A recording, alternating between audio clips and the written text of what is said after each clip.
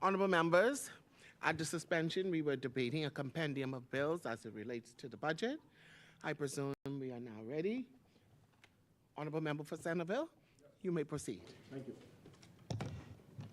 Madam Speaker, the Policy, Planning, and Research Unit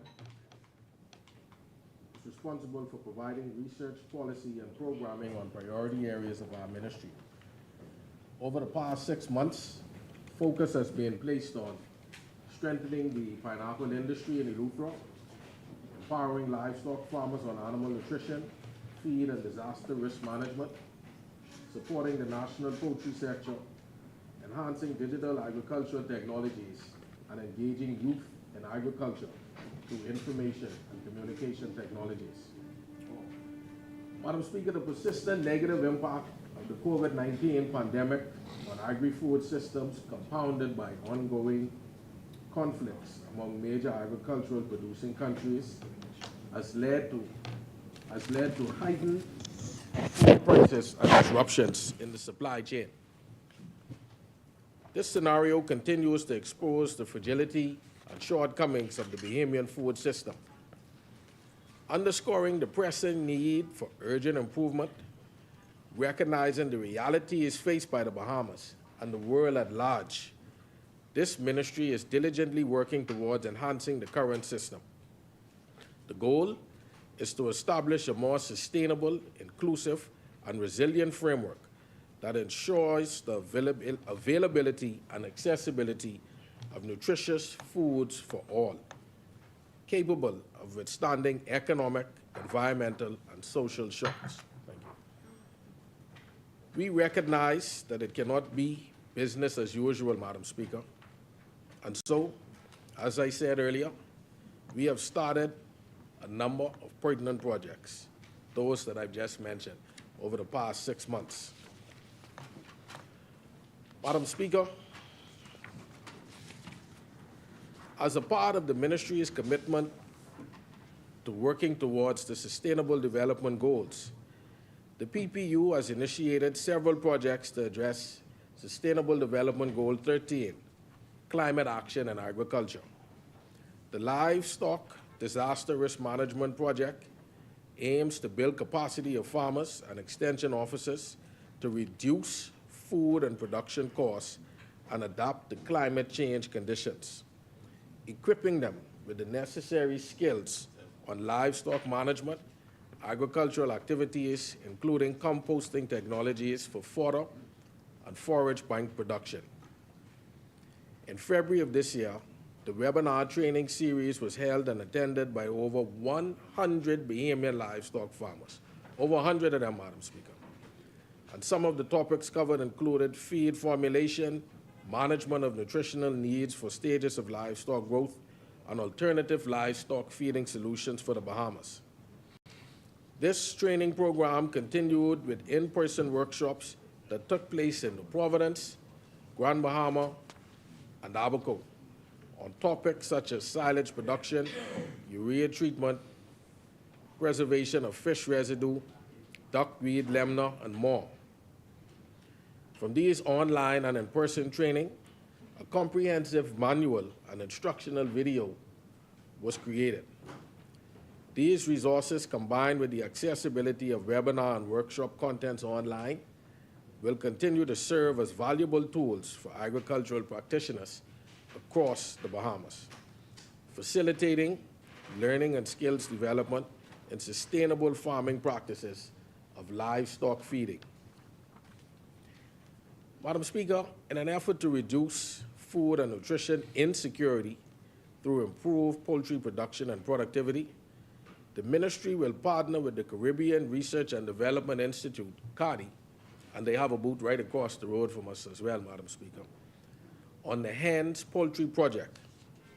This project is designed to conduct training needs assessment within the islands of New Providence, Grand Bahama, and Abaco, targeting relevant stakeholders, producers, extension officers, backyard farmers, enthusiasts, etc.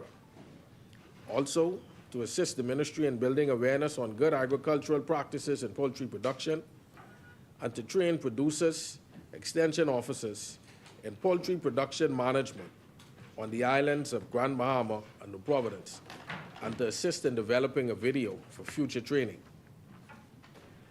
This collaborative, innovative initiative aims to fortify our agricultural landscape, and we look forward to the positive impact it will have on the sustainable development of the poultry production.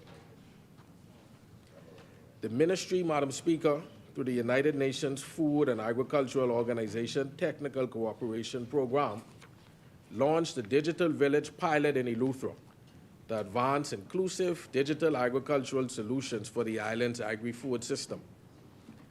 This initiative encompasses conducting a feasibility analysis and providing key recommendations for digital agricultural solutions in 5 rural communities on Eleuthera, focusing on agribusinesses, fisheries, and agritourism. I did say agritourism just for the sake of the memo. And Madam Speaker, we have a live demonstration of what agritourism is all about on the outside. I was informed, Madam Speaker, that we had over just under 80 tourists who visited and participated in the mini expo and partook in our native eats and treats. Marco City and myself also had some cane juice. And I think we'll see the results of that probably a bit later on. But nonetheless, Madam Speaker, agritourism is alive and well in the Bahamas. Additionally, this project involves piloting a digital territorial hub to foster linkages between rural-urban communities, particularly for agribusiness scaling up. Furthermore, this program aims to contribute to the development of a national agribusiness policy, a legislative framework, emphasizing digital agriculture extension services to foster effective and diverse growth in the agriculture and fisheries sector, with a specific focus on agrotechnology. Now, Madam Speaker, we cannot expect to change the status quo in our agri-food system if we do not involve our young people.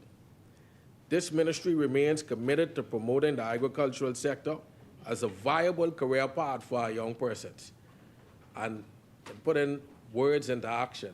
We have 2 stalls that are manned across the road, Madam Speaker, by C.V. Bethel and Anatole Rogers, producing tomato jam, mango jam, peppers, etc., and it's remarkable, Madam Speaker. As such, we are working alongside the Bahamian nonprofit FemSTEM Bahamas group to host an agriculture youth hackathon 2-day event. The aim of this hackathon focuses on combating climate change challenges in the Bahamas agricultural sector, and this event targets school students in grades 10 through 12. Madam Speaker, the Bahamas Agriculture and Marine Science Institute, otherwise known as BAMSI, has made significant strides in advancing agricultural and marine education, fostering research, and supporting sustainable practices. As the only tertiary level institution in the Bahamas offering unique degree programs in agriculture, art and the environment, business management, general agriculture, agribusiness, aquaculture, marine science, and environmental science, BAMSI is committed to driving innovation, research, and community engagement. BAMSI's credits are transferable worldwide, and its students are in high demand. I am ever so proud, Madam Speaker, to add my congratulations to those young persons who have successfully completed the programs at BAMSI and graduated almost a month ago. BAMSI continuously seeks success. On the 16th of May, 8 students graduated from BAMSI with degrees in agribusiness, agriculture business management, environmental science, and marine science. Graduates are already gainfully employed within their field or have already been accepted into universities abroad for further studies.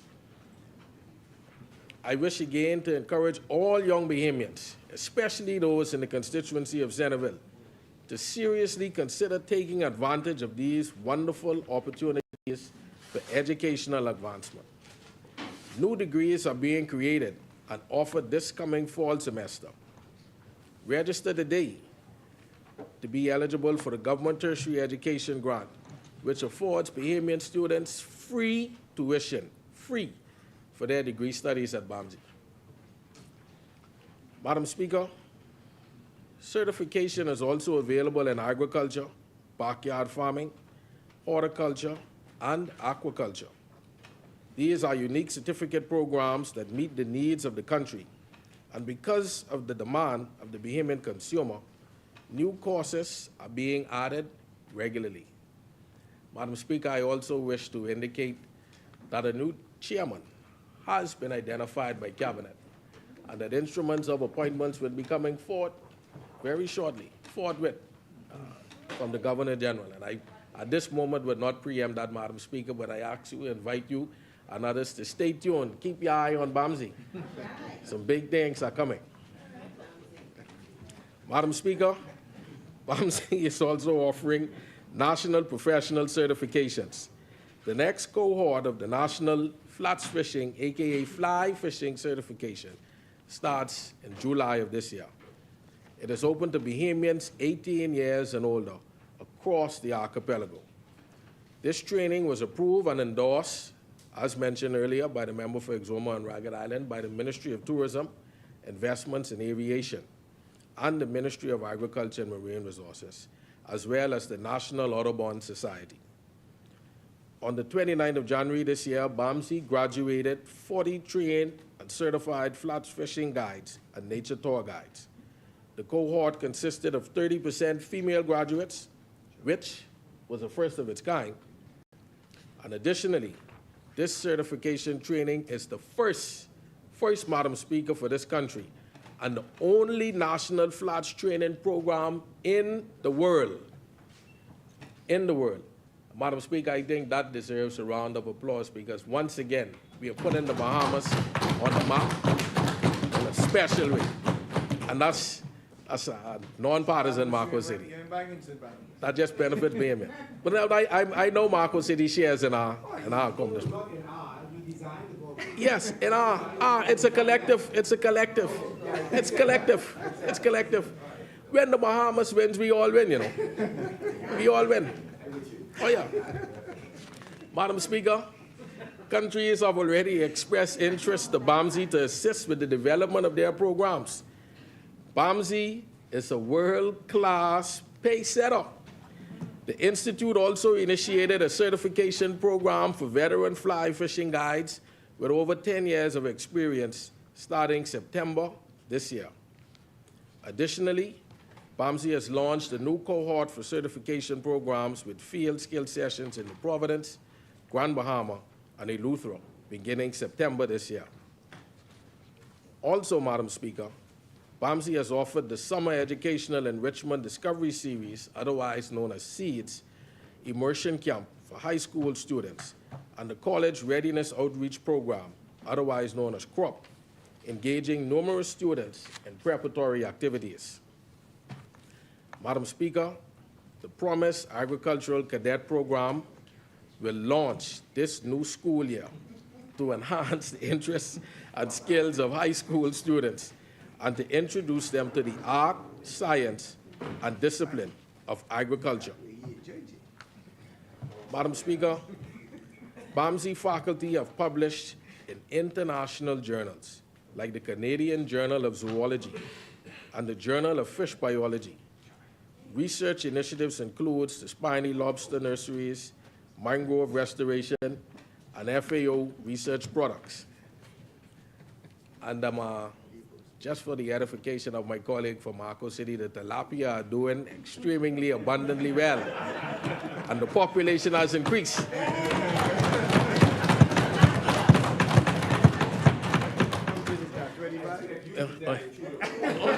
Oh, yeah. Madam Speaker, BAMSI has established Memorandum of Understandings with the Botswana University of Agriculture and Natural Resources, Cape Eleuthera Institute, One Eleuthera Foundation, the National Audubon Society, to promote bird-based tourism and strengthen educational initiatives, and the Mediterranean Ship Container Foundation, just to name a few.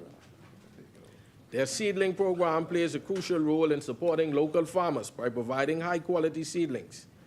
This program selects the highest grade seeds, which are disease-resistant and guarantee high germination rates. The seedlings are grown in shade houses on various islands and then distributed to farmers free of charge. Free of charge. Over the past year, the program has distributed over 14,000 seedlings to farmers and backyard garden enthusiasts. 14,000, Madam Speaker. BAMSI has also answered the clarion call for more locally produced poultry products. There is the Egg Academy, which houses nearly 3,000 birds and is responsible for its sought-after BAMSI eggs, laid fresh in the Bahamas. Madam Speaker, the recent acquisition of 2 container farms from Eden Farms for the Andres campus, where have been earmarked for the Andres campus of BAMSI, and the Lutheran, represent a paradigm shift in the way we will approach agriculture and food production, and will also revolutionize the agricultural landscape of the Bahamas. By harnessing the power of hydroponics, vertical farming, and controlled environment agriculture, container farms enable us to overcome the traditional limitations imposed by climate and soil quality and also land availability. They offer a sustainable solution for cultivating a diverse range of crops year-round, thereby bolstering food security, reducing dependency on imports, and enhancing the resilience of local food systems. The integration of container farms into BAMSI's educational curriculum, research programs, and community outreach initiatives will serve as a catalyst for knowledge dissemination, skill development, and capacity building. By empowering future generations of farmers, scientists, and agricultural practitioners, BAMSI will play a pivotal role in driving positive change and fostering sustainable development across the Bahamas. Madam Speaker, BAMSI continues to be a catalyst in achieving the government's goal to reduce the food import bill by 25% at year's end 2025. Through education, research, and extension activities, BAMSI supports local producers and contributes significantly to food security and economic growth in our country. The Institute's ongoing efforts in education, sustainable practices, and community engagement exemplifies its commitment to the development of the agriculture and marine science sectors. The Institute is well on its way to changing the status quo, well on its way to changing lives, and we are excited for its future.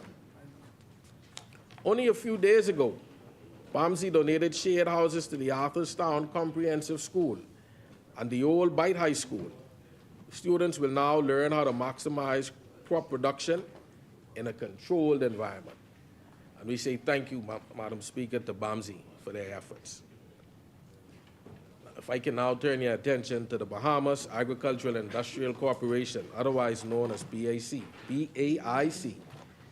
spanning across 6 major islands of the Bahamas, including New Providence, Grand Bahama, Abaco, Andres, Exoma, and of course, Eleuthera.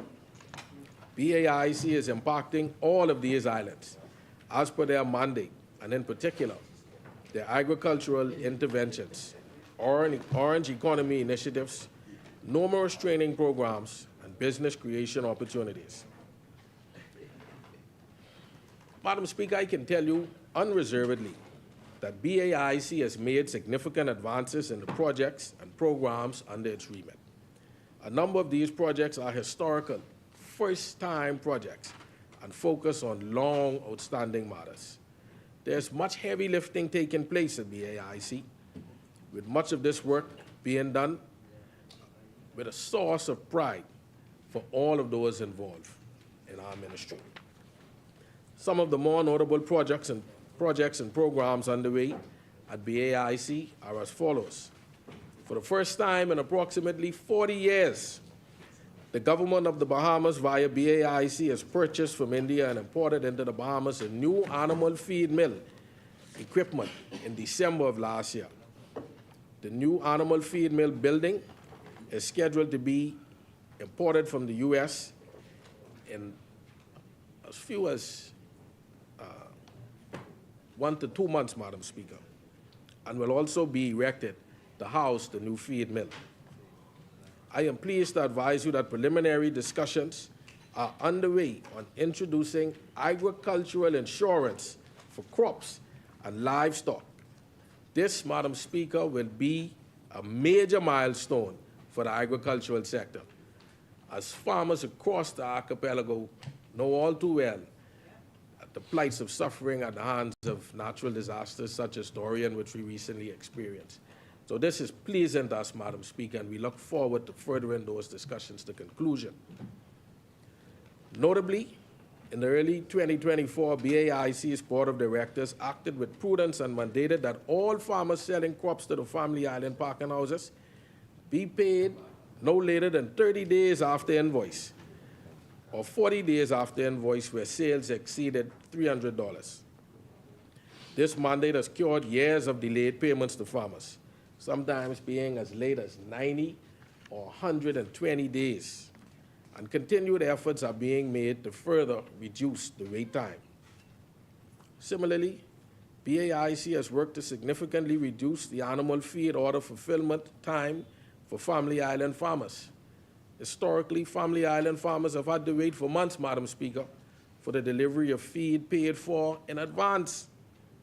Management has now advised that Family Island farmers are receiving their animal feed orders within 30 days of payment in the vast majority of cases. Madam Speaker, as deeper focus is placed on the needs of Family Island farmers, in the upcoming budget period, BAIC intends to decentralize its farm and fish store operations. Currently, Family Island customers are required to place orders for a variety of farm input supplies from the fish and farm store located on Porter's Key Dock. Madam Speaker, for the first time ever, fish and farm store depots will be established across a number of Family Islands, thereby bringing a modern approach and convenience to the growth and development of Family Island agriculture.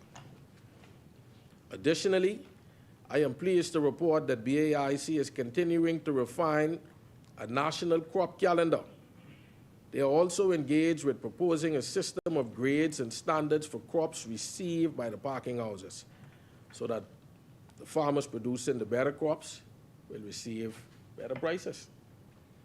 This is a significant change from the one price for all grades of crops, which have been in effect for decades.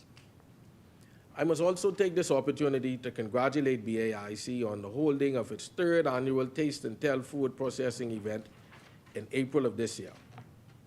This event, which shines the light on local food processors, is intended to be the bridge between processors and the food store shelves via heightened public awareness and demand, along with the strategic partnership with Milo Butler and Sons for wider and increased locally produced processed food items distribution. BAIC, Madam Speaker, in its effort to maximize the opportunities for its local artisans and Orange economy participants, will be hosting another event in what they call their Smell and Tell series.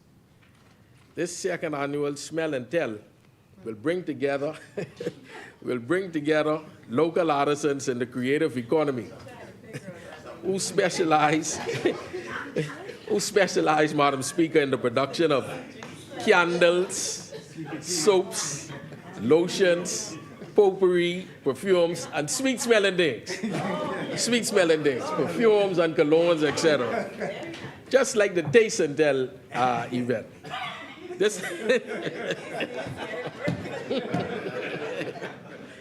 This event seeks to bring together the public, retailers and wholesalers, to sample and patronize the artisans. We're tasting and smelling. Yeah, we said it. I am told, Madam Speaker, that the event is in the planning stages, and will take place for later on this year.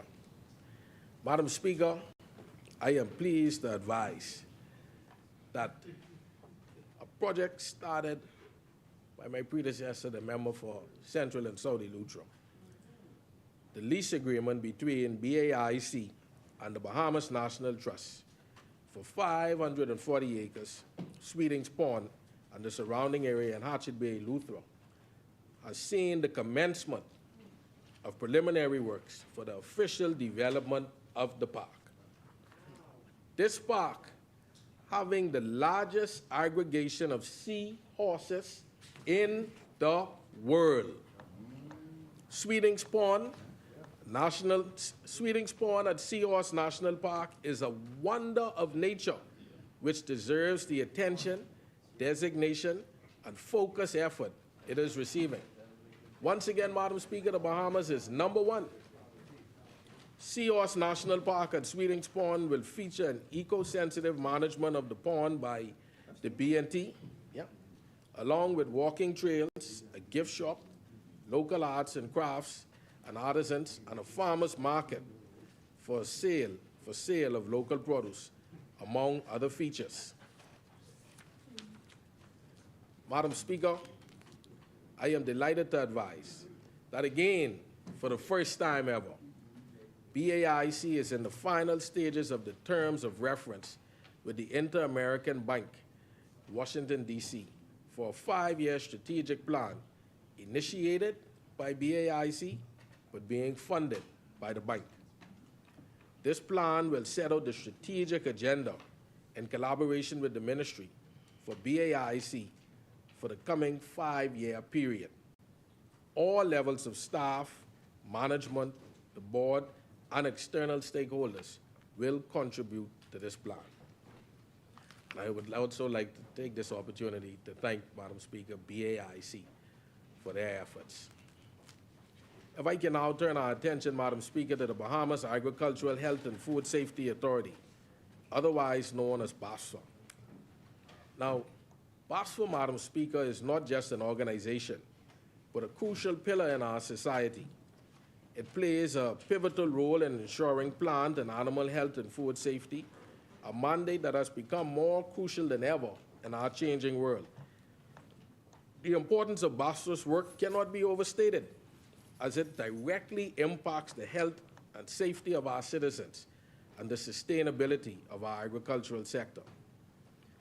BASFA has successfully transitioned into their new office building, providing a more conducive work environment for our dedicated staff and enhancing our operational efficiency. The new facility is fully equipped to issue photosanitary certificates, a crucial document that indicates that consignments for export meet specified photosanitary import requirements of exporting countries, ensuring the safety and quality of our agricultural products. This year, BASFA is not just embracing technology, but revolutionizing the agricultural health and food safety system. We are digitizing the permitting and inspection system, a transformation that will not only streamline the process, but also make it more convenient for the public. No longer will the public have to endure long queues or visit multiple departments to apply for permits and inspection. This is a significant step to a more efficient and modern agricultural sector and a testament to our commitment to serving the public better. Secondly, BASFA's vision is guided by the One Health approach to diagnostic reform, a strategic initiative that underscores our commitment to protect the Bahamas against agricultural threats and facilitate agricultural expansion through diagnostic services. Our vision is to address the severe diagnostic gap that has plagued the country for years. BASFA will construct a One Health laboratory covering food safety, plant health, and veterinary health. This laboratory will be the first in the region to lead CARICOM in modern diagnostics, given the escalating threats from staple foods like contaminated baby formula, bird flu that can decimate our flamingo and poultry population, and plant diseases that pose a grave risk to our banana population. In continuation of the government's efforts toward food security, BASFA will also build the country's first ever plant diagnostic center at its headquarters on Crawford Street. This center is not just a physical structure, but a critical component of our strategy for detecting, identifying, and characterizing Crawford Street. Yeah, across from friend. Identifying and characterizing plant pests. These pests, which may be associated with imports of agricultural consignments, pose significant risks to our agricultural health and environmental sustainability. The center will also provide advice on control methods that will minimize these risks. Qualified Bahamians will be hired and trained in the latest pest surveillance and monitoring methods, molecular techniques, and insect identification. We aim to enhance BASFA's capabilities and competencies. This initiative will strengthen the country's plant health capacity, meet the requirements for regional and international trade, and improve our export capacity. BASFA estimates completion of the center by February of next year. Now, Madam Speaker, as you may have heard, several infectious diseases spreading globally threaten the health of animals and thus pose a threat through importation. BASFA's veterinarian services has already modernized our import policy to meet international standards so that we are protected from dangerous imports. Furthermore, BASFA's veterinary services will be applying the latest technology to increase surveillances for diseases such as avian influenza, which can not only affect animals but potentially spread to humans. With these initiatives, BASFA's veterinary services hopes to lead the region in veterinary public health. Food safety and quality is a major challenge along the food chain. To safeguard public health and ensure consumer interests are met, several staff have already commenced, and others will continue to be trained as designated food inspectors to act on BASFA's behalf in strengthening their systems and to address some of the gaps identified in the Food Control System Assessment by the FAO. The training process includes ensuring our designated food inspectors have the necessary skills and knowledge to uphold the highest food safety standards. A list of substances currently banned in other countries, yet still appearing in many food products consumed by Bahamians, has been compiled. By publishing and enforcing the removal of certain products from the local and international market, and having the diagnostic capacity to monitor and surveil such products, these products will no longer be a threat to Bahamians. With the completion of the One Health Diagnostic Lab, BASFA will be able to complete more comprehensive analysis of food imports and locally produced food and crops. This will result in improved market access for Bahamian products. Now, Madam Speaker, as I mentioned, their veterinarian services, I think it's incumbent upon me at this time to speak a little bit on the proposed Veterinarian Medical Act.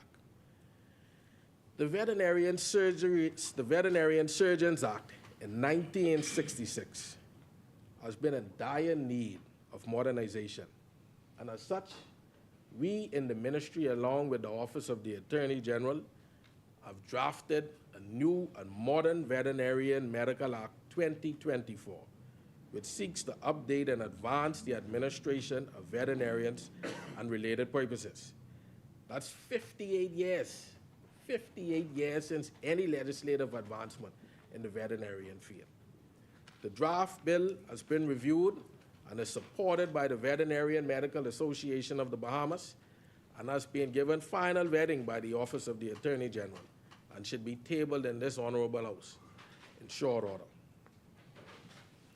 Madam Speaker, my ministry recently partnered with the Access Accelerator Small Business Development Center to distribute up to $40,000 in funding for the Sustainable Food Grant. The grant was meant to support food producers in farming and fishing who align with our goal of food security in the Bahamas. Over 200 persons from around the islands applied for the grant. Over 200. with Grand Bahama having the most applicants at 80 and New Providence having 78. The approved islands are as follows. In New Providence, 12 applicants. Grand Bahama, 12 applicants. Eleuthera, 6 applicants. Long Island, 4 applicants. Andros, 2 applicants. Cat Island, 3 applicants. Abaco, Exoma, and the Berry Islands, also totaling 4 applicants. And approved applicants per industry equals 27 for the fishing industry and 16 for agriculture. I tried to wrap that. And Madam Speaker, all indications are that once Cabinet meets and approves, there will be another list coming out very shortly as the demand is there. And I'm certain that I should have the support from colleagues around the table. We note that this program was oversubscribed and underscores the vast interest of Bahamians across the country to be food producers. It is our hope, Madam Speaker, that we present another round of grants to reach as many budding and established businesses around the Commonwealth of the Bahamas. Madam Speaker, I have to touch on another topic concerning the Agrarian Awards. This was the first ever award ceremony hosted again by my predecessor, the member for Central and South Eleuthera, that recognized excellence in agriculture in our country. The awards were held on September 16, 2023. And through this award show, and through the title sponsor, the ADO, Agricultural Development Organization, farmers across the country were awarded over $50,000 in cash and prizes. The successful event received rave reviews, and we are looking forward to hosting the event again in 2025. Now, in the meantime, my ministry is seeking to do a similar award ceremony for fishermen during the upcoming months, named the Anchor Awards, which will be scheduled to be held in December of this year. Madam Speaker, award shows for farmers and fishermen is an excellent way to recognize and incentivize their hard work and dedication. By providing monetary prizes through sponsorships, the ministry is seeking to uplift individuals by increasing motivation and encouraging innovation in agriculture and fisheries. Additionally, these award shows are raising awareness about the importance of farming and fishing to the Bahamas and highlight the valuable contributions of these remarkable individuals to our society. Madam Speaker, the Ministry of Agriculture and Marine Resources recently hosted the much-awaited and highly successful Agribusiness Expo, the first held since the pandemic, under the theme, Agriculture is Bahamian Culture. Thousands of Bahamians, residents and tourists alike, visited the Gladstone Road Farmers Market site during the 2-day event held on the 12th and 13th of April. The main thrust of the expo was to create greater awareness among Bahamians regarding the adoption of our rich heritage and cultural agriculture practices, while incorporating innovative and modern methods via engaging and interacting with farmers and other related lectures and various hands-on demonstrations. Additionally, the Agribusiness Expo served to provide a platform for our farmers, fishermen, artisans, and some 80+ participants in total, which allowed them the opportunity to promote their Bahamian-grown and prepared products while empowering them economically. As a result of the Agribusiness Expo, our ministry has seen a major interest expressed by members of the general public and organizations via telephone, emails, and office visits regarding how one can participate during future expos and related initiatives such as backyard farming, and as to how to go about applying for agricultural farmland. This speaks volumes to the continuous progress made by our ministry in their ongoing quest to promote and achieve greater levels of food security. Madam Speaker, just for the public awareness, our offices have now moved to a new location at 1 Montague Place on the 3rd floor. This new office will serve as a new suitable space for both our employees and stakeholders. The attention, Madam Speaker, that this administration has paid to ensuring that we are advancing every effort that aids in the lowering of our food import bill is indeed bearing fruit. Several years ago, we were importing nearly $1 billion in food. And according to recent statistics from the Bahamas National Statistics Institute, we now have reduced that number to $761 million in food import. We've made remarkable efforts, Madam Speaker. And we don't deny that we have a long way to go. It is imperative that not only this administration, but successive governments realize the importance of the work of the Ministry of Agriculture and Marine Resources, its department and agencies to the economy of this country and the health and sustenance of our people.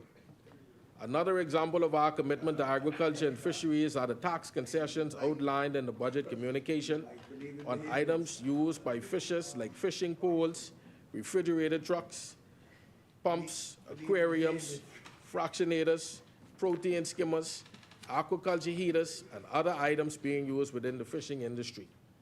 This budget also removes the bond requirement for authorized manufacturers and removes customs duties on parts for machinery under the Industry's Encouragement Act. This demonstrates our commitment to assisting Bahamians in their entrepreneurial endeavors, especially in manufacturing, which will aid in the creation of processed food and other items being processed right here in the Bahamas. Additionally, Monday of this week, we also met with Prescott Smith and a few of his counterparts, Madam Speaker, to see how we can further develop that list. Madam Speaker, I take this opportunity to thank every person who works within the Ministry of Agriculture and Marine Resources, its departments and agencies for their hard work and The chair recognizes the honourable member for Marcos City. Madam Speaker, I'm in full support of the Ministry of Agriculture and Marine Resources and both of the ministers on the government side in their efforts.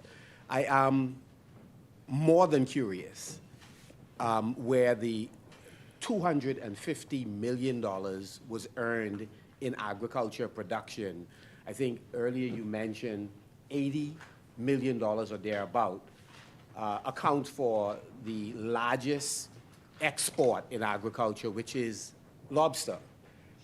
So if lobster is the largest export, which is around $80 million on a good year, that's not factored into the $250 million because we've always been doing that.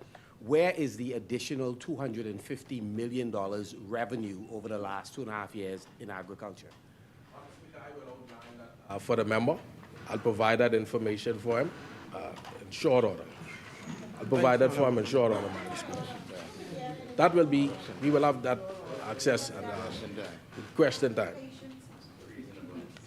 Madam Speaker, as indicated, I wish to take this opportunity to thank every person who works within the Ministry of Agriculture and Marine Resources, its departments and agencies for their hard work and commitment to the goal of food security and industry advancement.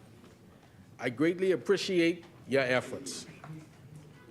My team and I, Madam Speaker, are doing our best to further the work of my predecessors and provide a sure foundation for those who will follow in the future.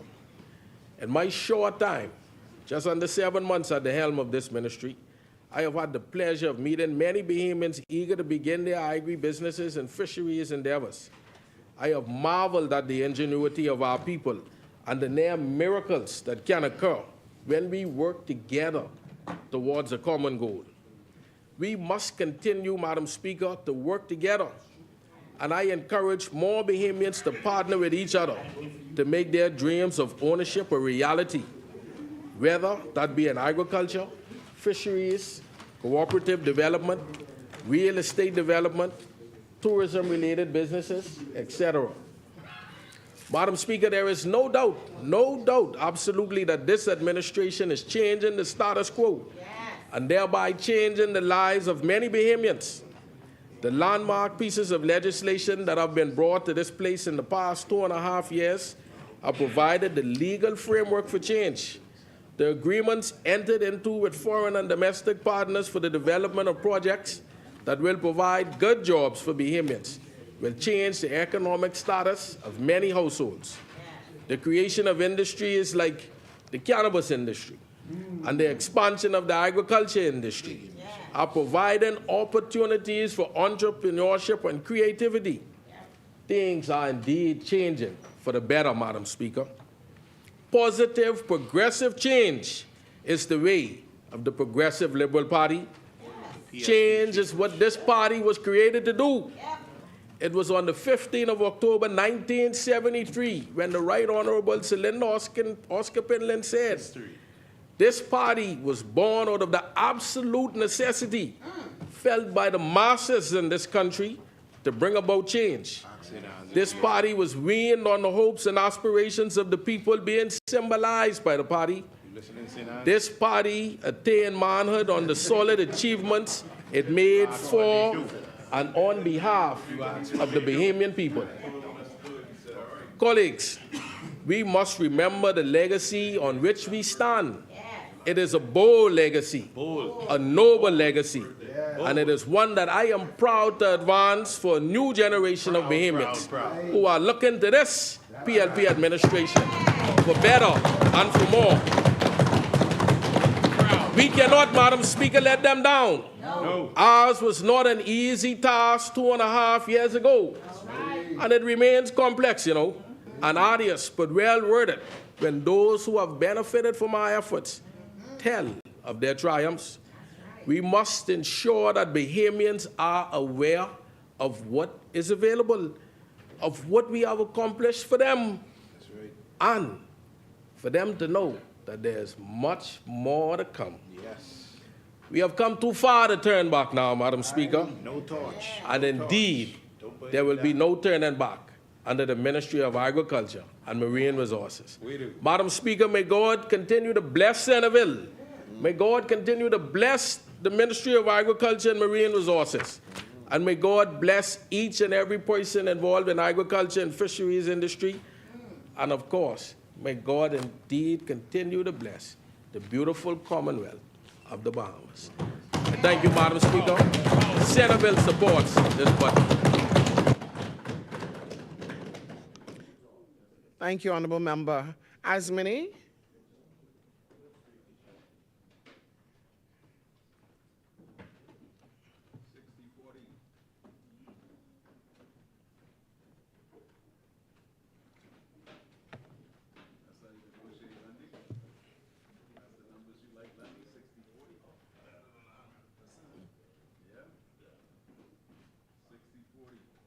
Fix the clock.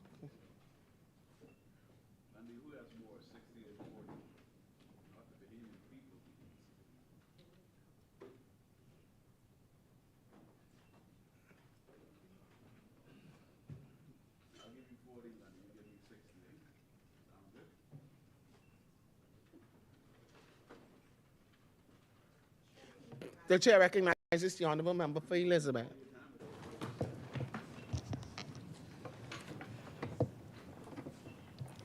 Be strong and courageous. Do not fear or be in dread of them, for it is the Lord your God who goes with you. He will not leave you or forsake you.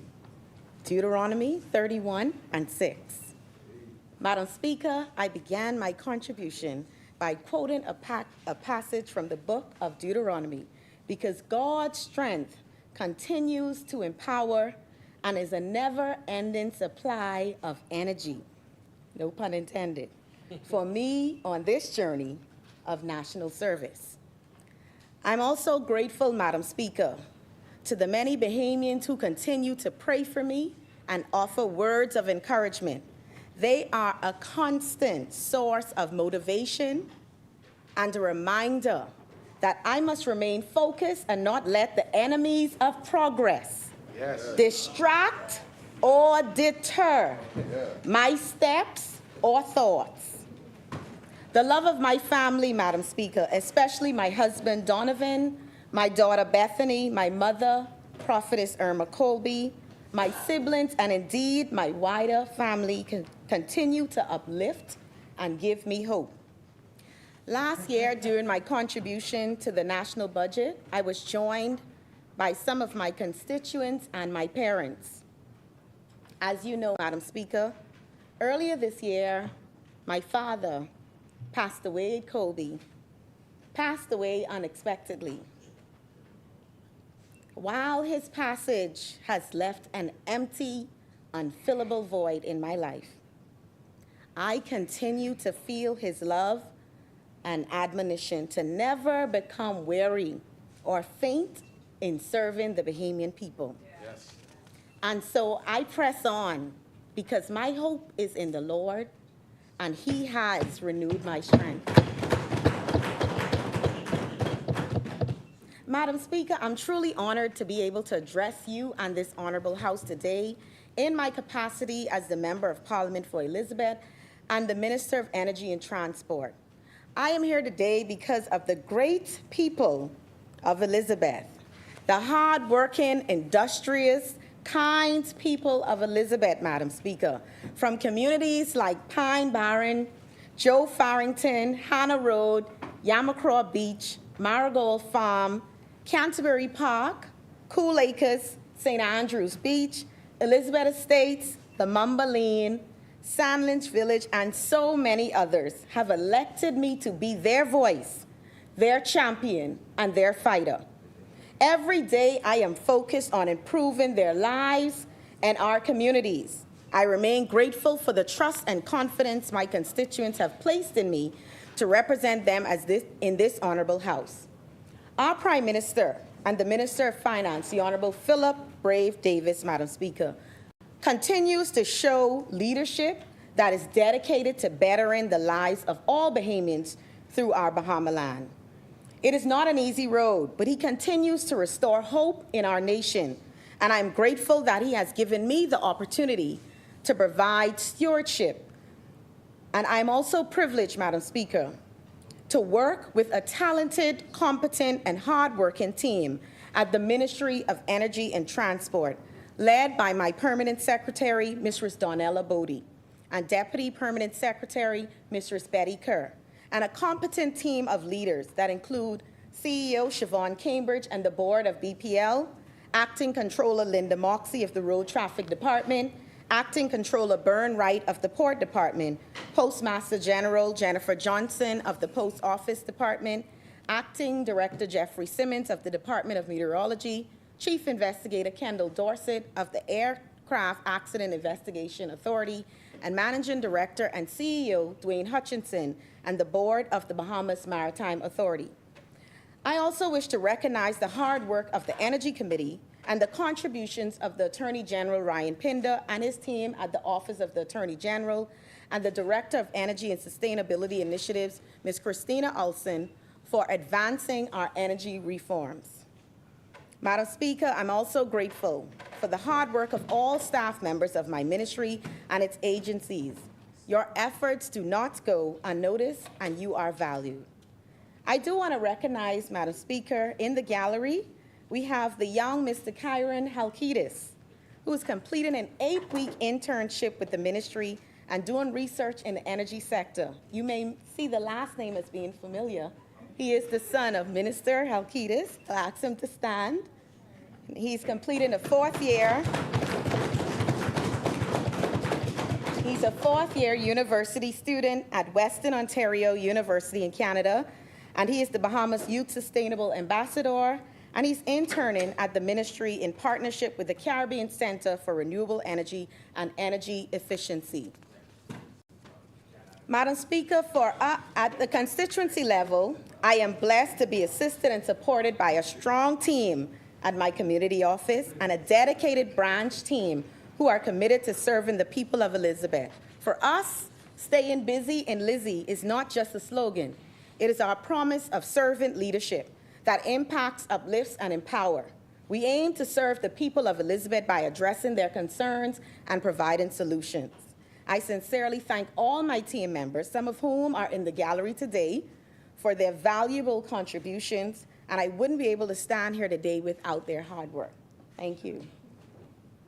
Madam Speaker, the theme supporting the budget for the fiscal period 2024-2025 is changing the status quo, changing lives.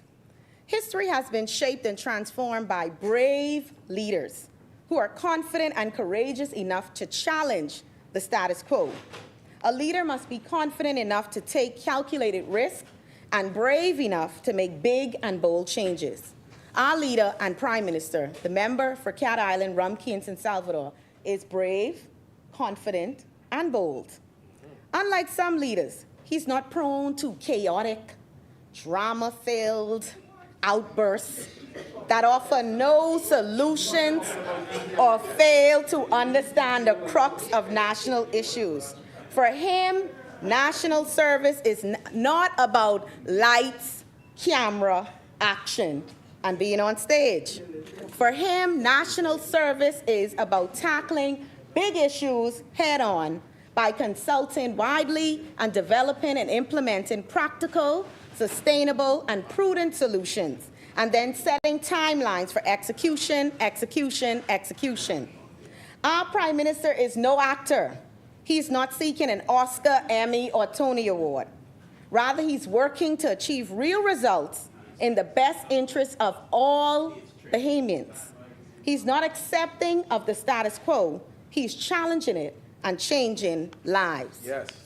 Madam Speaker, my ministry is very broad and dynamic. It brings together two areas that impact the lives of every single Bahamian. That is energy and transport. Under energy, Madam Speaker, one of the most serious challenges facing our nation is the issue of consistent, reliable, and affordable energy. Permit me, Madam Speaker, to share once again a few irrefutable facts. BPL operates 29 power stations on 17 islands. In less than a decade, Madam Speaker, BEC amassed almost $500 million in debt. To fix BPL, we need another $500 million to upgrade and improve our aged and deteriorated infrastructure.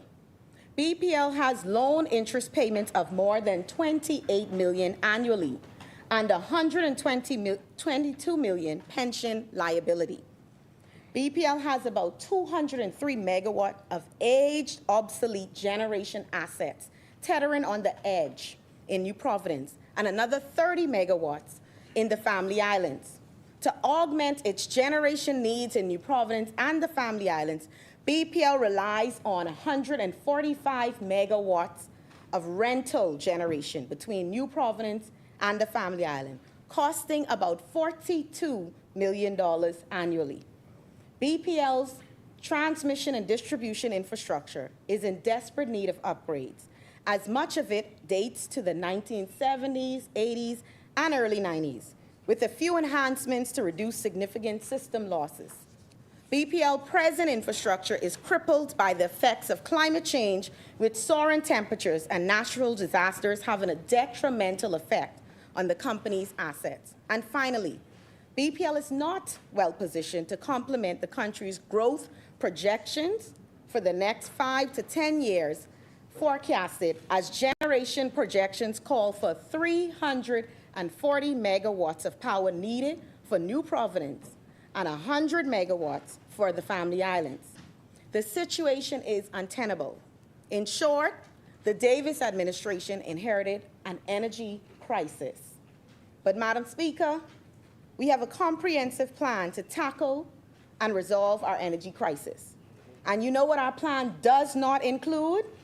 It does not include breaking up BPL, selling off BPL assets, privatization of BPL, laying off BPL workers, and breaking any of our agreements with BPL unions. In our plan, BPL will continue to be in the generation business.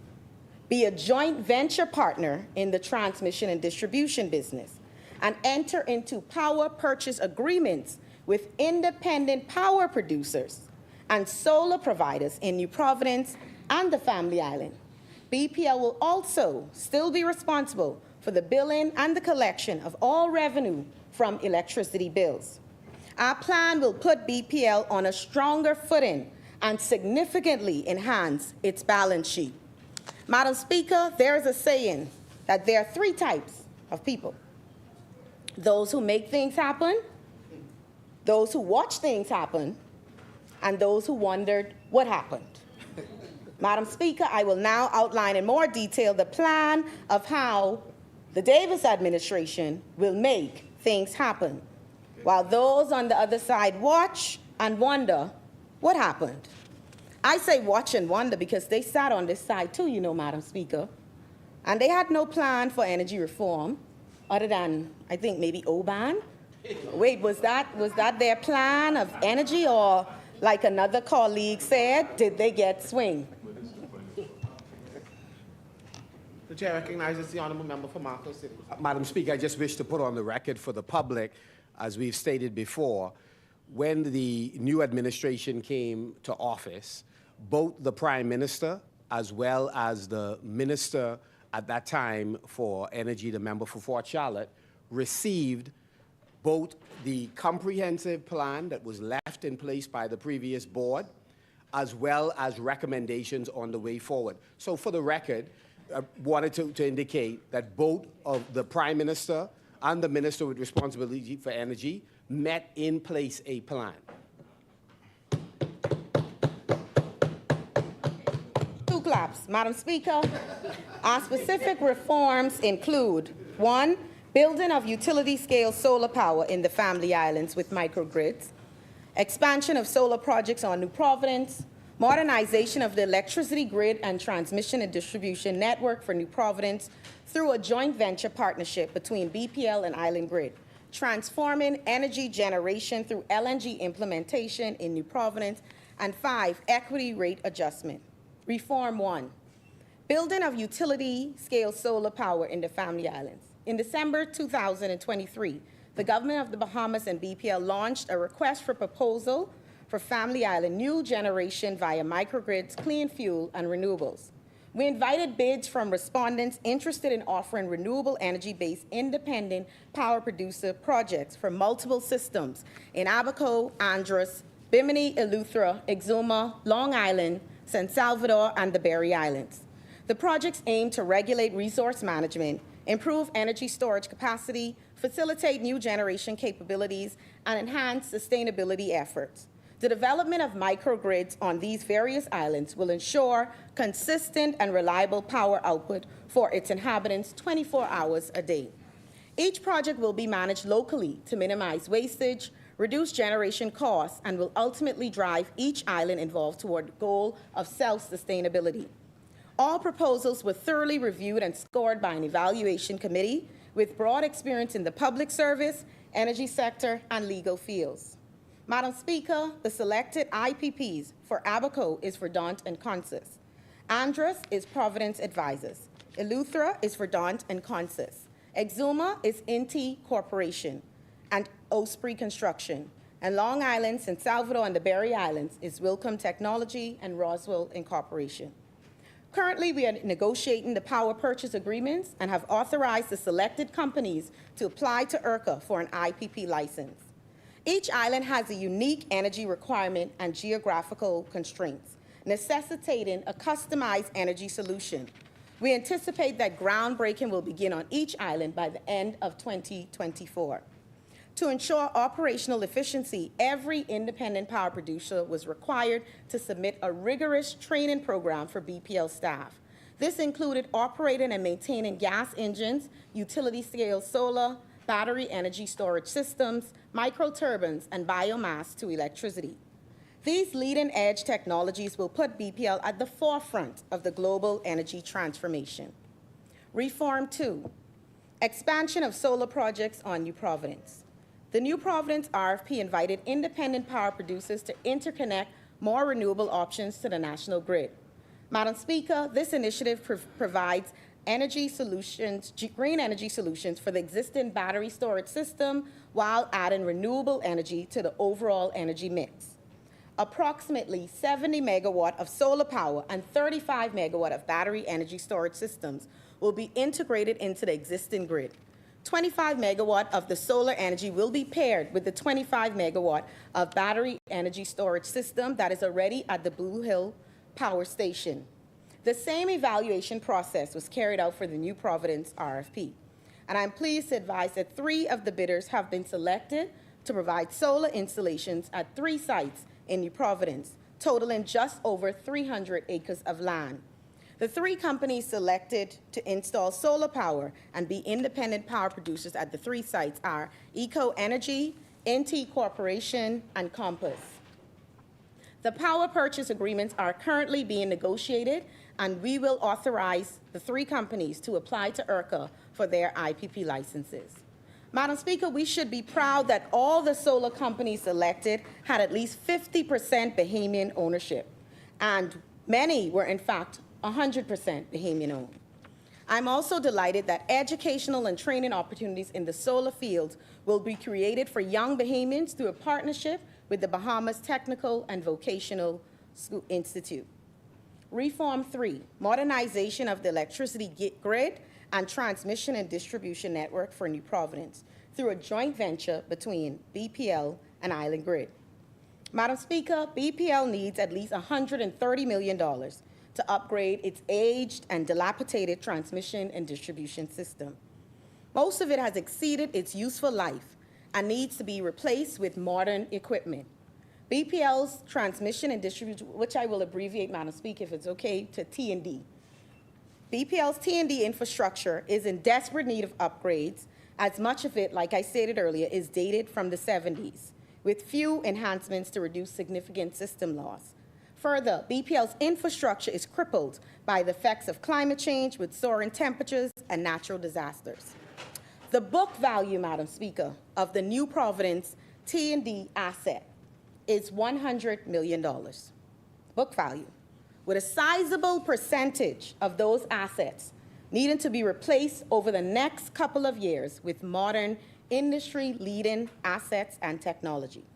Madam Speaker, the government made a decision that despite the fact that BPL lacked the financial resources to raise the $130 million needed to improve and modernize its transmission and distribution network, we nonetheless were desirous that BPL and the government find a suitable joint venture partner for BPL who would be responsible for raising the required funding necessary to upgrade the old and dilapidated T&D system and manage and maintain the new upgraded system for the 21st century.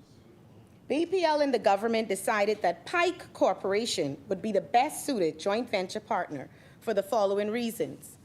They have a 75-year track record in gas and electric utilities. Their expertise ranges from traditional and renewable grid assets and storage to longer-range smart city planning and implementation. Pike is also a leader in storm and hurricane restoration. Pike Electric is the United States' leading provider of transmission, distribution, and substation construction. Pike Electric has best-in-class safety protocols, responsiveness, and technology expertise to solve the toughest energy infrastructure challenges. The company projects in the region included work on Walker's Key, Grand Bahama, Grand Cayman, and Puerto Rico. The company was able to secure long lead items within 6 to 9 months that would traditionally take up to 2 years because of its reputation with international vendors. The company, through its Bahamian management company, Island Grid Solutions, was able to put up cash deposits of $25 million immediately on long lead items to ensure their arrival during the fourth quarter of 2024. Island Grid has committed to complete most of the initial $130 million upgrade by the end of June 2025. So as we advance towards integrating more renewable energy sources into our grid, it is paramount that we fortify our T&T backbone. A robust and resilient T&D system is not merely a technical necessity, but the linchpin of our sustainable energy future. Without these critical upgrades, Madam Speaker, our ability to incorporate utility-scale solar and other renewable energy sources will be severely compromised. Our joint venture with Island Grid Pike is a vital component of our energy strategy. I want to say that again, Madam Speaker, because I want it to be clearly understood. All of what we need to do in terms of incorporating and bringing renewables into our system to reduce the cost, transition into LNG and cleaner fuel, all of this could not happen unless we upgrade critical infrastructure, transmission, and distribution systems. So our joint venture with Island Grid and Pike is a vital component of our energy strategy. Pike's exceptional ability to secure transmission equipment during a time of global supply chain shortages underscores the strength and reliability of their organization, particularly when many utilities are struggling to obtain the necessary equipment. The partnership enhances the value of these assets to BPL and facilitates the learning and development of BPL staff with new types of T&D equipment essential for modernizing our grid. Madam Speaker, BPL and the government have entered a joint venture with Island Grid, where a special purpose vehicle, Bahamas Grid Company Limited, has been created for the purpose of facilitating the joint venture partnership. BPL will contribute the book value of its New Providence transmission and distribution assets, T&D, valued at $100 million in exchange for 40% of the shares in the SPV. And Island Grid, as the T&D manager, will raise and contribute through private investors $130 million to the SPV in exchange for 60% of the shares. It is anticipated that 85 to 90% of the SPV will be owned by Bahamian companies and pension funds, with BPL owning 40%, as I stated earlier. The former Electricity Act and the present Electricity Act provided that BPL can enter into a joint venture arrangement. Although we are still finalizing some of the agreements, I can disclose that the joint venture agreement provides for the following: principal infrastructure upgrades to the T&D infrastructure in New Providence to facilitate greater power delivery efficiency and reliability through improved system infrastructure. It will include installation protection with all critical substations to dramatically decrease outages and increase reliability. The proposed upgrades by the project are intended to mitigate and reduce voltage fluctuations and bring about stable voltage so household appliances will not be adversely affected. An education campaign to ensure that Bahamians see and understand the benefits of the project and the resulting improvements in the island's reliability and hurricane readiness. The system revenue for the SPV is set at 0.055 cents, 5.5 cents per kilowatt hour, reducing to 0.045 cents, 4.5 cents over the next 10 years. Instead of an expensive upfront cost for the logistics, management, and labor of the initial ordering and installation of the initial $130 million of infrastructure, the government agreed to a 5.8% management fee, for which we will reduce to 4.8% as revenue increases. The management fee includes the salary and the benefits of the CEO of the SPV. The government shall appoint 2 directors, and Island Grid shall appoint 3 directors. The SPV shall contribute 0.0025 cents of its revenue to a legacy debt fund to be used exclusively to pay down the legacy debt. The SPV shall contribute 0.0025 cents of its revenue to a hurricane fund to be used in the event of a natural disaster on the island of New Providence.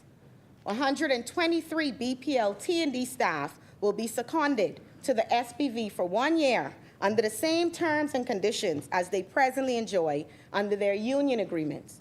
On or before the expiration of the 1 year, the employee have the option in their sole discretion to return to BPL with no loss of their benefits. The term of the contract is 25 years.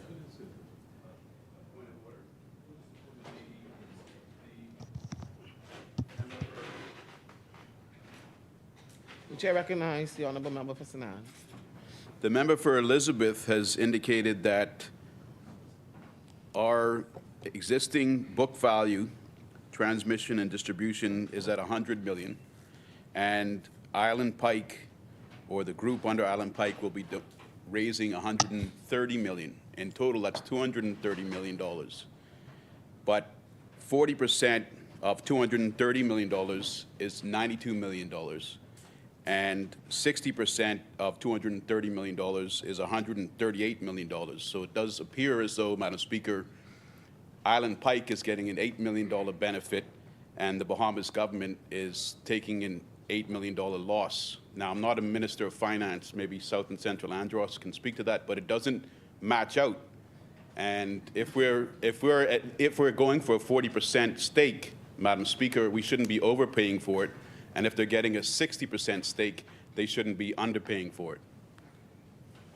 Madam Speaker, I also mentioned when I noted the book value that there's a great sizable percentage of upgrades that was noted in the valuation that has to be done to the system. Okay? That's where the shortfall would come in. Where was I? The term of the contract is 25 years, with the option for the government to renew it for an additional 10 years. The government shall have the right, after 7 years, to purchase 9% of the equity from Island Grid at market value, with Island Grid simultaneously transferring 2% of their shares at no cost to a government-designated charitable institution. This point is very important, Madam Speaker. To put it in perspective, that is 49-49-2.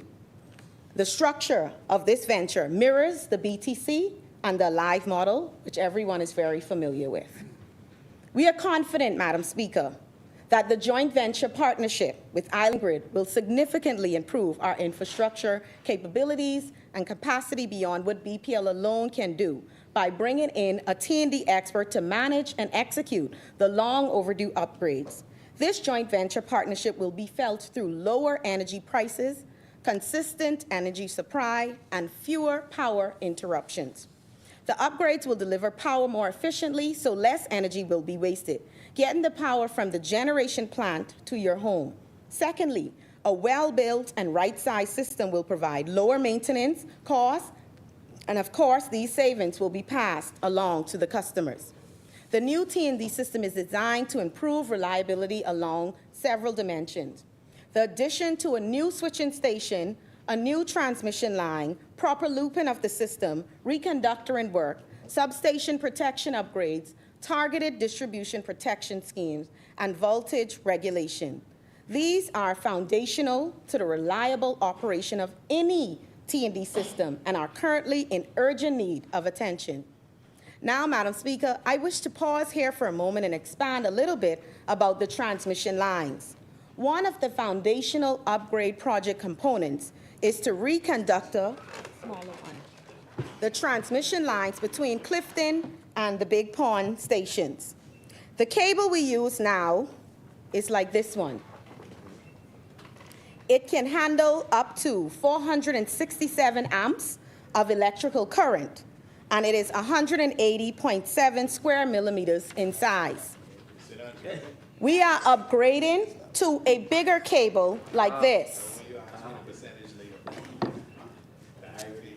which is 420.84 square millimeters in size and can handle up to 907 amps of electrical current.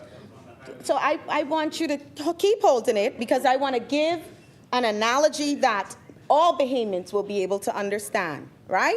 So if our current cable is like a hose that can fill a small kiddie pool, this new cable is like a hose that can fill a large swimming pool, right? Up, yes, that's what we're getting.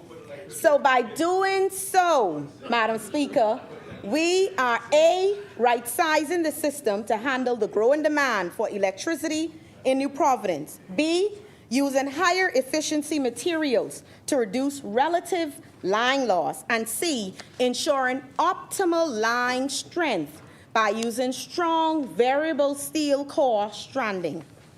When designing or installing electrical systems, Madam Speaker, it is important to use cables with a current carrying capacity that is equal to or greater than the calculated load. Let me say that again. When designing or installing electrical systems, it is important to use cables with a current carrying capacity that is equal to or greater than the calculated load. Because New Providence, Madam Speaker, has benefited from tremendous economic growth in the past 2 decades, the cables we have, the smaller ones, are no longer sufficient to carry power from one end of our island to another. Too small. So, Madam Speaker, these foundational upgrades will also facilitate the immediate addition of up to 170 megawatts extra of new generation in New Providence, inclusive of solar. Madam Speaker, moving on so we could stay focused. To maintain international standards and engineering oversight, ECF Consultant has been engaged as the owner's engineer. Owner's engineer, just for everyone who may not know, is a project manager. ECF, on behalf of the Bahamian people and the government of the Bahamas, will independently oversee all projects to completion, coordinating between various stakeholders, including contractors, suppliers, and regulatory authorities. The owner's engineer, Madam Speaker, plays a vital role as an independent expert, enhancing a plant's owner's team with specialized engineering skills during the design and construction phases. Their involvement can span from specific tasks to contributions throughout a multi-year project. Selecting an owner's engineer who is impartial and not currently associated with an EPC contractor or heavily tied to vendors is crucial. The aim is to find a firm dedicated to the owner's interests without shifting focus to secure a larger, a more lucrative contract later. So 6 engineering firms were evaluated based on their technical competency, past project success, industry reputation, and expertise in renewable energy integration, utility scale and microgrid generation, transmission and distribution engineering, construction, protection, and control. Their experience with island-based systems was also considered due to the unique challenges of system hardening and supporting Bahamas Power and Light with engineering, learning, development, and technical support. On May 24, 2024, 6 firms were invited to submit bids through the RFP process. The 6 firms that were invited to submit bids were Mott McDonald, Go-To Power Consulting, FST Engineering, Sargent and Lundy, ECF Consultants, and Lados Engineering. Not that one. Of the 6 firms, 2 responded, with one firm submitting a fully developed proposal, and the other declined due to the amount of work that they presently have, because, Madam Speaker, all over the world, everyone is racing the clock to upgrade their transmission and distribution as they advance and expand their energy sector. So we had one firm that answered with a very detailed and developed proposal. Global engineering firms are currently operating at full capacity due to the widespread demand of grid modernization projects. Fortunately, we have aligned ourselves with such a strong partner, ensuring that we can efficiently and effectively meet our infrastructure needs. Madam Speaker, to the workers of BPL, I wish to state once again, there will be no layoffs because of this joint venture partnership. There's no intention to offer a voluntary separation, and current industrial agreements will not be impacted. We expect Madam Speaker, that exciting new roles and training opportunities will emerge with BPL employees, and they will have early access to all. I wish to stress to all BPL employees that we will follow an inclusive approach. The opportunities to come will be to your benefit, and training and upskilling will encourage growth and development. Reform 4, transforming energy generation through LNG implementation in New Providence. Liquefied natural gas, LNG, is set to revolutionize energy generation in New Providence, significantly benefiting consumers and the environment. Madam Speaker, by integrating LNG, we aim to reduce overall energy costs, enhance the efficiency of our generation assets, and minimize environmental impacts. This initiative introduces LNG as a cleaner alternative to heavy fuel oil and automotive diesel oil. LNG is being implemented for efficient generation in New Providence to reduce the overall energy costs to the consumer, improve the efficiency of the generation assets, and reduce environmental impacts.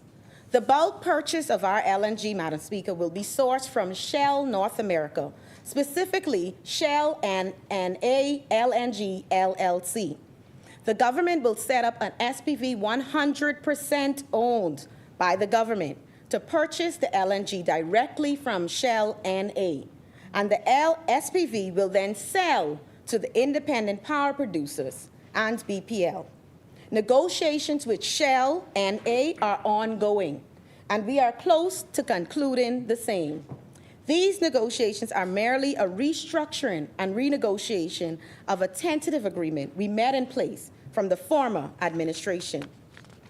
The Ministry of Finance has hired the large consultant firm, McKinsey & Company, to advise the government and BPL to ensure we get the best possible price on our LNG contracts with Shell NA and our various power purchase agreements with independent power producers. So we are not sitting and accepting any price, Madam Speaker. We have a consultant firm that is benchmarking across the world what is the best price of the market for LNG, and they are providing that detail to the government so we can go to the negotiation table strong and firm and get the right numbers and the best numbers to keep the cost down to Bahamians. Madam Speaker, I will now turn my attention to independent power producers. Let me start by saying when we came to office, we met over 100 megawatts of rented power generation between New Providence and the Family Islands, costing BPL millions of dollars a year. The two companies that BPL rents these generators from. The chair recognizes the honourable member for Marco City. If the member is able just to lay just a record of the rental generation, my understanding is that there was somewhere in the vicinity of 60 megawatt of rental generation that you would have met in place. But again, in the event that I'm wrong, it would be appreciative if you're able to either cite the source or to lay the document. And it was good that you acknowledge, sorry, just let me complete the statement, please. And it was good that you acknowledge that the Shell North America was a part of, I guess, a broader plan that you met in place. But if you could lay it, it would be wonderful. Don't put no words in my mouth. Madam Speaker, we met over 100 between New Providence and Family Island. Okay? The two companies that BPL rents these generators from are Abaco, foreign-owned, and Bahamas Utility Corporation, BUC, owned by the publicly traded company, Fiscal. Madam Speaker, I want you to remember I said we met most of these rental agreements in place when we came to office in 2021. And we understand why the former administration may have felt the need to enter into these rental agreements. But we're not looking back, we're looking forward. Yes. We have, however, negotiated with BUC to convert all their rental contracts to power purchase agreements, saving millions annually. BPL has also contracted with BUC to provide an additional 60 megawatts by the end of June on a power purchase agreement to ensure they have sufficient power during the peak summer months. I would also mention the urgency of getting the additional generation for the summer and reference the power outages of a few weeks back when BPL generators were not online. It is important to emphasize that this is not a collective effort, but a strategic move by BUC to ensure efficient and timely execution. So why single source with BUC? Let me clarify, Madam Speaker. BUC is the only Bahamian group with an existing plant on New Providence, providing them with a unique position to lead this initiative, and they are already licensed by IRCA. BUC has demonstrated its capability to raise over $75 million immediately to acquire 60 megawatts of new plants for the summer, which will be placed on a power purchase agreement. BUC has agreed to convert rentals to PPAs, ensuring a more stable and long-term energy supply. BUC have leveraged their combined influence to secure GE engines for this summer, a significant achievement given the current supply chain challenges in the energy sector. This is no small feat, especially as the utility world is upgrading their infrastructure, causing lead times for commodity to extend significantly. We are fortunate to have such strong partners at the table who can use their extensive networks to acquire the necessary equipment for our infrastructure upgrades. By aligning with BUC and leveraging these robust partnerships, we are not only securing the immediate needs of our energy infrastructure, but also positioning ourselves to benefit from long-term stability and growth. Our strategic move to single source with BUC underscores our commitment to efficiency, reliability, and a forward-looking energy strategy. In conclusion, these initiatives and partnerships are not just steps forward. They are leaps towards a resilient, sustainable, and self-reliant energy future. With BUC's leadership, the strength of our joint ventures, and the critical infrastructure upgrades, we are well on our way to securing a brighter, more sustainable energy future for our nation. Further, Madam Speaker, BPL applied to IRCA under the IRCA regulations to get permission for the use of single source procurement for the purchase of generation by way of a power purchase agreement and the use of LNG. Madam Speaker, I'm pleased to advise that IRCA has confirmed its no objection to the proposed single source procurement per condition 9.5 of the procurement regulations for the electricity sector licenses 2020. IRCA recognized that BPL's proposal had been vetted by the internationally recognized consulting firm McKinsey & Company, and that the use of LNG would reduce the environmental impact, provide higher reliability, and reduce costs to consumers. Madam Speaker, I hope this satisfies the members opposite and the critics who continue to state that we are not following procurement rules and the law. I also want to categorically state that at no point during this energy transformation process, as far as I'm aware, that we have violated any procurement rules or laws. We entered a joint venture as provided by the Electricity Act, and BPL received a letter of no objection from IRCA for a single source procurement for the purchase of LNG and the purchase of power by way of a PPA. Madam Speaker, additionally, by 2026, BUC will construct a state-of-the-art 177 megawatt combined cycle LNG plant at the Blue Hills Power Station. This innovative facility will feature 4 natural gas units paired with 2 steam turbines. Now, Madam Speaker, these steam turbines is very important to reducing our costs of electricity, because the steam turbines will produce an extra 50 megawatts of power by only utilizing the steam that is coming from the engines that is burning the fuel. So no cost for fuel for the extra 50 megawatts. Maximizing efficiency by utilizing excess steam from the gas units. This combined cycle configuration will be the most cost-effective generation solution in the BPL fleet. It will replace the 107 megawatt of rented generation capacity and address the 63 megawatt generation shortfall under contingency conditions, enhancing redundancy and resilience. Madam Speaker, I want to speak a little bit about the mentioned 63 megawatt generation shortfall, or N-2 contingency, as it's called in the sector. Because the Bahamian people must understand how we have been operating and why they have suffered load shedding, outages, and failures in some instances.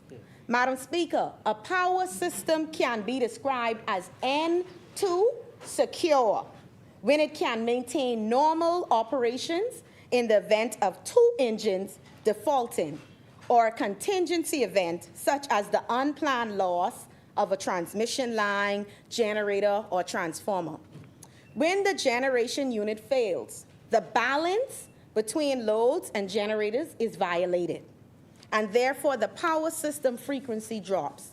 To recover the frequency, Madam Speaker, the misgenerated power should be taken by the remaining generators. What that means is, even when I lose a generator, the other ones that are running should be able to facilitate the power that is offline. So if I lose 30 megawatts, my other generators should stretch a course and be able to provide the extra 30 in the system, right? So the remaining generators provided to recover the frequency, the misgenerated power should be taken by the remaining generators, provided they are operated within their maximum output constraints. If the remaining generators are not able to compensate for the deficiency, load shedding will take place to restore the power system frequency. To prevent this, generators should be operated so that the sum of unoccupied capacity, called the spinning reserve, to make up the loss is greater than the largest generator's capacity in the power system. So your spinning reserve, Madam Speaker, should be greater than the largest generator you have on your plant. For years, Madam Speaker, BPL has been operating their plants, but unable to meet the N-2 contingency requirements, which means that we have no backup or no redundancy. So when engines fail, Madam Speaker, we suffer. Madam Speaker, our energy reform plans will fix this, because we are implementing backup generators if one or more fail. In addition to the new units, BPL will convert 2 of its original generators at the Blue Hills Power Station, completing the transition to a more efficient and resilient system. BPL and its consumers are projected to save approximately $125.6 million annually through fuel switching and improved engine efficiency. Madam Speaker, remember I said there are 3 types of people. Well, we make things happen, and while we are making things happen, those opposite are trying to figure out what happened. But I'm not finished yet, Madam Speaker. I'm just getting started. You see, the side opposite just criticize and complain sometimes. And if they had a plan for energy, I didn't see one. So I can't say what my farmer saw. He probably did. I didn't see it. And utility scale solar, they surely kept it from me. Let me say, they kept it from me. So no point of order. You keep it from me. You show it to him, you ain't show it to me. You ain't give me that respect.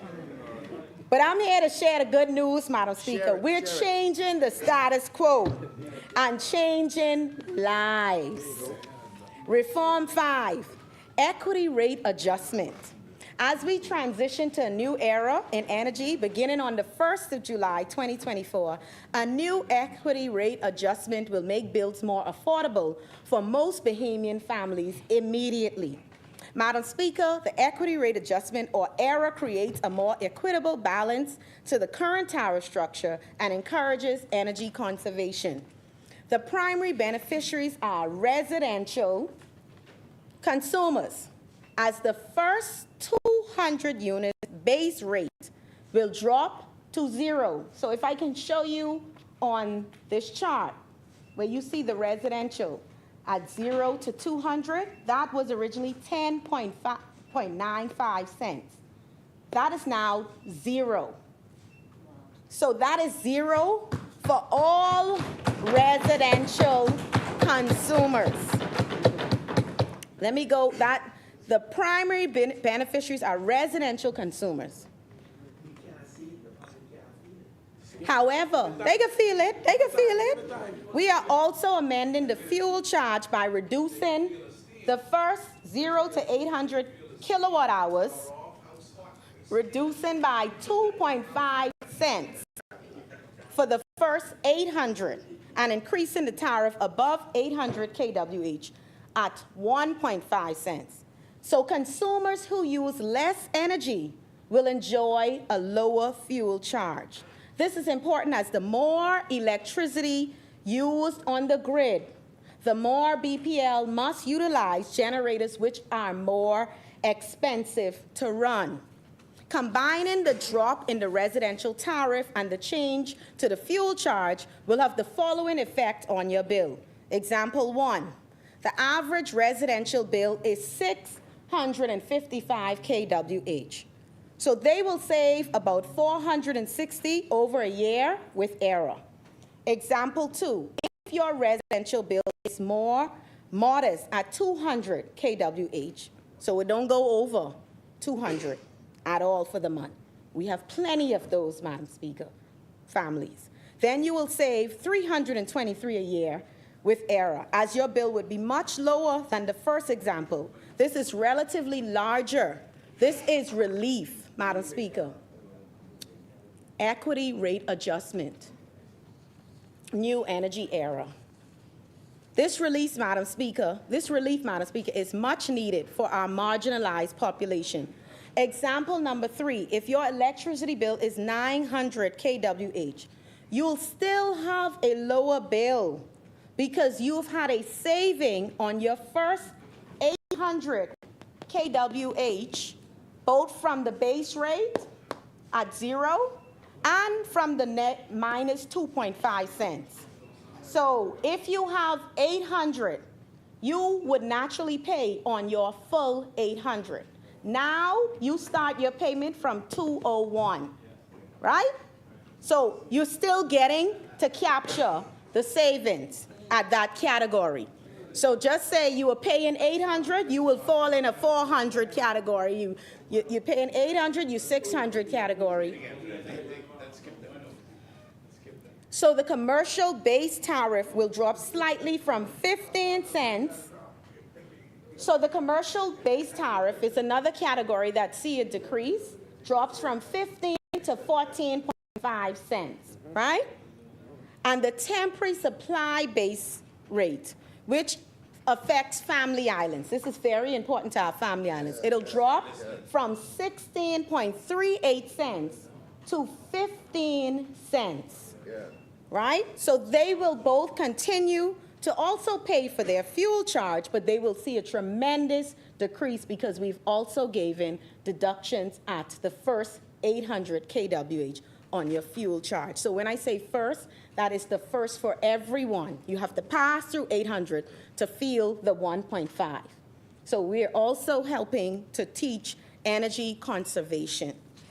The general service base tariff will rise from 8.7, that's the larger users, will rise from 8.7 to 10 cents for the first 900,000 units, and from 6.2 to 9 cents for units above 900,000.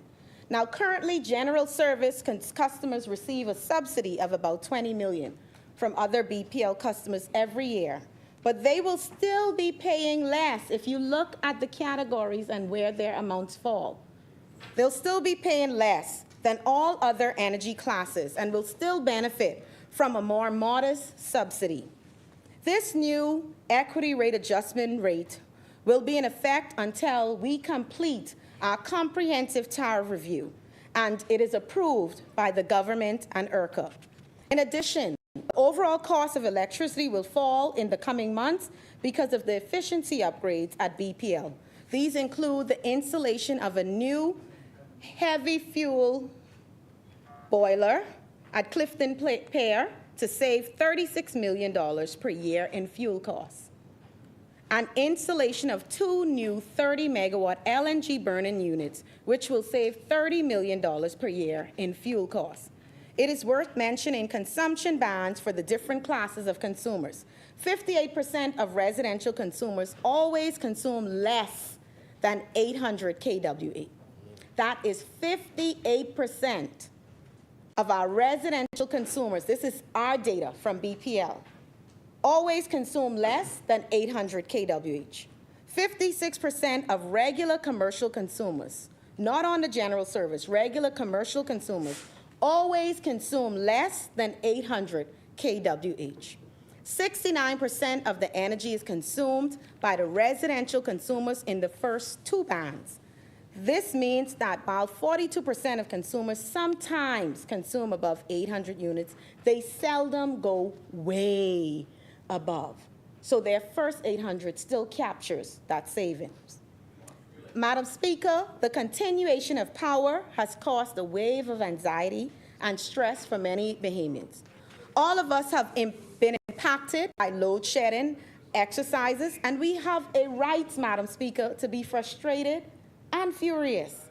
The continued outages have become far more than an inconvenience. They are damaging small businesses, disrupting the flow of traffic, affecting productivity levels for people working from home with no backup power supply, damaging appliances and devices, and causing refrigerated foods to spoil very quickly, among several other impacts. In addressing the issue of power cuts and load shedding, Madam Speaker, I wish to indicate that the workers of BPL have been doing their best to support and keep the power on. However, there is recognition that more can be done, and I can assure you that more is being done. Some of the steps we have taken include the introduction of the BPL Direct WhatsApp channel to expand our communication platform by providing real-time power outages, alerts, energy-saving tips, and reporting support. BPL has purchased several pieces of urgently needed equipment, such as bucket trucks and diggers. The equipment will be distributed on New Providence, and some have already been sent to our family islands.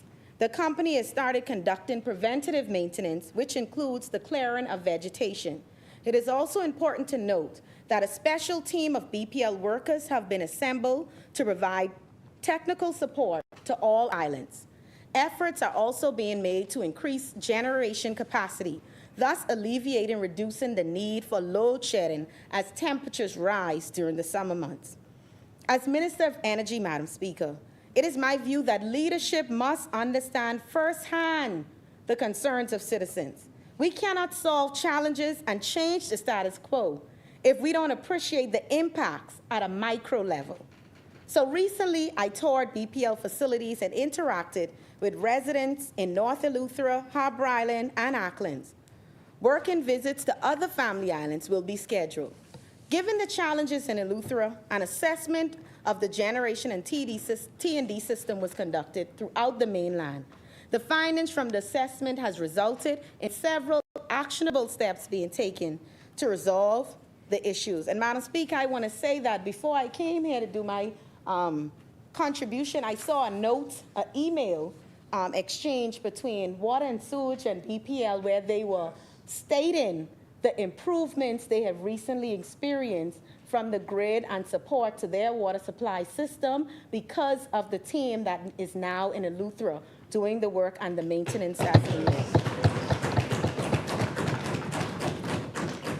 An additional technical team is being deployed to the island, and new equipment has already been sent to Eleuthera. Every effort is being made to bring 2 generation units online for the summer.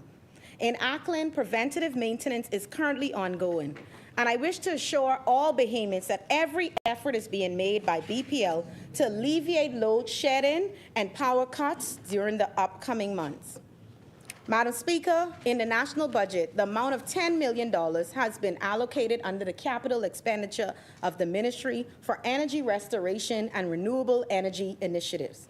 The Davis administration is committed to bringing cheaper, greener, and more resilient energy to our residents and businesses. Madam Speaker, with the strides that we are making, we are confident that we will reach 30% renewables by 2030. Currently, we are behind where we should be on our journey to a deeper renewable energy penetration. However, I am confident that we will catch up very quickly as our plan unfolds with tangible results. And to be clear, our primary reason for doing so is to protect the future of the Bahamian people. A key priority in the ministry will also be a deeper investment in energy efficiency. In our blueprint for change, Madam Speaker, we are committed to providing technical support for businesses. One of the business's greatest overhead costs is electricity. Therefore, to provide greater support for small and medium businesses, the Ministry of Energy and Transport will launch an energy efficiency program. A key mandate of the efficiency program is to conduct energy audits. The program will provide energy audits as an assessment that checks the energy efficiency of a commercial or residential property. It can help buildings reduce their carbon footage by identifying areas and equipment that might be wasting energy. This will help in lowering electricity bills. It is our intent to launch the efficiency program in a phased approach, beginning with New Providence and the islands such as Cat Island, Exuma, Eleuthera, and Abaco. It is the intent of the Ministry of Energy and Transport to partner with the Ministry of Works and Family Island Affairs, in particular the Department of Local Government, to successfully execute this program. Interested small and medium-sized businesses will be asked to register with the Ministry of Energy or the local administrator's office. Visits to each island will be publicized in advance of the arrival of the team. Madam Speaker,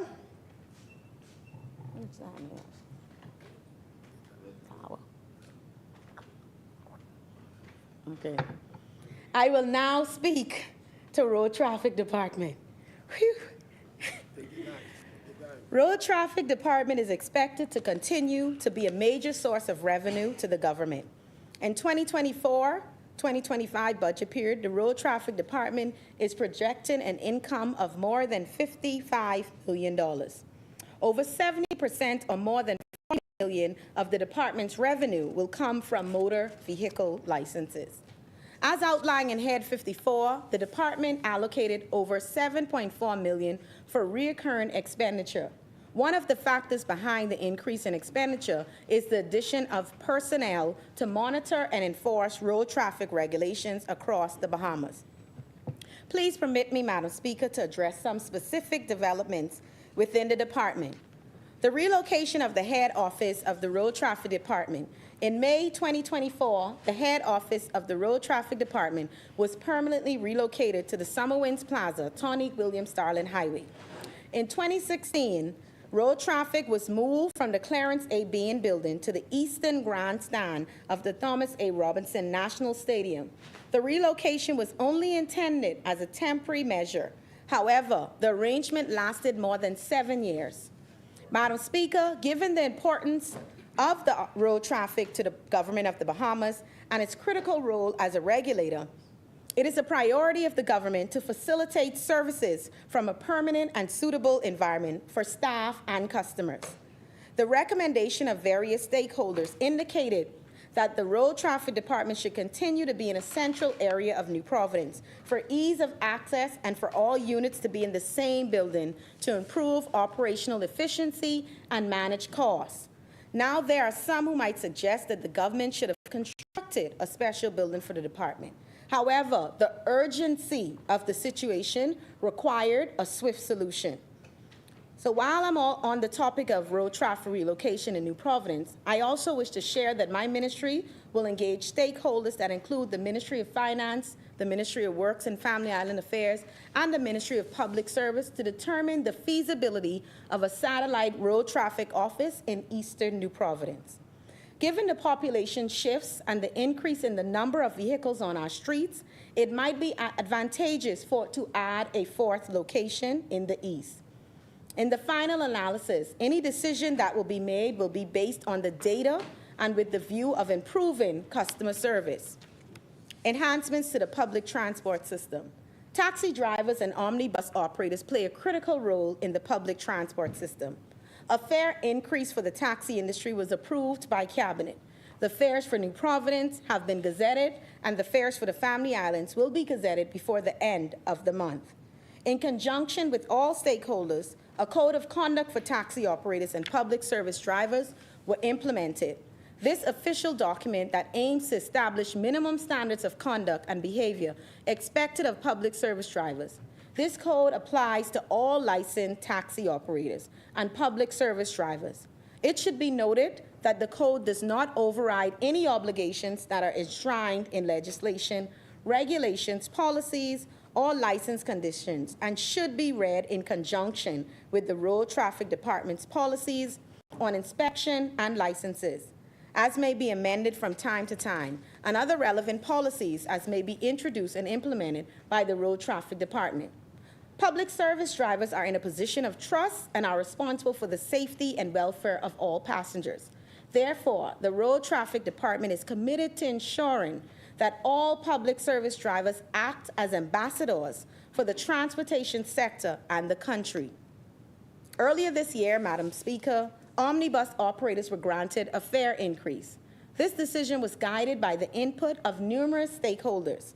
In completing review of omnibus fares, representatives from the Ministry of Energy and Transport conducted numerous engagement exercises, including the hosting of town halls on New Providence and Grand Bahama, and direct engagement with members of public on buses in New Providence. The consensus from the public is that an increase for the industry is warranted. However, key reforms are also needed. In New Providence, key stakeholders in the industry are the United Public Transportation Company, which represents franchise owners, and the Bahamas Unified Bus Drivers Union. The consensus from the UPTC and the BUBDA is that the fare increase is insufficient. As a means of addressing the concerns, the ministry is engaging with the Ministry of Finance with a view to determine if any additional incentives or support can be offered. The ministry and the Road Traffic Department are continuing efforts to have all bus stops gazetted and new routes established or existing routes adjusted. These measures will be conducted in consultation with stakeholders. Traffic fatalities. The mission statement of the Road Traffic Department is to provide a safe, sustainable, and efficient transportation system through the enforcement of laws, responsible management, and education. A key focus of the department will continue to be road safety. The Road Safety Committee will continue to lead these efforts, and planning is underway for an initiative to observe the second Road Safety Week. According to the Royal Bahamas Police Force, traffic fatalities as of June 11, 2024, stand at 33. We are advised that there is a slight increase in comparison to the statistics last year. The police force have indicated New Providence recorded 12 fatalities, Eleuthera 6, Grand Bahama 4, Andros 2, Abaco 2, and Long Island 2. I continue to appeal to all of our drivers to slow down and to drive with extreme caution and care for the safety of yourself and your loved ones.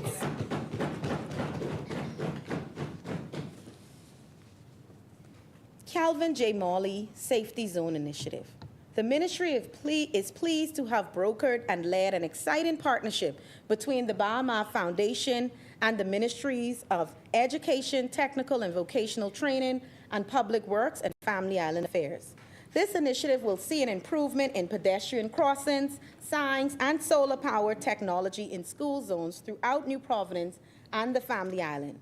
Phase 1 of the project has so far seen improvements to the pedestrian crossings at 5 primary schools in New Providence. The project will continue shortly on Grand Bahama and Eleuthera.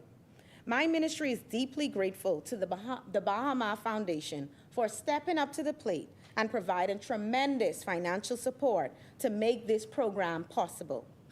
I also wish to appeal again to the members of the public to adhere to the speed limits in our school zones, during school hours especially.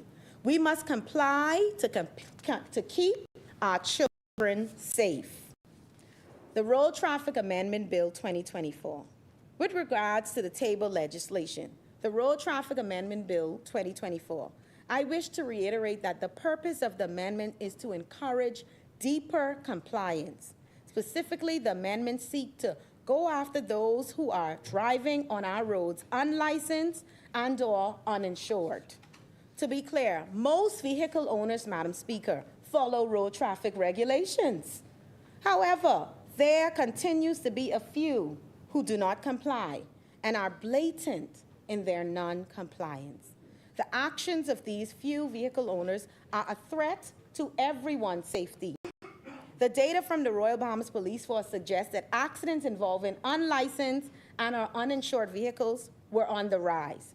The government has a moral responsibility to protect all Bahamians. We must be responsive. Every day, thousands of children and motorists use our streets to go to school and work, and there is full expectation that all vehicles are licensed and insured. Vehicle license plates and driver's license. We understand the public's concern with the delay in the printing of the vehicle license plates. Previously, the printing of all license plates was carried out by a single entity, the Department of Corrections. Given the increase in the number of vehicles on our streets, the arrangement of having a single entity print vehicle license is untenable, because sometimes that system may break down, which we have experienced, and therefore you have no option. So I also wish to dispel the rumor that the Road Traffic Department does not have any license plates, because this is simply not true. Presently, the Road Traffic Department has over 50,000 plates in inventory. However, after experiencing some challenges with our present printers, we sought a solution which has disrupted for the short term our operation. Madam Speaker, I can advise this House that the Ministry of Works has been engaged to assist us with the printing of license plates. This development allows for a second entity to assist and to implement a backup solution to avoid future disruptions to the printing of our license plate. And it's important to note that practices and policies are in place to ensure fraud prevention and revenue leakage. They've already begun. They printed all of the family islands that we had listed, and I believe that we've already sent them over. And so I want to thank Minister Clay Sweden and his team for picking up the bull by the horn and getting us moving again. Thank you. Driver's license. I wish to advise members of the public that the Road Traffic Department is up to date with the printing of all driver's license. If you have not collected your driver's license, please visit the department for collection of your license. I wish to also appeal to our motor vehicle owners. Please remember to register and license your vehicles with the department. Please also ensure that your vehicle has proper insurance coverage. I now turn to the Port Department. The Port Department is expected to generate over $32 million in revenue. As outlined in Head 53, the department is allocated over $9.3 million for recurrent expenditure. Under the ministry's capital expenditure, the Port Department has been allocated $3.5 million for the upkeep of navigation aids and lights, $2 million for the removal of sunken vessels, and $3.15 for the software development. I wish to share some specific details about capital expenditures. As we all know, the Bahamas is an archipelago made up of several islands. Throughout the Bahamas, there are over 250 aids to navigation that assist vessels such as cruise ships, cargo vessels, and other boats in navigating our waters. Over the years, many of the navigation aids have deteriorated and are simply not functioning. This is not a good position for our country to be in. An urgent upgrade and maintenance program was required. An invitation to bid on this service was conducted following the procurement policy of government, and a Bahamian company won the bid. To date, the company has started the overhaul of buoys in Nassau, and a new marker light has also been placed in the channel between Paradise Island. The chair recognizes the honorable member for Freetown. Thank you. Is there a seconder? Second. Thank you, honorable members. It has been moved and seconded that the House now suspends for 10 minutes. As many are in favor will remain seated. Those opposed will stand. The motion is carried. The House will now suspend for 10 minutes.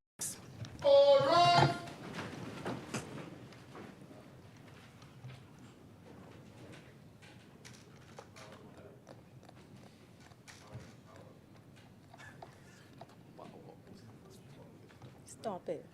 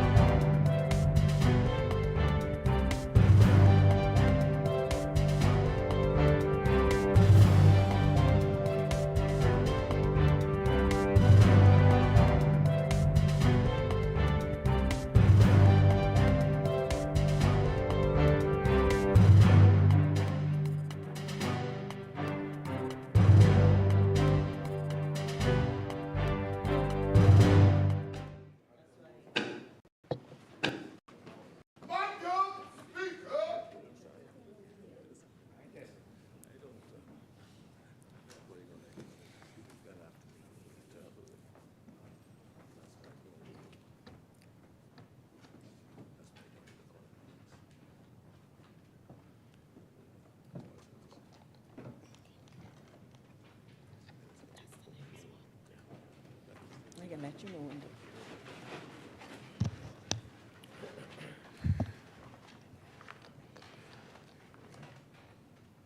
Add to suspension. The Honorable Member for Elizabeth was on the floor. I presume you are now ready. Thank you, Madam Speaker. Madam Speaker, before we break, I was speaking a little bit about the upgrades and the aids to navigation. A new marker light has been placed in the channel between Paradise Island and Atoll Island. It is important to note the location has not been lit in over 15 years, Madam Speaker. At Poogie Rock, a landmark off northeast New Providence, the restoration of the light at the tower has been completed. In Elbow Key and Exuma, a new lantern has been installed and the tower stay lines have been reinforced. In Count Key, a 35-feet tower and lantern has been erected, ending a period of no light in that area for over 30 years.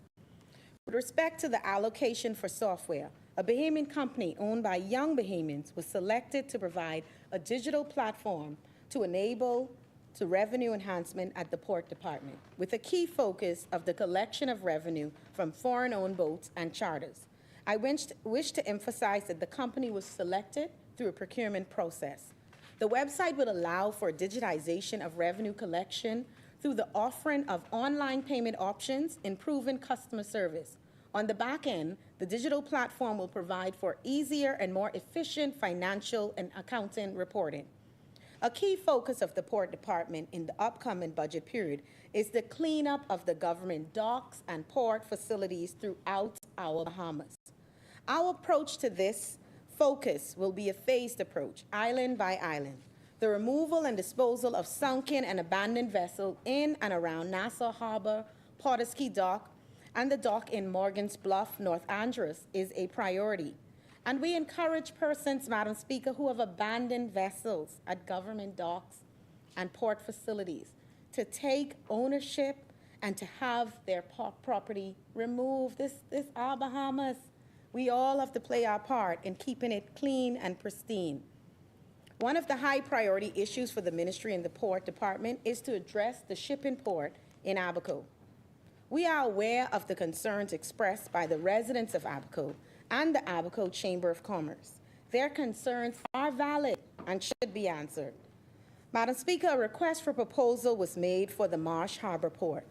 The proposals received were evaluated and scored by the Tenders Committee. Subsequently, a recommendation was made. However, the company advised that it could no longer proceed. So discussions are now in progress to have a new RFP submitted. However, the Cabinet did approve support and upgrades partnership with the U.S. Embassy, and they have advised just recently by email that they are beginning to proceed with their plans to execute and construct supporting to a Marsh Harbor Port. So that will be coming up very soon. With respect to the request for proposal for the Cooperstown Port, all proposals have been evaluated and scored, and a recommendation was made to Cabinet, and negotiations are currently underway for the execution of terms and agreements in a head of agreement with the successful bidder. Until those negotiations are completed, it would be improper to comment further on this matter, but I do hope to be in a better position to comment on this by middle of July when all things are concluded with the Director of Investments. Madam Speaker, under recurring expenditure for the Ministry, Head 40, it should be noted that the allocation of $13.8 million represents an increase in comparison to allocation in 2023. The allocation is largely attributed to a 15% increase in subsidy payments to support the mailboat services.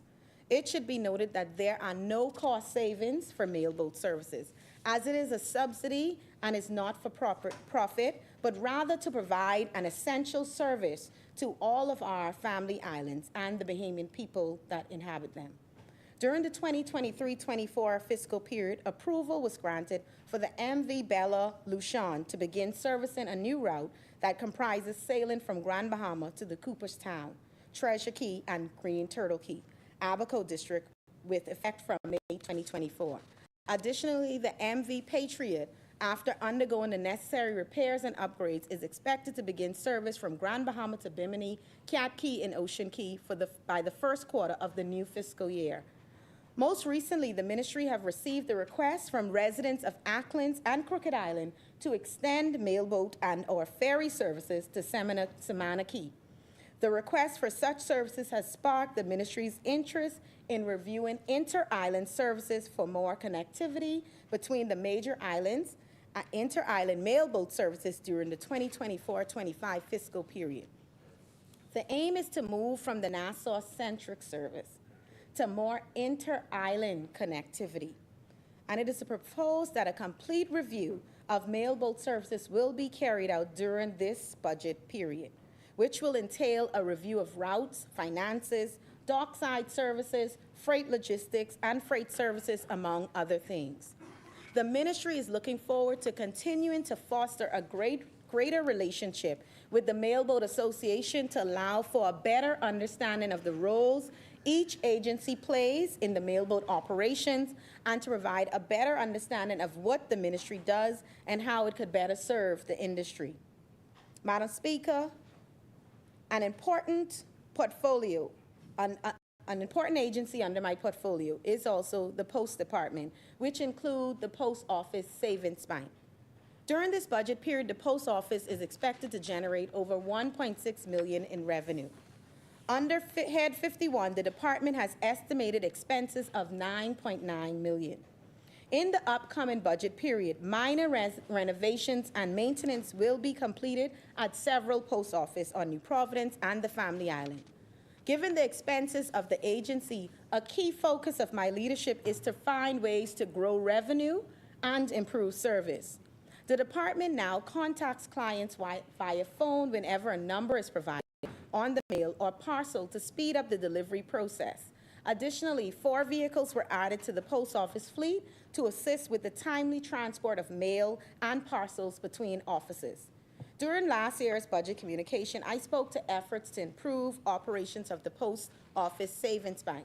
Given the complaints we have heard from several Family Islands about the lack of banking services, the Post Office Savings Bank is continuing to complete a review to determine the viability of the entity to fill the gap created by the absence of commercial banks. I acknowledge that this review is taking a bit longer than anticipated, but with banking regulations involved, we must make sure we do everything proper and by the standards. However, I can share some preliminary observations. The bank manages regularly savings accounts for its more than 30,000 clients. During the period July 2023 to May 2024, over 800 new accounts was opened. Of that figure, more than 50% were open on New Providence, and around 43 was open on some of our Family Islands. The Family Island with the highest number of new accounts are Morris Island with 86, Andros with 76, Long Island with 36, Mayaguana with 34, Bimini with 24, and Acklins and Eleuthera with 21 each. I believe that the growth in new accounts at the Savings Bank is an indication that the service offered is necessary and there is interest in products offered. Perhaps the public interest in accounts at the Savings Bank is due to the current annual interest rate of 5% and the low fee structure. However, we believe that reforms to the bank are necessary to not only strengthen its operational framework, but to improve risk management. Given the size of the account portfolio, it is prudent to digitize the account platform. This would see a move from a manual system to a real-time account platform that will enhance efficiency and controls. Going a bit further, our review will also examine a deeper examination of the legislative framework, in particular the Savings Bank rules, which has not been amended in over 35 years. From a practical point of view, we must determine if the existing deposit ceiling of $6,000 should be maintained or expanded. Obviously, the increase in the ceiling would necessitate the need for policy enhancements to strengthen anti-money laundering mechanisms that will avoid the Savings Bank being seen or used as a money washing entity. Once our review is completed, we will prepare a full report and outline recommendations to the Ministry of Finance for a discussion on the way forward for the Savings Bank. I will now speak to the Department of Meteorology. The department provides weather and climate information to the Bahamians and the international community. Its role is critical to our nation's development. The recurrent budget for the department is outlined in Head 55. The allocation of $2.6 million in this fiscal period is a slight increase compared to the prior year. In reviewing the department's estimated expenditure, one would note a considerable increase in the line item that covers the area of tuition and training, which moved from $20,000 to $95,000. And I'm so thankful to the Ministry of Finance for that, because we are seeing a lot of our meteorologists retire now, and so it is important for us to have funding to train our younger ones so that they can take over. And the line item for the upkeep and maintenance instruments, which moves from $60,000 to $210,000, which is a great increase to keep our systems up and protecting the Bahamas from any direction storms may come. The increase is driven by the need to ensure the continuation and expansion of technical training programs and to guarantee that our meteorologists remain on the cutting edge and pave the path for succession planning and transfer of knowledge. Given the increase in the infrastructure footprint of the agency, it is necessary to ensure that all equipment is properly maintained and serviced. The public would recall that a significant investment in equipment was made in 2016, so the need to enhance upkeep is vital. A key priority of the department in the upcoming fiscal period is the continuation of the efforts to better position for the tracking and forecasting of extreme weather events such as hurricanes, heavy rainfall, and severe thunderstorms.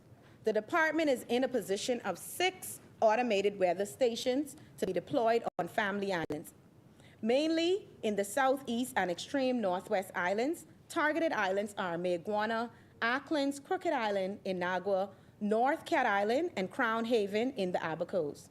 Once installed, these stations will strengthen the existing network. In short order, the Ministry and the Department will announce our second installment of the Niccolo P. Small Meteorology Cadet Program, named in honor of the first Bahamian director of the Bahamas Meteorology Department. The cadet program will foster positive leadership development and professional career preparation in the field of meteorology in the Bahamas. Support and encourage a culture of academic excellence in science and mathematics. Build a highly trained cadre of youths in the field of meteorology to understand the impact of climate change on the Bahamas, and encourage women to join STEM occupations. The program will be open to Bahamian students enrolled in high school and college and university between the ages of 14 to 25. All applicants, as have done last time, will receive a stipend, and the period for enrollment will be announced shortly. Madam Speaker, I will now speak to Aircraft Accident Investigation Authority. Almost there. The mandate of the AAIA is to investigate aircraft accidents and serious incidents with a view to making recommendations to prevent recurrence. The recurrent budget for the agency falls under Head 40, which is also in the ministry's budget. In a predictive fashion based on industry trends and the forecasted growth of global air travel, the AAIA anticipate an increase in the number of occurrences for the calendar year 2023, and this was reflected with a record number of 41 occurrences reported and the investigation by the AAIA. Unfortunately, 2 of these occurrences involve fatalities as 2 pilots lost their lives. Despite the increased investigated workload, the AAIA was able to accomplish several critical enhancements. They include AIA's drone program, where drone technology is now being utilized on all accident sites where AAIA investigators are dispatched, deepening the ties with the international investigation agencies, and the achievement of full compliance with the ICAO Annex 13 Standard 6.5, which requires all accident incident investigations to be completed and final report made publicly available as soon as possible and within a time frame of 12 months from the date of occurrence. only 6 cases remain open for AAIA. In the upcoming budget, the facilitation of the first of its kind aircraft accident investigation course locally, with the instruction to be delivered by an associate professor assigned to the Department of Applied Aviation Sciences in the College of Aviation at the Daytona Beach campus of Embry-Riddle Aeronautical University. Various stakeholders will be invited to participate, which includes Airport Authority, NAD, the Royal Bahamas Police Force, and the Department of Aviation. The authority will continue to expand its aviation stakeholder training initiative. Additionally, the onboarding of 2 additional accident investigators is also planned. Madam Speaker, another key agency under my portfolio of transport is the Bahamas Maritime Authority, commonly referred to as BMA. The BMA remains committed to the effective management of the Bahamas Ship Registry and the representation of the Bahamas on the shipping maritime matters at the national, regional, and international level. The Bahamas flag, which is flown, and I'm wearing the pin that shows our BMA flag, which comprises of over 1,550 ships, totaling more than 63 gross tonnage, is the 8th largest ship registry, the largest flag for passenger ships, and one of the largest flags for gas carriers.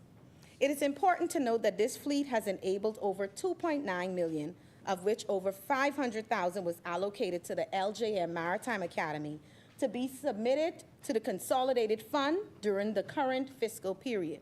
The BMA strategic objectives are aligned to delivering quality registration services that meet and exceed our customer expectations, whilst ensuring compliance with the international requirements. The BMA continues to strengthen our regulatory leadership at the international forums, such as the International Maritime Organization, IMO, where we are an active council member, and to International Labor Organization, ILO. At both international agencies, the BMA will continue to advocate for regulations that are fair, practical, effective, and that can be implemented and enforced. For the upcoming fiscal year, BMA's priorities include to continue to add and develop our human resources to meet the ever-increasing specialized regulatory demands that come with being a major flag state. Growing the registry through strengthening of global representation in regions with strong ship ownership, specifically Greece and Asia. We have been pleased to welcome the world's largest cruise ship on our ship registry this year, Icon of the Seas, to the fleet. And just last week in Greece, a number of ship owners, and I was there, so this ain't what they tell me, I could vouch for it, and it felt good.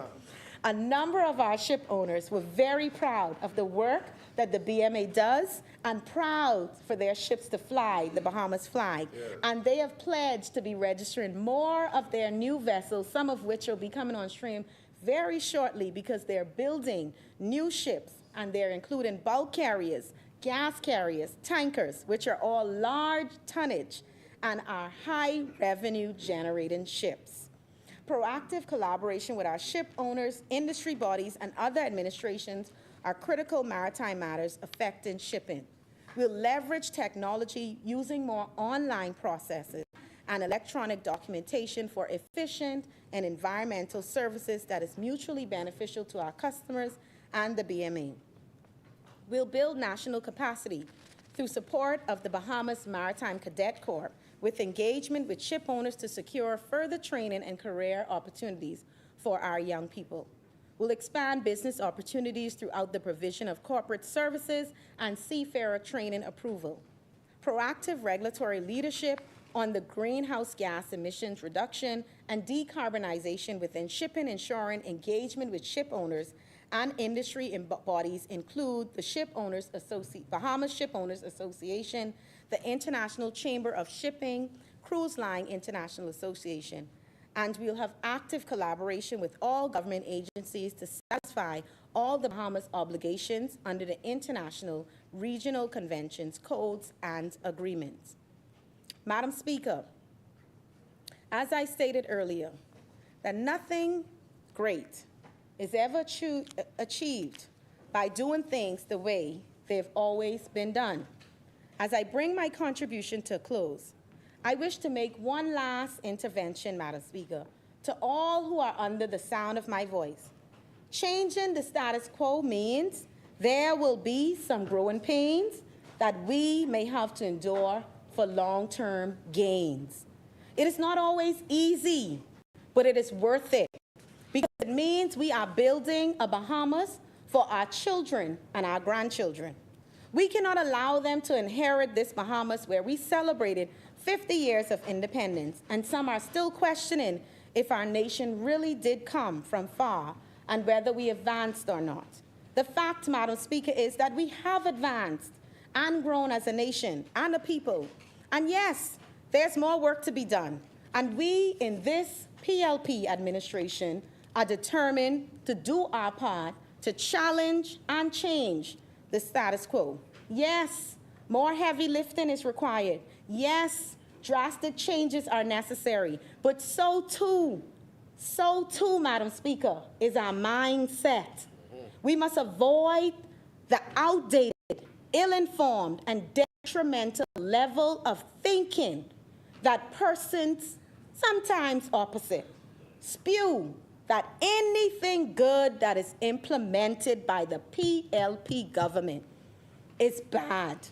We must call them out on their promises that imply that they are caring when their administration raised VAT without increasing the minimum wage. In fact, the record reflects that the majority of the F&M Grand Bahama MPs voted in 2017 to increase VAT, knowing that the unemployment rate on Grand Bahama then was 12.4%, and that unemployment among females on Grand Bahama was 15.1%, 5.2 higher than the national unemployment rate in 2017.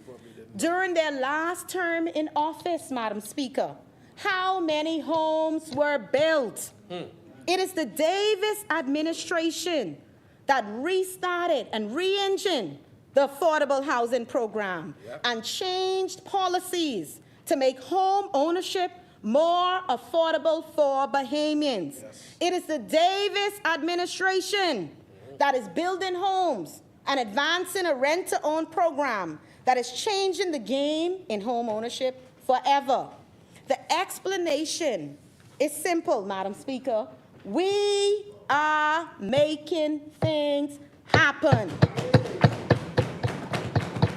Madam Speaker, it is the Davis administration that took the bold step to reduce and eliminate the leasing of taxi plates, affording more taxi drivers the right to become owners and to have more earnings to carry home and save, because we are making things happen. It is this Davis administration, Madam Speaker, that have been repairing roads all over the Bahamas and cleaning drains all over the Bahamas and building new roads to ensure better and safe traversing by our citizens, because we are making things happen. It is this administration, Madam Speaker, that signed 27 union agreements. 27? We are building not one, Madam Speaker, but 2 new hospitals, repairing over 50 clinics across the Bahamas, because we are making things happen. Madam Speaker, it is this Davis administration that had launched the new school breakfast program, helping our babies begin their day strong and focused. Record-breaking tourism numbers, a figure that I am certain will pass 10 million very soon. Billions of dollars in investment in our country. Improved social service. Better recognition of the least among us. Yes. We are making Grand Bahama great again. The bazaar, Madam Speaker. I grew up in the bazaar, Madam Speaker. My nana had a stall there. My sisters and I used to be so happy, Madam Speaker, to spend Saturdays there with her. And if we were good, Madam Speaker, which I always was good, we got ice cream. We got ice cream. Madam Speaker, these things are important, because we are making things happen. And lastly, Madam Speaker, Don't stop, don't stop. can you believe that we are fixing the energy crisis in this country? Yes, this Davis administration will be fixing the energy crisis, making it more reliable, affordable, and climate resilient. Why? Because we are making things happen. So, Madam Speaker, the Davis administration is listening and taking bold action to break the status quo.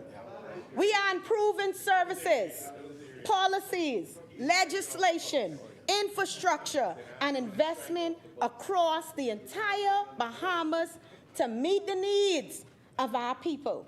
I end, Madam Speaker, as I started, by quoting from the book of Deuteronomy. Be strong and courageous. There you go. Do not fear or be in dread of them. There you go. For it is the Lord your God Yes. who goes with you, Oh, yeah. and he will not leave you or forsake you. Pay attention to that. Madam Speaker, may God bless the Commonwealth of the Bahamas. Elizabeth supports this budget. Thank you.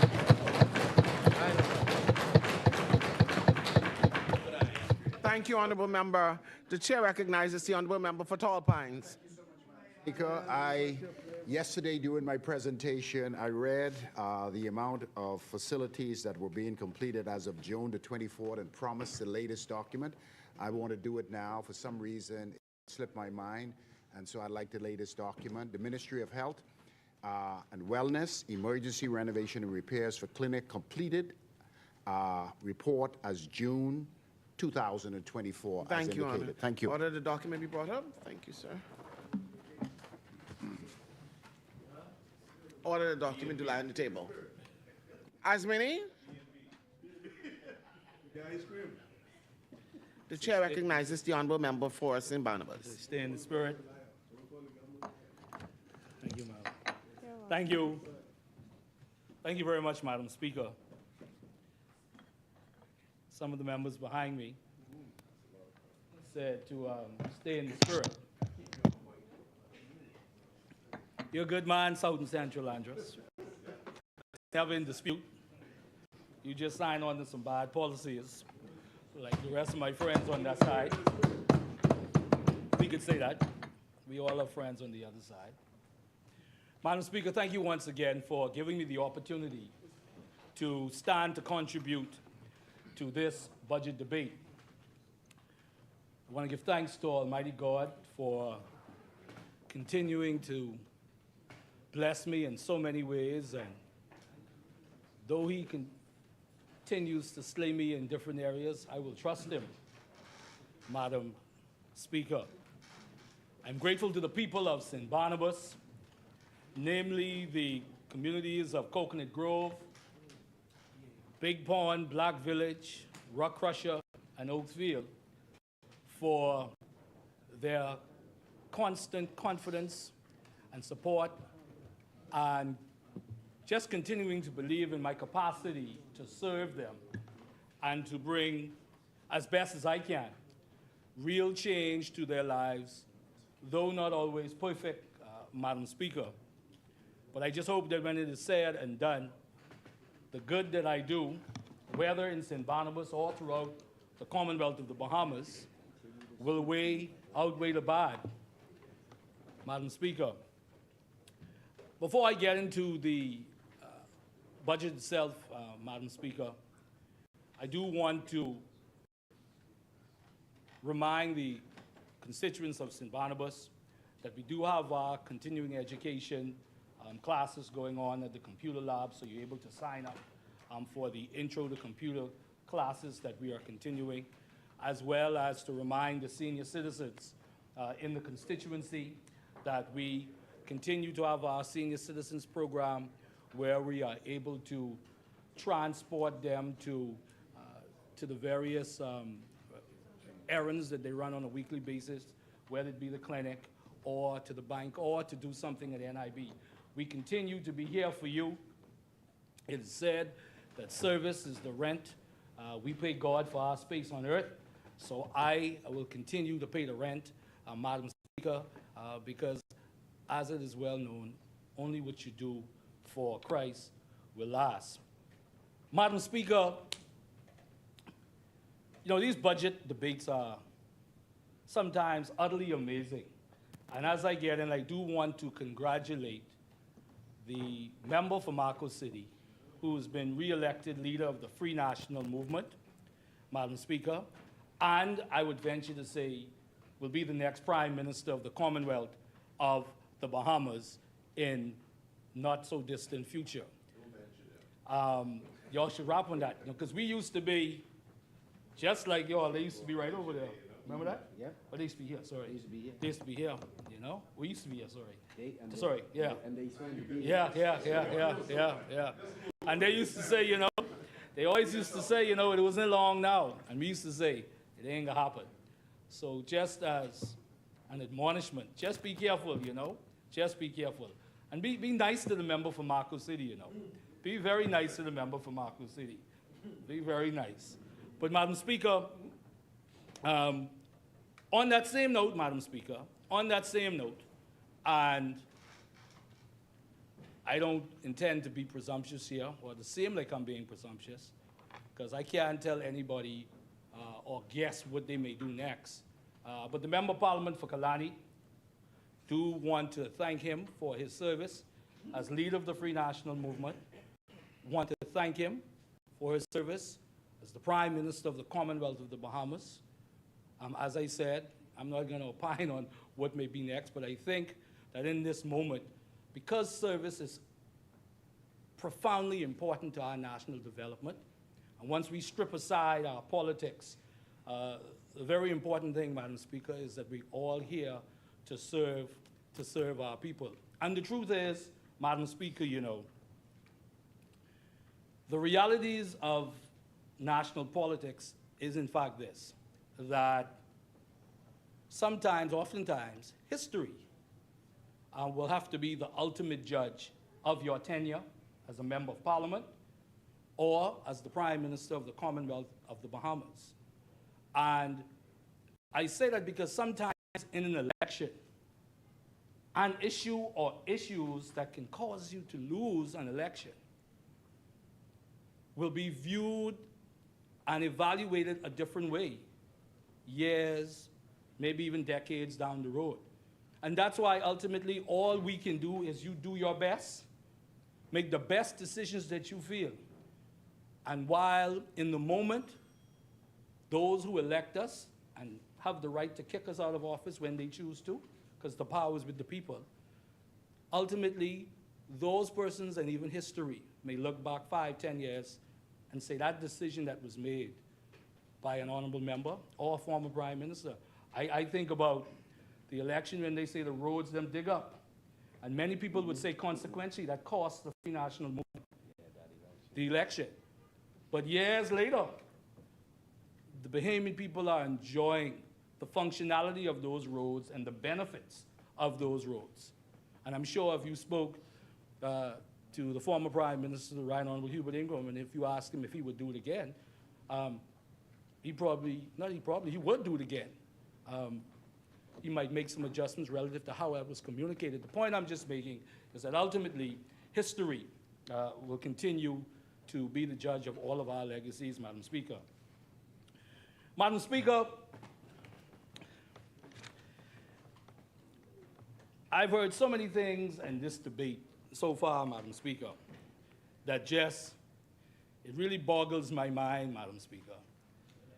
You know, the government has a view of what is going on in the Commonwealth of the Bahamas, and they stroke themselves to death and continue to drink the Kool-Aid of what they believe is happening in the Commonwealth of the Bahamas and what they believe the Bahamian people are feeling, Madam Speaker. But oh, as we know, rarely what history has shown, what a government thinks is happening for the people, and what the Bahamian people are feeling, the disparity is great. And in this case, nothing has changed, Madam Speaker. Because this government believes, as Mama would say, that they are the best thing since sliced bread. But the Bahamian people have been complaining, struggling about the many issues that they deal with every day because of the decisions of this new day government, decisions that they have made relative to policies, decisions they have made in response to different national occurrences that have happened, and they have determined that this government is failing them in many regards, Madam Speaker. Madam Speaker, our country's budget is only as effective and impactful as its ability to address the critical fiscal, social, economic, national security, national health, and educational issues facing our people. It should also carve out a vision of prosperity and the prospects of a better future for the poor, for the Bahamian worker, the Bahamian businessman, for the next generation of Bahamians. Our government's policies and decisions directly affect the lives of the Bahamian people, not just F&Ms, Madam Speaker, but PLPs and independents too. So, Madam Speaker, let the word go out today that we find no fault with PLP supporters in the Free National Movement. This leadership finds no fault with PLP supporters. They are suffering too, because bad policies and bad decisions affect everyone, Madam Speaker. The member for Exuma proclaimed this morning that the Bahamian people are feeling it. And you heard all the rapping on the table, yay! The Bahamian people are feeling it all right, Madam Speaker. The people in Grand Bahama are feeling frustrated that the member for Exuma has failed them on the sale of the Grand Lucayan after promises, after promises, after promises. But the government has the heart to talk about Grand Bahama. The people of Eleuthera are feeling angry, Madam Speaker, as they contend with constant electricity outages and no water. I said it again. The people of Eleuthera are feeling angry and frustrated as they contend with constant electricity outages and no water. And to the member for Central and South Eleuthera's credit, in 2022, he drafted a letter to complain to his own government about what his constituents have been going through. In 2022, and it's now 2024, and they still have not fixed it. Madam Speaker, the unions are feeling it. They're angry, betrayed as this government, as they have said, the government is not honoring the industrial agreements. Their words, Madam Speaker. Government not honoring industrial agreements. This is from the president of the Trade Union Congress, O.B. Ferguson, KC. And I read into the hearing, Madam Speaker, Tribune article. What's happening now, this is Mr. Ferguson, is that some of the agreements are signed but are not being honored. We have signed agreements, but the relevant government department is not honoring the terms of the agreement. We have the air traffic controllers, for example. BPL, for example. This is O.B. Ferguson. We have the agreement in Grand Bahama with the Grand Lucayan Renewal Holdings. We have an agreement which is completed, but it's not executed. We have the nurses union, the doctors union, practically all the unions. The ones that they have agreed, they're not honoring them. Wow. And the ones we have completed, they're not prepared to have the agreement executed. Shame, Madam Speaker, but the government gets up in here, talks about the 20 agreements signed and how they are champions for labor. See, but this is consistent with the government. Don't watch what they say, you watch what they do. Government Government not honoring industrial agreements. President of the Trade Union Congress, KC. Madam Speaker. Yeah, I have a number of these, Madam Speaker. I will table all these. I have about. The driving public is feeling it, Madam Speaker, as they drive past the new road traffic department, as congestion deters their everyday travel. The area needs better management on the Tonic-Williams-Darling Highway. Bahamians are complaining as you drive out there now, it's back-to-back traffic on that part of the highway. So something needs to be done. But the member for Exuma says that Bahamians are feeling it. The police reservists are feeling it, Madam Speaker, as they continue to complain that monies that are owed to them from almost 2 years ago. Month after month, I stood here to let the member for Freetown know what I have been hearing from police reservists relative to their compensation or lack thereof. And I'm sure that this Parliament will remember when I brought it to the attention of the House, the member for Freetown said that reservists doesn't come under his remit. The Minister of National Security said that the police reservist doesn't come to his remit. Go talk to the commissioner. Yeah, they're feeling it. They're feeling angry and frustrated, Madam Speaker. Neglected. They're feeling the increase in business license fees. They're feeling frustrated at customs fees. They're feeling it. National insurance fees, Madam Speaker. Boat license fees. Passenger taxes, Madam Speaker. The cost of electricity. Raising VAT on bread basket items. And medication, Madam Speaker. We told them how important that was, Madam Speaker. Raising fees on air freight costs.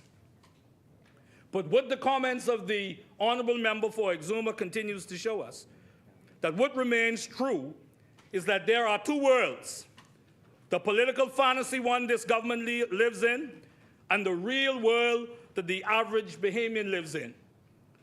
We would encourage the Minister of Works to make sure and build a bridge. He probably should build a bridge and allow the government to come over that bridge into the real world that the Bahamian people are living in, Madam Speaker.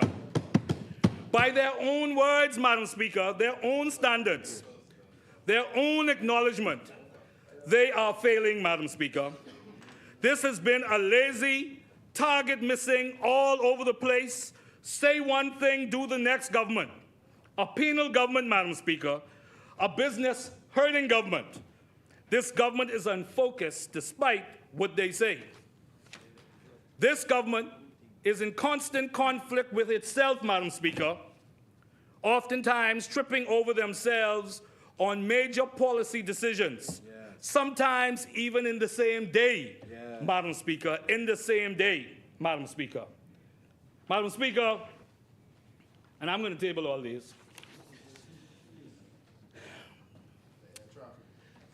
Y'all ain't gonna read it in any event. The government said they are not concerned, that they are not concerned that crime, they're concerned that crime will not, they are not concerned that crime will impact tourism, Madam Speaker. And then they say, Cooper warns that rising crime could also impact tourism. Same person, same government, talking of the two sides of their government mouths, shame. Madam Speaker. Shame. Madam Speaker, there's more, Madam Speaker, more.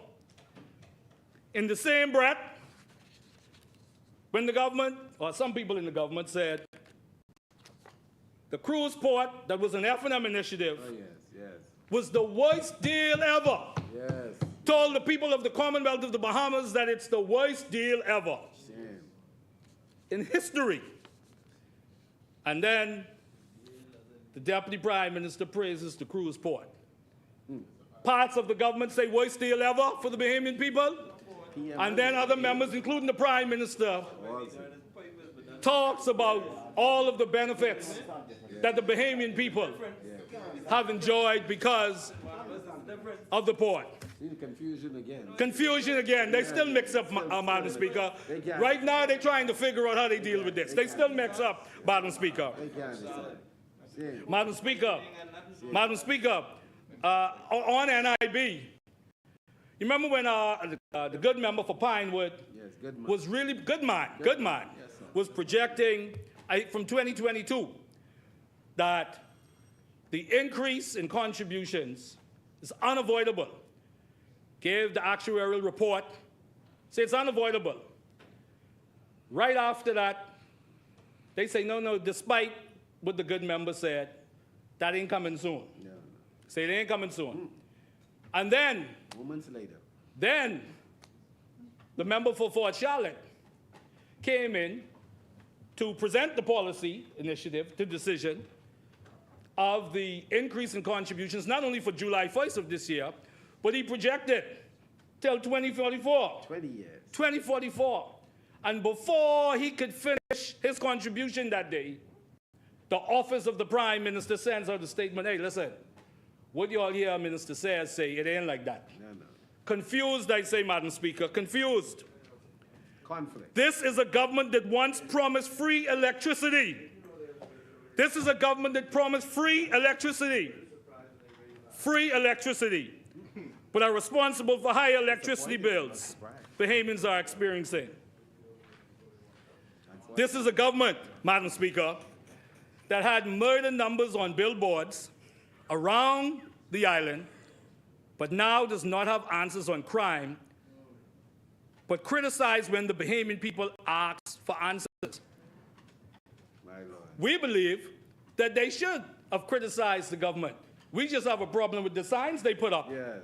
That's what we are saying. So we will continue to ask the government to come up with a plan, but we have made the determination that we are not going to put up billboards like they did. No. But we will continue to ask them questions, Madam Speaker.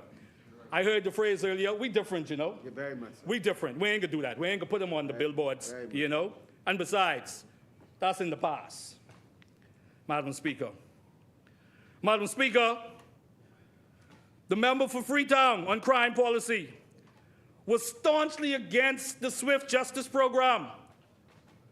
He was staunchly against the Swift Justice Program before he was for it. Confused, Madam Speaker. Confused. Confused, Madam Speaker. Chair recognizes the honourable member for Freetown. Just so that we understand, because I don't intend to make this long, I'll speak at length tomorrow. If he says there are two positions, if he could tell the country and present it, because they have the articles, present them, table them, we'll read them and we'll deal with them. But at the moment he's saying something that it appears to be inaccurate on the face of it. Madam Speaker, Madam Speaker, you know one thing. Anyway, I ain't gonna say that. Stay focused, right? Position here like that. August 18, 2011, Madam Speaker, this when the honorable member, he was with that other party, the DNA. Yeah, right, okay? Read that. Mr. Monroe also takes aim at the PLP's plan to reintroduce Swift Justice. Mr. Monroe also takes aim at the PLP's plan to reintroduce Swift Justice, saying that the Swift Justice Initiative is nothing more than plain regurgitation of a program/system that had no track record of success. Wow. My. Yeah. But he says, 2023, that he believes that the program will help address the ongoing issue with the backlog of court cases.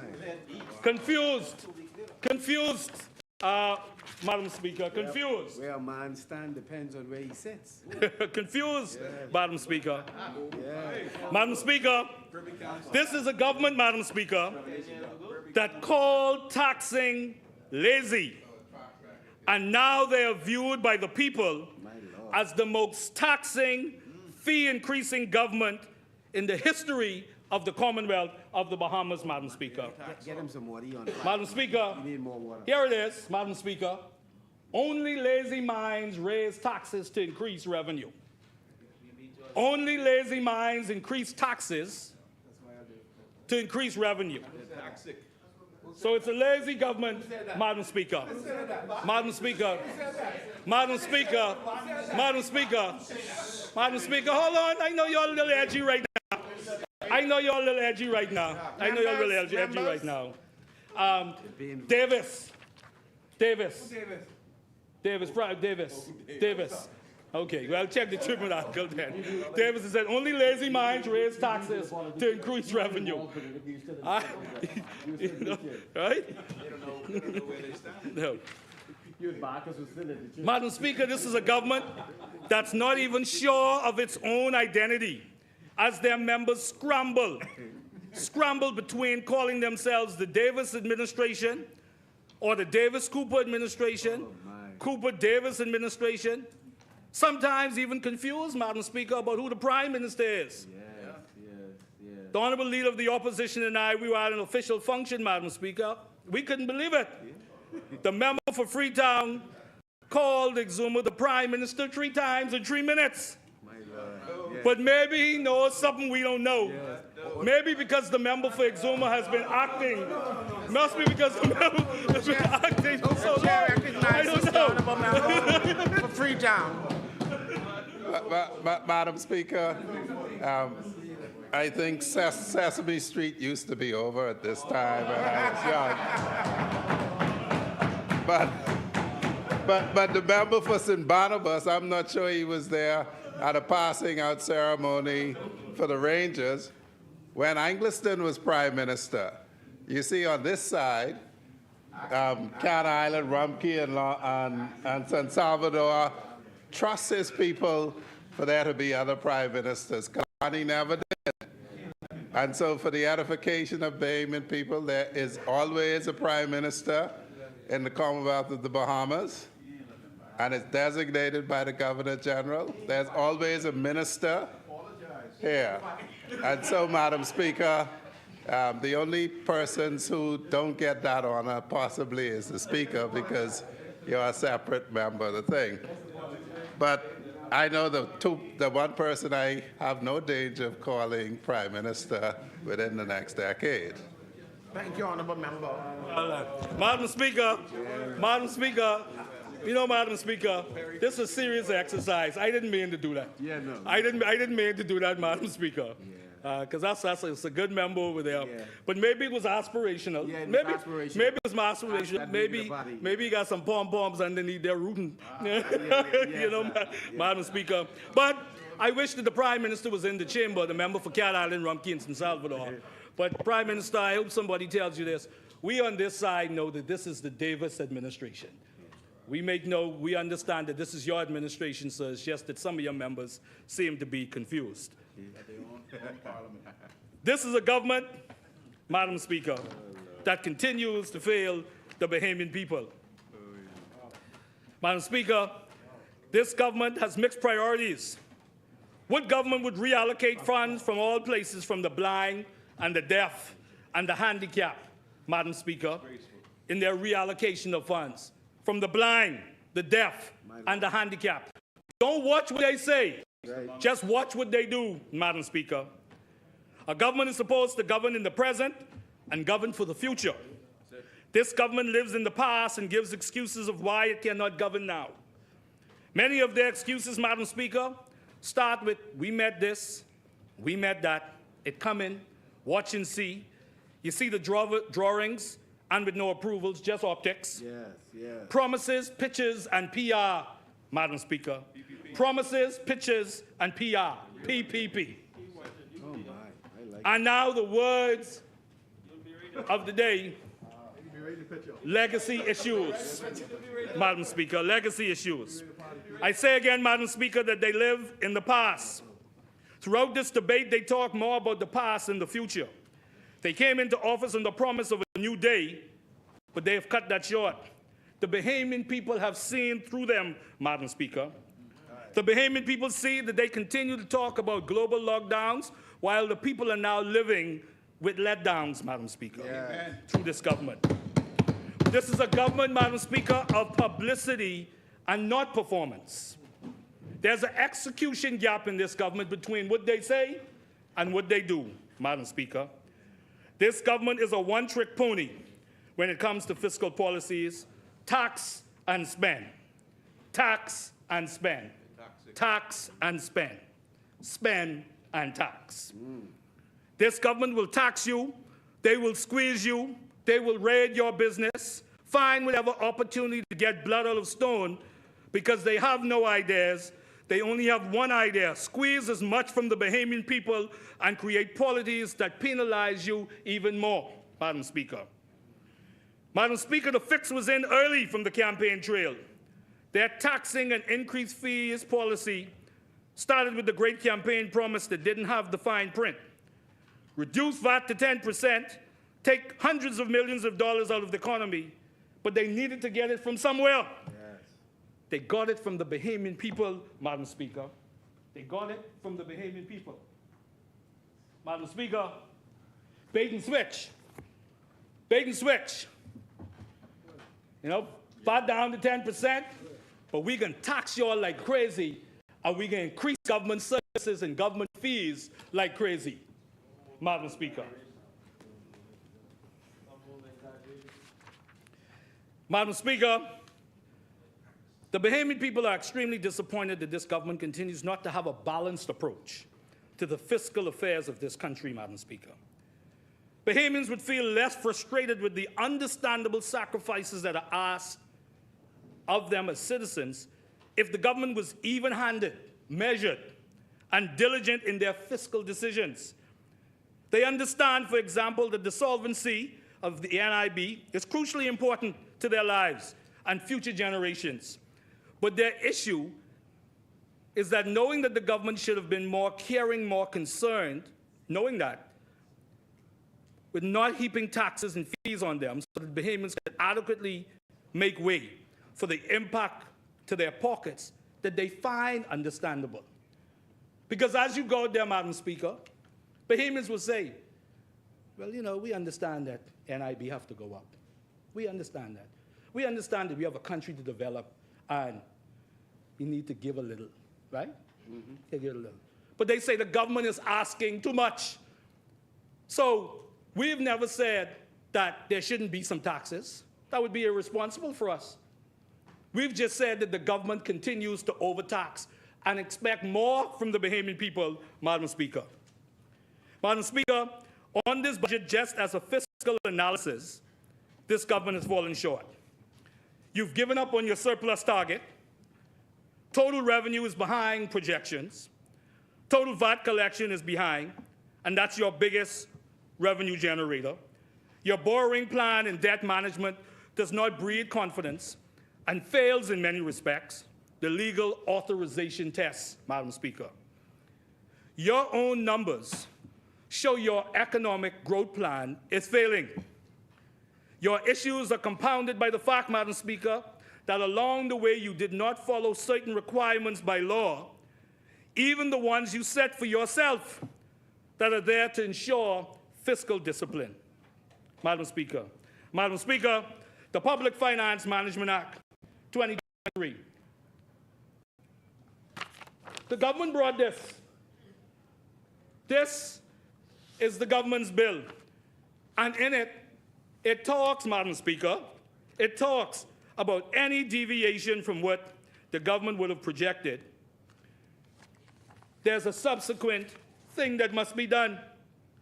It talks about if the deviation referred to in subsection 1 has not been cured prior to the mid-year review or the annual budget, the government shall outline in the mid-year review or the annual budget, as appropriate, the measures the government intends to take to return to compliance with the fiscal objectives. Their bill, piece of legislation that they're not willing to follow, Madam Speaker. Madam Speaker, you still have not gotten this Parliament's authorization to borrow the excess of $131 million. You gave BPL $100 million from the consolidated fund when you are required to get approval from Parliament. You have not. Like the Bahamian people, Madam Speaker, we were hopeful that the government would finally get it. No real relief for businesses or the average Bahamian. No promised relief for the poor. The government has touted and bragged about saving the Bahamian economy, but they have squandered what was given to them, Madam Speaker.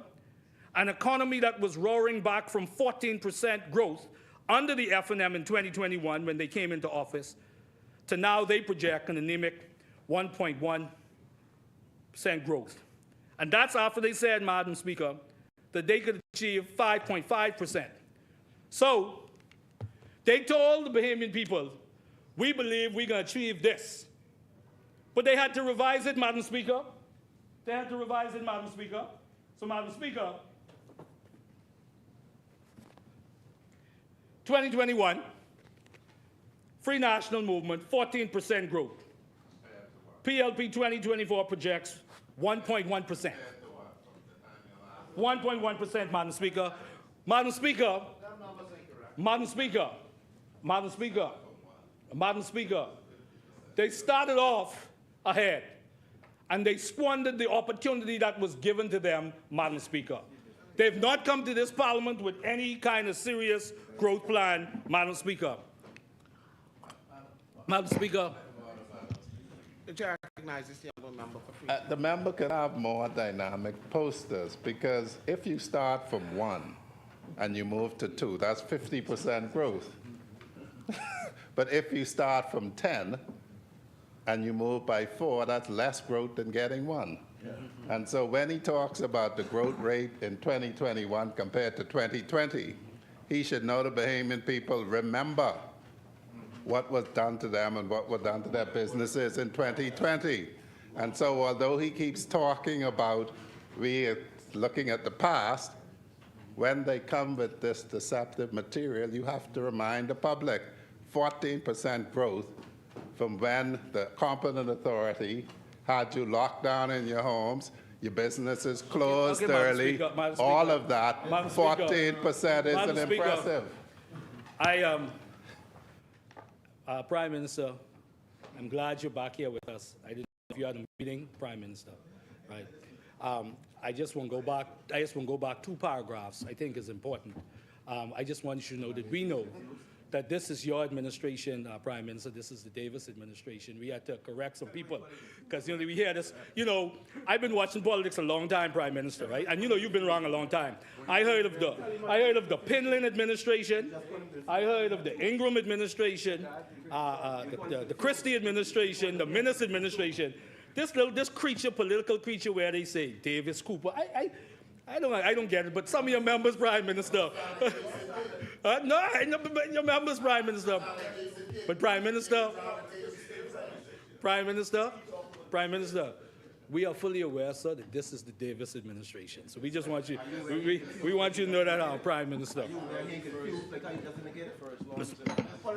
Speaker, this budget highlights this government deficit spending, smoke and mirrors of various economic metrics, and utter silence on how they propose to fund government proposals.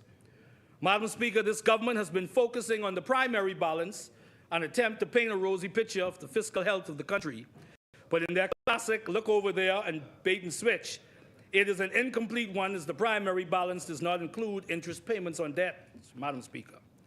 Madam Speaker, the truth is, for all, Madam Speaker, of its big talk and attempts to be selective, the government is still running a deficit and still needs to borrow funds to sustain the budget, Madam Speaker. Madam Speaker, so the government promised the Bahamian people that they would see a surplus, more revenue, monies earned, than expenditure, money spent. They said that in February of 2023, Madam Speaker. They said the Bahamian people should see $287 million surplus, or equal to 1.9% of GDP, in 2020, 24, 25, in this budget year. And 7 months later, they said, no, it's going to be 109 million, 0.7% of GDP. Now they're saying to us, Madam Speaker, see y'all next year as it relates to that surplus. Yep. We can see y'all next year on that, Madam Speaker. Oh, and by the way, in the meantime, we don't have a surplus for you. We want you to chew on this $16 million deficit in this budget. Madam Speaker, let's talk about this deficit, Madam Speaker. The government said that the target deficit would be $132 million over the first 9 months of the fiscal year and missed it by a mile, Madam Speaker. No, more than a mile, Madam Speaker, $214 million, because they've been spending like crazy, Madam Speaker. Madam Speaker, spending, travel expenses,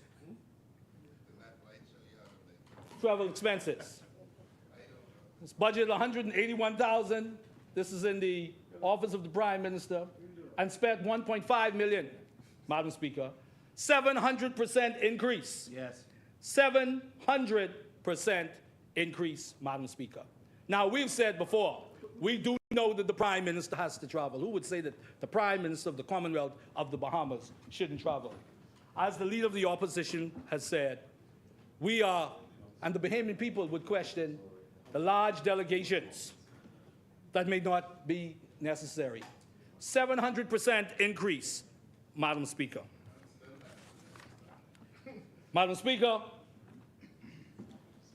consultants.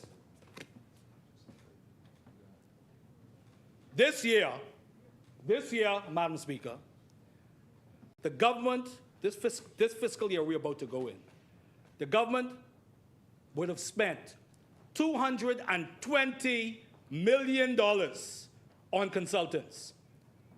$220 million at the end of this fiscal year coming.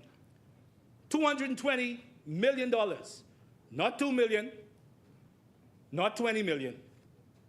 $220 million this government would have spent at the end of the 24-25 fiscal year. $220 million, Madam Speaker. And Madam Speaker, you know, I was so curious. I say, man, that's a lot of money, right? I say, that's a lot of money, Madam Speaker. So I just decided to go through some items that the government purchased, and there's been, you know, public conversations about things that the government may have purchased. And, Madam Speaker, $220 million. So you could get a sense of what that money could do.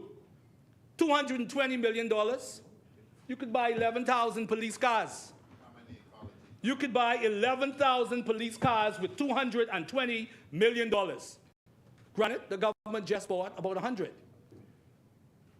You could buy 11,000 police cars with $220 million. I'm sure the member for Freetown would say we could use some of that money in national security.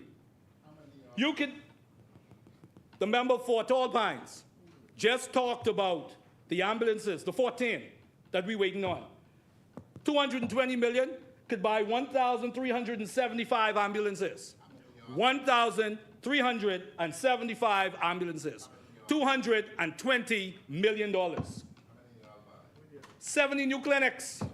I'm sure if the member for Tall Pines was here, he would say, sure, I could use some of that money.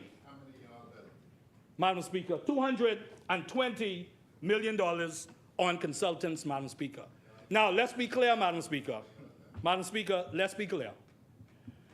We believe, and the member for Marco City has articulated this on a number of occasions, we believe that wherever we can use fellow Bahamians who have the required expertise and competencies to assist the central government, absolutely. So let's put that up front.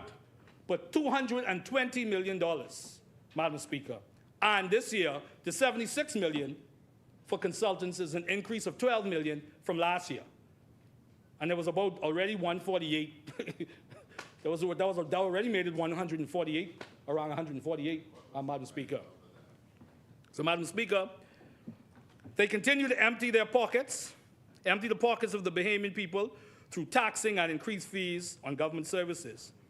But they make no significant sacrifices in cutting back spending. This budget does not address the high cost of living Bahamians are facing under this government, especially since the member for Cat Island, the Prime Minister, has acknowledged that the government's efforts to tackle inflation and bring Bahamians relief has failed. Madam Speaker, since we were dealing with this inflation, Madam Speaker, we were dealing with this issue, despite inflation, for a while. The member for Abaco City called for temporary VAT breaks to assist with the inflation. See it right here. F&M called for temporary VAT breaks, among other things, as inflation rages. The Honorable Michael Pintard said the government should expand social welfare vouchers to qualifying Bahamian families that are targeted at support for food, rent, cooking, gas, care for children, and other key essentials. The government should stop its plan to add VAT to expenses covered by medical insurance. Other jurisdictions have taken these and other key steps to help their citizens, Madam Speaker. Yes, the Prime Minister did talk about how challenging it was, but in the end, what the government said is that we have not succeeded, Madam Speaker. Bahamians are still hurting, Madam Speaker. They're hoping for help from this government. What they did get from this government, Madam Speaker, is duty-free fire extinguishers, digital camera parts, laundry detergents in the form of dryer sheets. The struggling Bahamian family cannot eat fire extinguishers. They cannot eat digital camera parts, Madam Speaker. They cannot eat dryer sheets, Madam Speaker. Duty off of CMOS for health benefits. Wouldn't a more suitable and understandable adjustment on health policy would have been to take that of medicine, not take duty of CMOS for health benefits? $220 million on consultants, 700% increase in travel, Madam Speaker. The government is all over the place, no cohesive, clear economic policy. They're shooting from the hip. Little something here, little something there, but no big ideas for the long-term prosperity of the people of the Commonwealth of the Bahamas. Over the hill, Madam Speaker. What about the people over the hill, Madam Speaker? What does this budget do for them? What vision has the government presented to transform the over-the-hill communities? What? What does the government have for the people for over the hill? What do they have for the poor? This government came into office talking about being a champion of the poor and that they would wage a war on poverty. But the first thing they did was put a food tax on items that greatly affect the poor and the least among us. And for those who say this notion of bread basket items having no taxes is an insult to the poor, they have no clue. Because if you go to mom and pop stores in over there and you stay there for a few hours and you watch the owners of those mom and pop stores as they stay at the back by the cash register, and how many 10 cents off of this, because I have 20 cents, they say no problem, right? 10 cents off of this, Mr. So-and-so, I ain't got the, no problem, 15 cents. So don't tell me that this don't affect the poor, and this wouldn't help the poor if you take VAT off of bread basket items, Madam Speaker. Madam Speaker, this government is not prepared to pay the price needed to significantly support the poor. They just want to pay them lip service, Madam Speaker. They promised additional programs to strengthen the safety social net, but nothing. Where is the significant increase in help for the poor in this budget? Or are the increases only for travel and consultants and not the poor? Madam Speaker, this government is not providing sufficient answers on crime, Madam Speaker. We had no issue, as I stated, when they were asking for a comprehensive plan on crime, as we are asking for now, Madam Speaker. Madam Speaker, we are in the middle of a 13% increase in murders. We are at 55 murders for the year.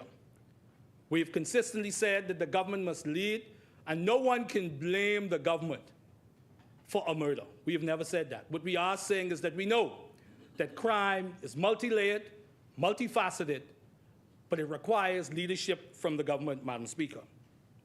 Madam Speaker, in the budget communication, the entire document was 15,067 words. And there was one word on one time the word crime was used. 15,067 words. Crime was in there, the word once. 13% increase in crime, Madam Speaker, we are in the midst of. The government is not using the tools in the toolbox, Madam Speaker. The National Neighborhood Watch Council had 157 groups that included several family islands. It received international acclaim from the International Association of Chiefs of Police, held up, Madam Speaker, as a model for community policing around the world. But the government has allowed it to falter. Why? Why, Madam Speaker? The cars, computers, and resources are nowhere to be found, we understand, and the officers reassigned. Madam Speaker, we understand that there was a citizen who was willing to donate a community app, but the ministry has yet to introduce the program. Madam Speaker, urban renewal, and I want to thank Ms. Bannister and St. Barnabas Urban Renewal, who does a tremendous job, Madam Speaker. Right? But it's more an inner city crime prevention apparatus. The Neighborhood Watch Council allowed for a larger coverage around the Commonwealth of the Bahamas. Madam Speaker, PPPs. Now, Madam Speaker, it's interesting with these PPPs. Right? We believed, when we put out the policy paper, that a central component of the public-private partnership would ensure that there's some income, there's some profits, if you will, that the Bahamian people would be able to benefit from at the end of these PPPs, Madam Speaker. But what we are getting with the government does not meet the definition of PPP, as they are pretty much secret off-the-book loans, Madam Speaker. We don't know if the Bahamian people are getting value for money. Why no competitive bidding? We don't know the terms, the interest rate, the length of the loans. We don't know what liabilities are being created for the Bahamian people. On Grand Bahama, Madam Speaker, all this talk about loving Grand Bahama, but you haven't loved them enough to get the Grand Lucayan sold after making that bold promise. Between the Grand Bahama Promotion Board, Grand Bahama Beautification, and CoLab, who was budgeted $227,000, $400,000, and $3 million for a total of $3.6 million, you only use $345,000, 10%. Out of $3.6 million, you only use $345,000 for those programs, but yet you say you're committed and focused on Grand Bahama. And by the way, in the office of Grand Bahama, you made sure to spend $1 million on an elevator in Grand Bahama. $1 million on an elevator, budgeted 3.6, but you only used 345,000. So, Madam Speaker,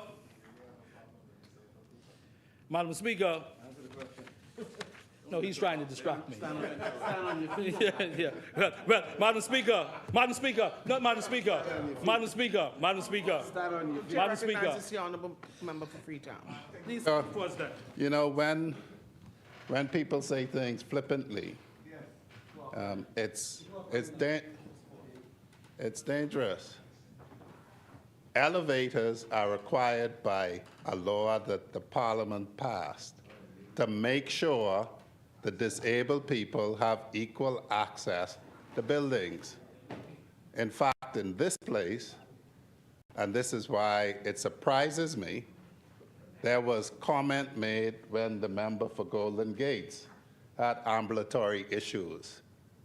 For people not to understand that people who cannot walk, who may be in wheelchairs, have the right to access the Ministry of Grand Bahama on all of its levels, is kind of disheartening, especially from a legislator. Thank you, honourable member. Madam Speaker, let me tell you what is disheartening. from a legislator. That member is a part of a government that reallocated funds from the disabled, from the handicapped, the blind, and the deaf, but has the nerve to stand up, right? No shame. Where was his voice when they decided to reallocate the money from the blind and the deaf? And you talking about the disabled? Wow. That's what we're talking about, Madam Speaker. Don't watch what they say. Watch what they do. The member stood on his feet to call into question my support for the disabled by virtue of asking about $1 million elevator.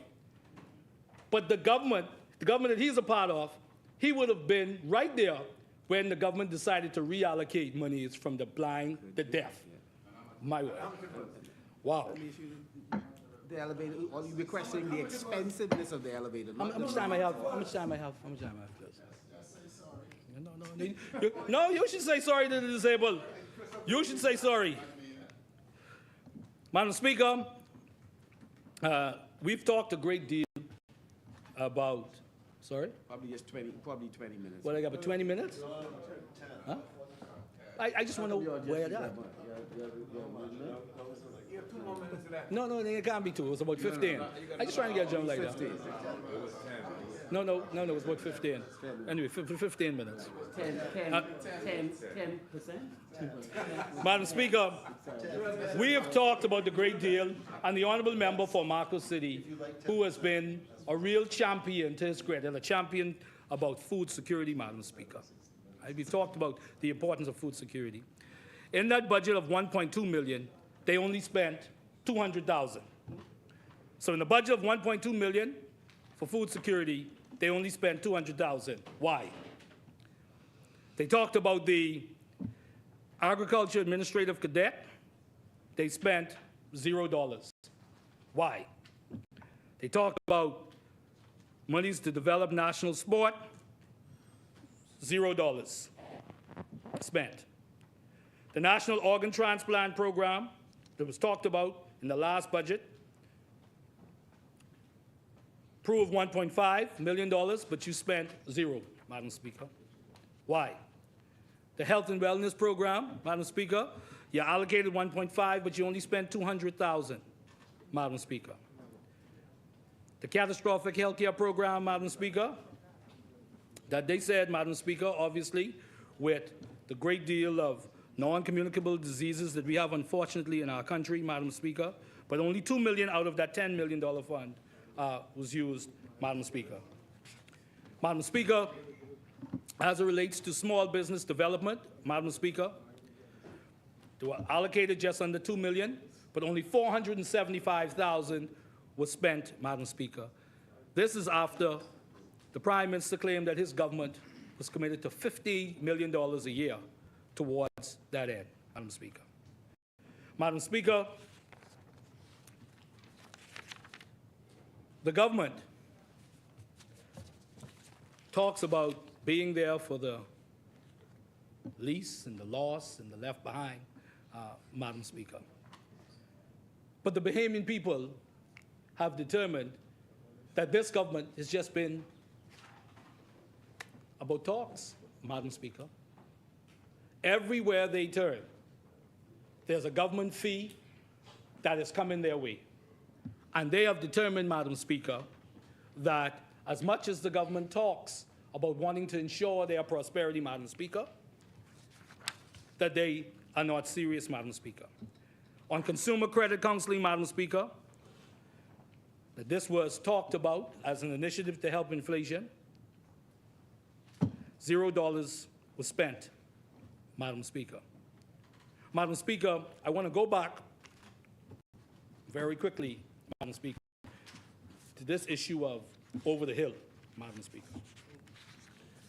Madam Speaker, these historic communities that have ensured and cultivated some of the greatest minds in our country, the icons in all aspects of the development of our nation, political, educational, cultural, you name it, Madam Speaker. Why can't we finally, for those people over the hill, commit in a serious and significant way the weight of the government and its resources when you think about $220 million for consultants, as an example. Why can't we put our money where our mouth is as it relates to the people over the hill? The F&M had the Over the Hill initiative, and I know there are different criticisms of it, Madam Speaker, but what I do know, it was an incredible start. It was a good place to start. So even if the government came in and said, you know what, we got to twinkle with that little bit, recalibrate over here, do this. But to completely abandon the program, or even abandon the concept, Madam Speaker, they could have called it something else. But to completely abandon the people over the hill, Madam Speaker, I think is wrong, Madam Speaker. Yes, yes. So we hope, for the short amount of time that the government has left, that they would come up with a program that we would be able to finish and to add on for the people of the historic over-the-hill communities, Madam Speaker. Madam Speaker, as I prepare to take my seat, Madam Speaker, I did have a question for the member for Elizabeth, a road traffic question. And I've asked this before to the Prime Minister's credit, the member for Cat Island, Rumkey, and San Salvador. When I said it, this is my characterization, and if it's not, the Prime Minister can direct me. He was quite surprised when I talked about certain outlets not taking legal tender. I don't know if you remember that conversation, Prime Minister. Certain road traffic outlets only taking cards and not accepting legal tender. Legal tender. I think that my view is that every outlet should accept legal tender. It's a government service. This is not a private service. There are poor people who don't have an account to have a debit card to pay for their services. That's right. Some will never will. And that's not a judgment, it just is what it is. So how can we prevent poor people from going to a place that has a government service and not allow them to go in their pocket and pay for an important service like your driver's license or licensing your car? So it is something that I hope, Prime Minister, that you and your minister can revisit, sir, because I believe, one, I hear from my constituents all the time how challenging that is. Madam Speaker, I don't claim to have a monopoly on understanding the experience of poor people in this country, right? I'd never do that. But I have enough experience to say this. Madam Speaker, as you know, there are people every day, they trying to make $20. Like every day they hustling $20 to get something to eat. $20 to get something, and it starts again the next day. And it starts the next day again. Yes, sir. Where their shopping is not in a basket, it's not in a cart, their shopping is in their hands. Yes. And even sometimes when they come to the cash register, the 3 or 4 items that they have, they got to put it back. That's why I commend those stores, those mom and pop stores in particularly the over-the-hill areas who are staples of those communities. Yes, yes. And you go in there, and they know they've grown up with these people. Maybe their parents owned the business, but now it's down to the next generation. Mm-hmm. And as a matter of fact, the older lady who was coming in to do her shopping, know the owner of the store now, the son, from he was a little boy, because she used to come in there and talk to his parents. That is real. And I believe that every day that we are in here, every day that we are on the road, every day that we are driving around, yes, everybody's at a different station in life. And to change somebody's life, it might take a substantial contract, and that's their focus. But the reality of it is, to change some people's lives, it's how do you, as best as you can, create a system, create a country where that $20 living every day is not something that they should have to deal with. Because at the end of the day, that's what it is. How do we move people upstream economically? How do we do that? That should be our focus, Madam Speaker. And so when we have our feeding programs, and the member for Barkersley talked about this, when we have our feeding programs that are vitally important, while we are doing that, we should be asking ourselves that these 500 people who came out here today, as an example, how many of them, we can move them upstream economically and change their lives in a significant way, Madam Speaker. Madam Speaker, I continue to believe, as I'm sure we all do, and I don't qualify it, the Commonwealth of the Bahamas is the greatest country in the world. We are an incubator of talent and intellect, and I am proud, just like we all are, to be a citizen of this country. Sometimes, Madam Speaker, you'll be away for 2 weeks, and I always tell people, after about 2 weeks, I'm ready to come back home. Because there's no place like the Commonwealth of the Bahamas, Madam Speaker. No place like the Commonwealth of the Bahamas. I hope, Madam Speaker, too, as I prepare to take my seat, I think about these members of the Royal Bahamas Police Force. The government made a decision last year that as of July 1st, to not ensure the dependence of police officers, persons who would be joining the uniform branches. We had a big discussion about this. I believe it's something that needs to be revisited. I don't know if there could be a hybrid situation, but I believe that it was an injustice to those organizations. It was an injustice to take away those insurances, Madam Speaker. Well, we talked about this. The point is, $220 million on consultants. This is the point. $220 million on consultants. But we have things we should be doing for the members of the Royal Bahamas Police Force and other members of the uniformed services. That's what I'm saying. That's why the Bahamian people continue to believe that we don't have credibility. And when I say we, I mean all us, you know. Because every time we get a new government and we ask the Bahamian people for sacrifices, we ask them to go in their pockets and to give this and to give that, and they're being taxed, right? On one level, it's them ducking the pothole that they feel should be, that they know that their taxpayers' money should fix in time, right? On another level, how do we strengthen the members of the Royal Bahamas Police Force and the other uniform branches? What sacrifices will we make? And it may involve, and I'm being naive with this, Madam Speaker, it may involve that we need to tell our supporters, you know, listen, there's some sacrifices that got to be made because we have a country to build, we have a country to develop in a way that we can move around where a government isn't about to spend $220 million on consultants, right? But police officers are hurting.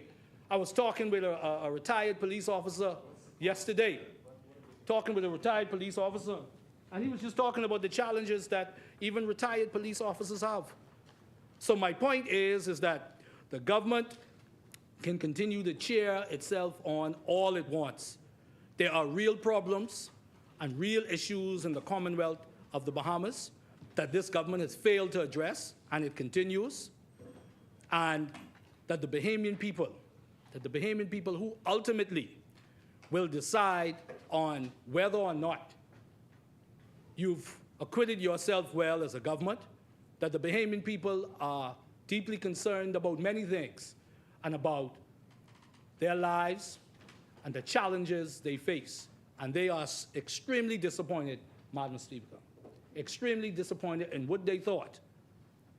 We were all hopeful about what the new day would bring.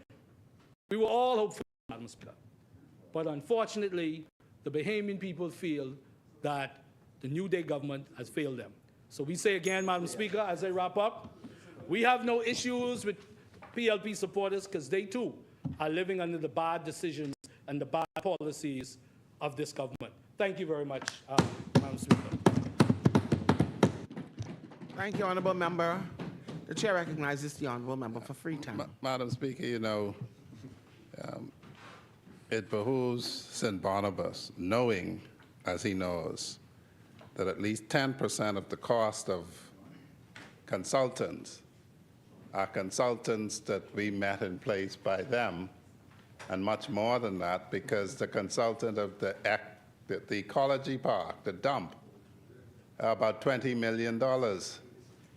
And so to give this impression that suddenly you can jettison consultants and their consultants in large numbers about other things, it's just not doing justice, Madam Speaker, but I'll address it at length tomorrow. Thank you, Honorable Member. Asmini. The Chair recognizes the Honorable Member for Central and South Abaco.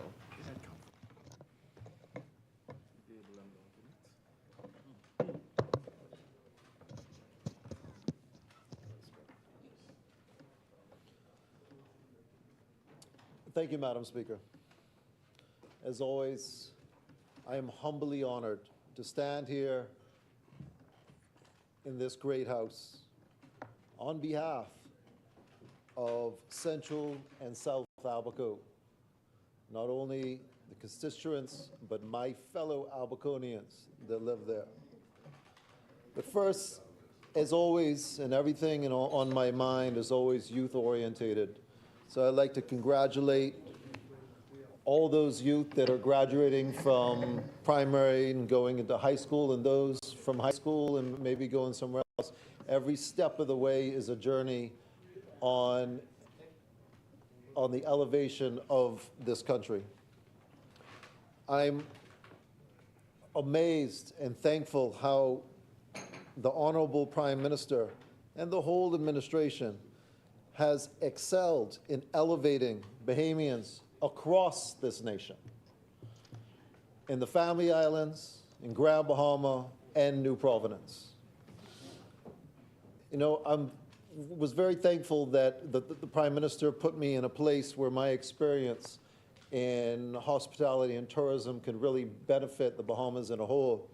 And I was even more thankful that a DPM, Deputy Prime Minister, utilizes my knowledge to assist him in parts of his portfolio, concentrating in yachting and boating, fishing, diving, private aviation, hotels, and whatever I can assist with.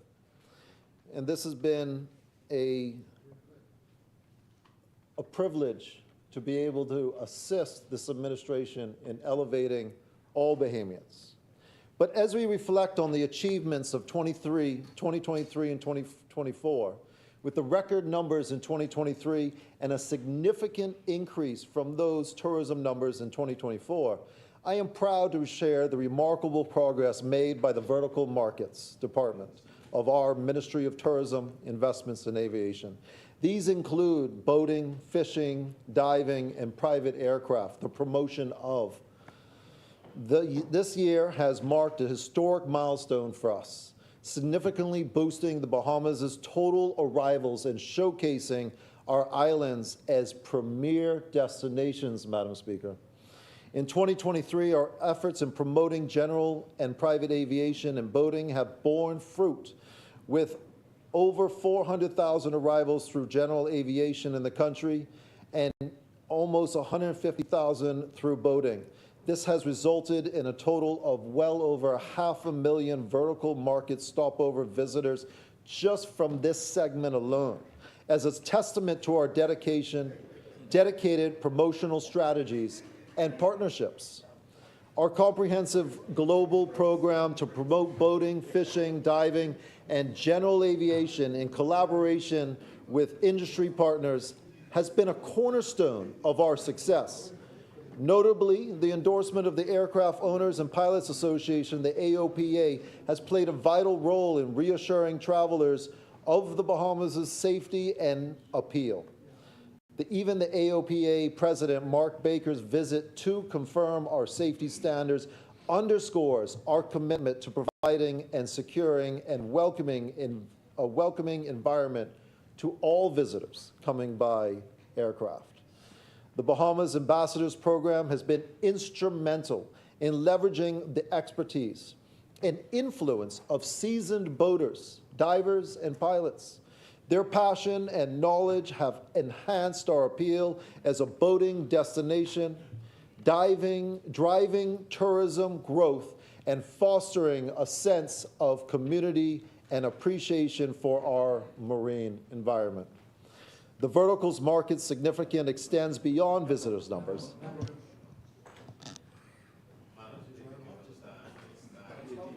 Business of the House continue beyond 7 p.m. Thank you, honorable member. It has been moved and seconded that the business of this House proceeds beyond the 7 p.m. hour. As many are in favor of being seated, those opposed will stand. The motion is agreed. The business of this House will proceed beyond the 7 p.m. hour. The verticals market's significance extends beyond visitors numbers. It is the lifeblood of our family island tourism business, with local hotels and businesses heavily reliant on visitors from these segments. The economic boost from increased visitors numbers translates into more spending in local hotels, local restaurants, local mom and pop shops, and local businesses, contributing to sustainable growth and prosperity for our communities across the Family Islands. Our strategic initiatives, such as the Bahamas Gateway program, have streamlined travel procedures for private pilots, making it easier and more appealing to fly to the Bahamas. Participating in events like Oshkosh and Sun and Fun, which are some of the largest aircraft shows in the United States, and target marketing campaigns has significantly increased private aircraft arrivals, further cementing our reputation as a top destination for private and general aviation. In the realm of boating, investments in marina upgrades and partnerships with international brands have elevated our infrastructure and services, attracting a growing number of international boaters. The success of events like the Full Throttle Poker Run and the Fort Lauderdale Boat Show have generated significant media coverage and business opportunities, driving revenue for local businesses. Diving and fishing have also seen substantial growth. The enhanced dive sites and successful fishing tournaments attracting enthusiasts from around the world. Our commitment to sustainable practices and ecotourism has resonated with environmentally conscious travelers, promoting conservation while boosting our tourism. Looking ahead to the 2024-2025 year, we aim to build on these successes. We will strengthen our relationship and with our partners, expand our marketing efforts, and develop new partnerships. We will strive for a growth of 20% in private aircraft arrivals. Our digital initiatives will provide virtual tours and interactive maps, enhancing our outreach and engagement. Madam Speaker, in boating, we will continue to focus on marina development, promote eco-friendly practices, and increase our presence at international boat shows. Our Bahamas Boating Flings, which is a program that shows how easy and nice it is for boaters to travel from Florida into the Bahamas, some of our points only stretching a mere 60 miles from distance. These flings will continue to bring boats to our shores, filling hotels, vacation rentals, and marina spaces, and boosting local economies. In diving, there's many new programs being launched. We are leveraging social media and influencer partnerships to reach a younger demographic. Fishing will see expanding tournaments and targeted marketing campaigns, diversifying our visitor base and promoting sustainable practices.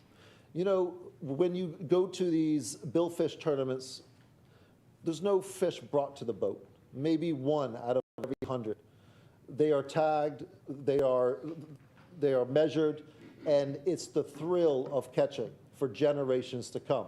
Sustainable fishing, a sustainable offshore sport for our guests from abroad to come and see and feel and enjoy what it is to be Bahamian. Our goals are clear: to drive economic impact, promote environmental sustainability, and strengthen the Bahamas' position as a top destination for aviation, boating, diving, and fishing across our archipelago. Together, we are creating a future where the Bahamas is not just a place to visit, but a destination that visitors return time and time again. Madam Speaker, at every event I go to, it's one of my key phrases where I tell them to go and tell your family, tell your friends, and tell your friends to tell their friends it's better in the Bahamas.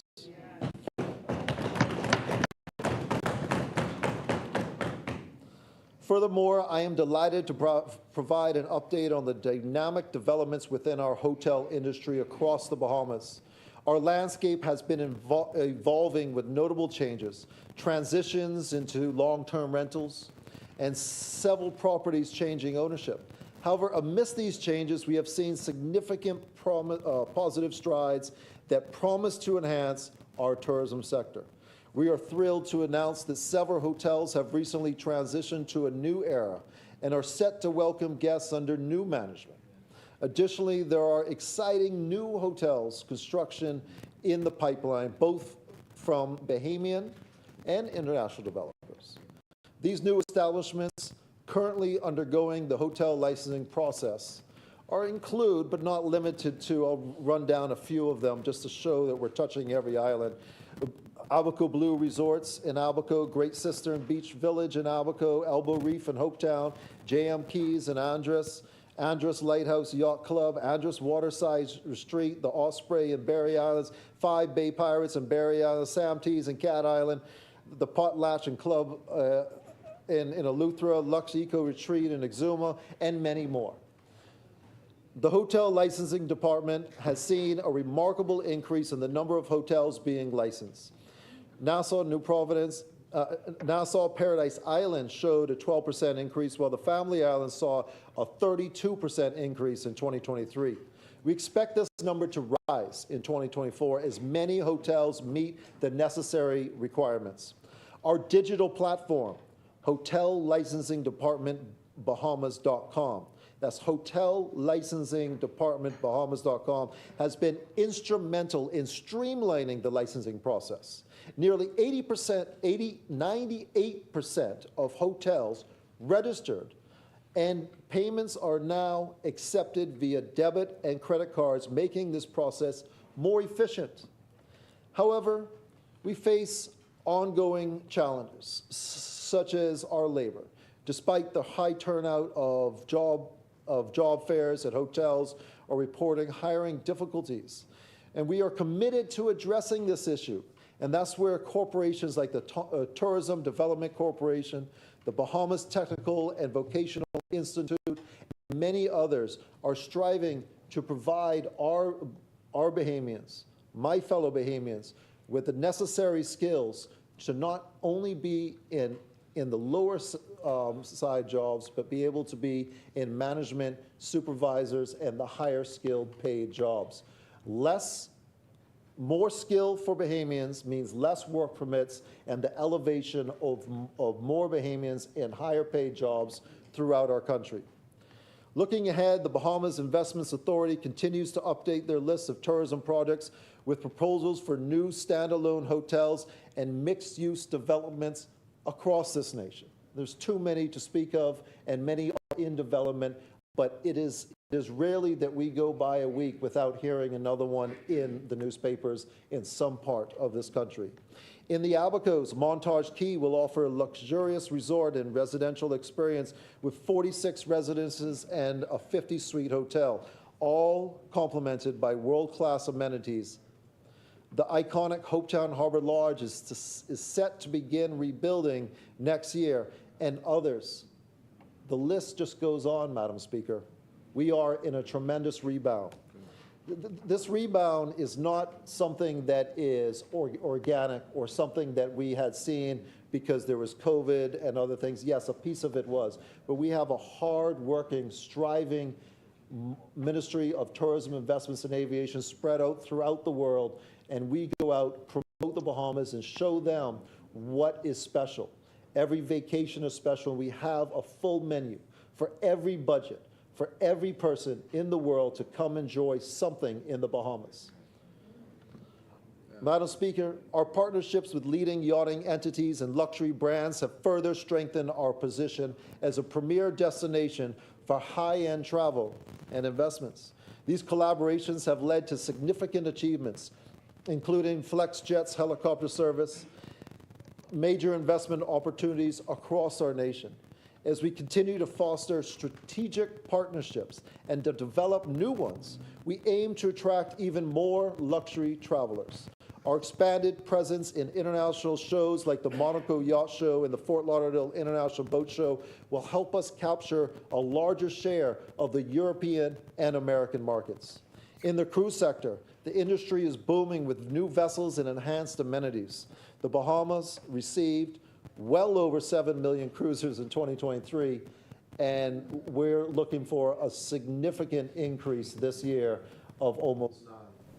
A testament to our strong appeal, we are committed to improving the cruise experience with cleaner destinations, more attractions, a better cultural experience to ensure visitors return, and more money from those cruise passengers into Bahamian pockets. That's why all the programs that are going on to not only give grants and training and help those entrepreneurs be able to fill the gap in experiences and attractions for cruise passengers to come off the ship and really enjoy themselves and come back again. Our vacation rental sector also shows promise. With efforts to register and upgrade properties, as I've spoke about before, the Tourism Development Corporation's grants and loans program that is helping Bahamians enhance their vacation rentals and contributing to a growth of our tourism industry. The future of tourism in the Bahamas is bright. With new hotel developments, strategic partnerships, and focusing on improving visitor experiences, we are well positioned to continue our growth through 2024, and if I may say, 2025. Madam Speaker, I am excited to share with you the remarkable achievements and future plans for the Bahamas Ministry of Tourism's Yachting 2.0 initiative. Our efforts in the yachting sector have not only set new benchmarks, but have also paved the way for continued growth and success. The Bahamas made history at the Bahamas International Boat Show by becoming the first land-based exhibitor to secure a booth space at the super yacht docks. This milestone was achieved through our strategic partnerships with Worth Avenue Yachts, a leading yachting brokerage. Alongside our strategic partners like FlexJet and Rolls-Royce and others, we created a substantial value for our industry partners by enabling direct communication with their targeted markets and audiences. Building on this success, we formed a significant partnership with Fraser Yachts, a premier yachting brokerage company and one of the biggest in the world. Our collaboration was solidified through significant and strong partnership in two of the most important shows in the world, Monaco and the Fort Lauderdale Boat Show. These events facilitated connections between our industry partners and Fraser's charter brokers, managers, executives, and more importantly, their clients. Being able to touch directly and being able to show them where in the Bahamas to go leads to a significant increase in yachts and boats coming our way. These strategic partnerships and alignments with prestigious events have yielded numerous successes. As we look ahead to 2024, 2025, our focus will remain on fostering new and exciting partnerships and leading yachting entities and luxury-based companies. In the Monaco Yacht Show, we have secured a larger booth space at the same cost as previous years. This highlights the strength of the Bahamas brand and the dedication of the Ministry of Tourism staff in securing more space and highlighting us better with the same amount of money. With less than 20% of the European yachting clients currently choosing the Bahamas, this is significant opportunity to attract European business to our destination. As I tell them, what better way to spend your summers in the Mediterranean and your winters in the Bahamas? Our research indicates that the demographics of wealth are changing, with younger, affluent individuals demanding more visually engaging content. To meet this demand, we are proactively developing new content in collaboration with our stakeholders to effectively market the Bahamas to this evolving audience. Our achievements in the yachting sector are a testament to our commitment and excellence and innovation. As we move forward, we are confident that our strategic initiatives will continue to position the Bahamas as a leading luxury destination. Madam Speaker, it is important for me to speak briefly on vacation home rentals, including Airbnbs, VRBOs, home away, and so on and so forth. This is a growing industry worldwide in the Bahamas, and the Ministry of Tourism has sought out ways to monitor this growing industry. There will be renewed energy to register every vacation home rental in the Bahamas. This will include inspections where needed so that we meet the standards. We cannot have unkept and unsafe vacation home rentals affecting our tourism product. Hotels go through this rigorous inspection and regulations for the same purpose. There will now be a vacation rental certificate of registration granted once they complete all the requirements. Bahamians in this industry should note that there are grants, loans, and business training, and Bahamians for funding to upgrade their vacation. Also note that Bahamians do not need business licensing or VAT registration under 100,000 threshold, but foreigners that own vacation rentals must obtain a certificate of registration, including a business licensing and VAT registration, and real property tax. I often have complaints in my own constituency in Abaco of foreign renters renting their homes, which are not what they advertise and are not proper standards for renting. One foreign-owned home in particular repeatedly rents to visitors that's still under construction, causing them to cut their vacation short or go home. You must keep in mind that one bad review takes 50 good reviews just to level out. So vacation rentals on family islands are a major economic contributor, and we must help it grow and thrive. Madam Speaker, heard a lot about the recent reductions in some things, and this Davis administration has reduced many things on food and many items, but some of them are particular to tourism this year. Kayaks are now duty-free. And you say, why kayaks? Kayaks are a thriving business in the family islands. It's the eco-friendly tours that the new generation of tourists want to go to.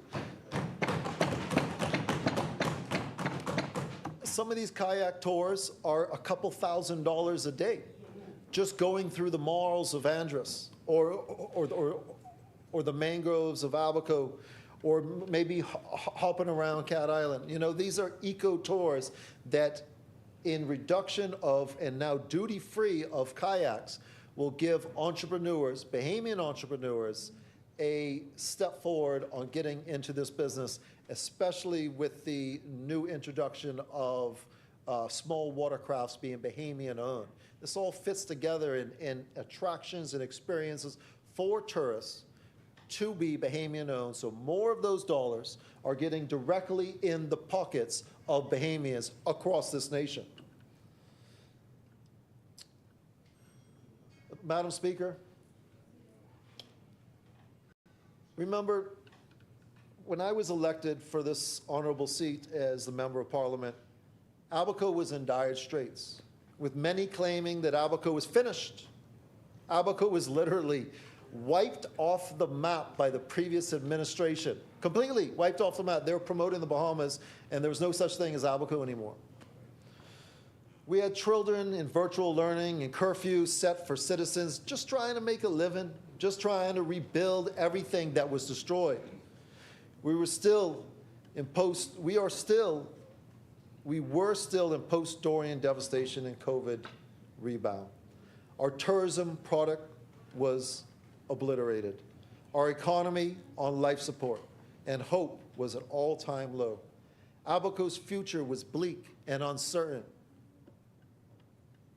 which is in fact the reason I accepted the nomination to run for MP of Central and South Abaco, as I understood personally the challenges at hand and knew that someone had to step up and take on the task.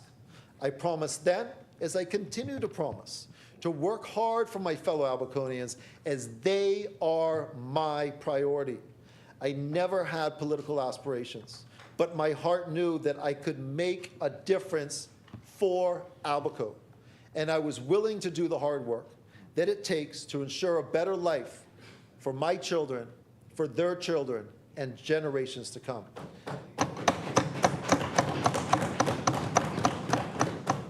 I knew the first priority was to jumpstart the tourism economy and get money flowing in the hands of Abaconians. I speak of tourism economy, every job in Abaco relies on tourism, whether you're in construction, electrical, whether you're selling clothes, whether you have a retail shop or you're feeding us, you are getting money from tourism, so the economy had to be jump-started. Since my time as Member of Parliament, I have helped, promoted, and witnessed Abaco rise as a phoenix from its ashes. Our tourism product is growing exponentially. Our children are back in schools. Businesses are opening and hiring. Seasonal and community functions have returned. Activities for our youth are popping up everywhere. And hope, prosperity, and growth have returned to Abaco. Together, we made this happen. Together, we will continue to make Abaco's future even brighter. I cannot do this alone, but with my fellow Abaconians, together and united as one, we can accomplish great things. We have already done so much, but have so much further to go. I understand our issues and hurdles we face, and I have been taking strides to work on each and every single one of them. With your support and the real support from this Davis administration, together we can make it happen. Abaco's future is bright once again. Madam Speaker, Abaco's tourism is up 25%, over 25%, one of the top increases of growth in the country. First port of entry commercial flights in 2023 was up from 2022, and the first quarter this year is leading again with a 15% increase. Stopover visitors accounted for nearly 6% of the total country, confirming Abaco is second in the nation with 2023 numbers. Room nights sold in-room revenue steadily increased, despite Abaco still missing some key resorts and marinas and accommodations that were available back in 2019. Treasure Key is coming back. The Hopetown Harbor Lodge is coming back. Montage Key is making good progress, and many boutique and larger hotels and resorts are gearing up to break ground. These calculations are not just going to continue to climb as more and more build back and reopen in Abaco. If you live in Abaco, you can see it evidently everywhere. This summer is projected to be busier than ever. Madam Speaker, getting to Abaco is becoming more accessible. With added airline routes and charters, we're improving the experience and ease of travel. Another private charter route was just announced the other week. This budget has introduced a trusted traveler program to expedite frequent visitors enrolled upon landing. This will offer our frequent travelers and numerous second homeowners we have in Abaco and throughout the family islands an expedited and easy way of of entry upon traveling to these islands. The less time they're in lines in the airport, the more time they are adding to our economy, while simultaneously adding to their overall enjoyment of being in the islands of the Bahamas. I won't run through all the commercial airlines because it's quite an extensive list, and we're probably going to add some more as time goes. But notably, we got twice daily flights from Miami, daily flights from Charlotte, flights from Fort Lauderdale and Orlando and Tampa, and many more. Abaco has the most cities with direct international flight air service anywhere in the country outside of New Providence. However, this is not enough. Abaco needs more flight service to continue growth and meet demand. Abaco also has the most private planes coming to Abaco than anywhere else in the country outside of New Providence. Abaco had a 40% increase from 2022 to 2023, with over 73,000 private aircraft in 2023. Yes, we need airport infrastructure. Yes, it's being worked on. And yes, you will hear announcements in due time. Great things take time. Abaco is on the move. Madam Speaker, you know, I'm a sailor, so I'm so proud about bringing back the Abaco Regatta that had been around for many decades. I've sailed in it, won some Abaco regattas, but after Dorian, it completely died and no one was going to bring it back. So a newly formed board have together brought back our beloved Abaco Regatta. This annual event boosts our summer economy as well as fostering sailing heritage, which is now our national sport, as well as showcasing everything Abaco has to offer, from hospitality to breathtaking scenic drops, yachting destinations. I'm looking forward to this year because it's bigger and better than ever. Madam Speaker, we start in Little Harbor. We go to Hopetown. We go to Marsh Harbor, where we're having a block party at Colors. If you're listening, come out. That's going to be a grand old time. We go to Guana Key.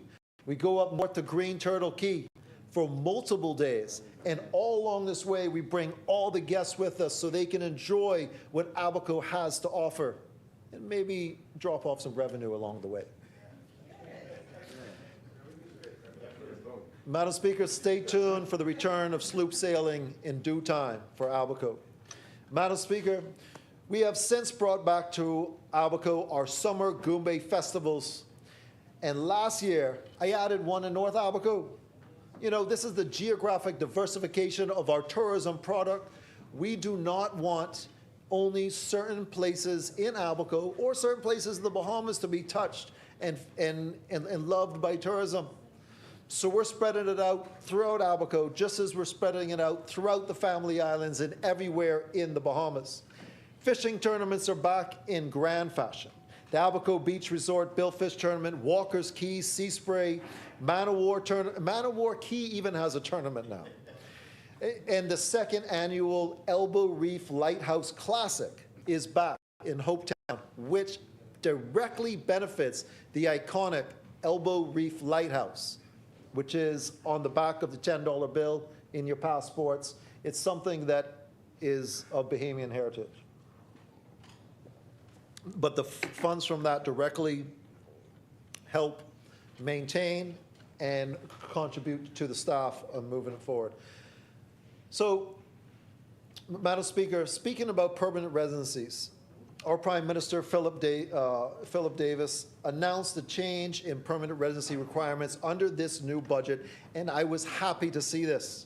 Now persons applying must submit their tax numbers, which will verify taxes are up to date.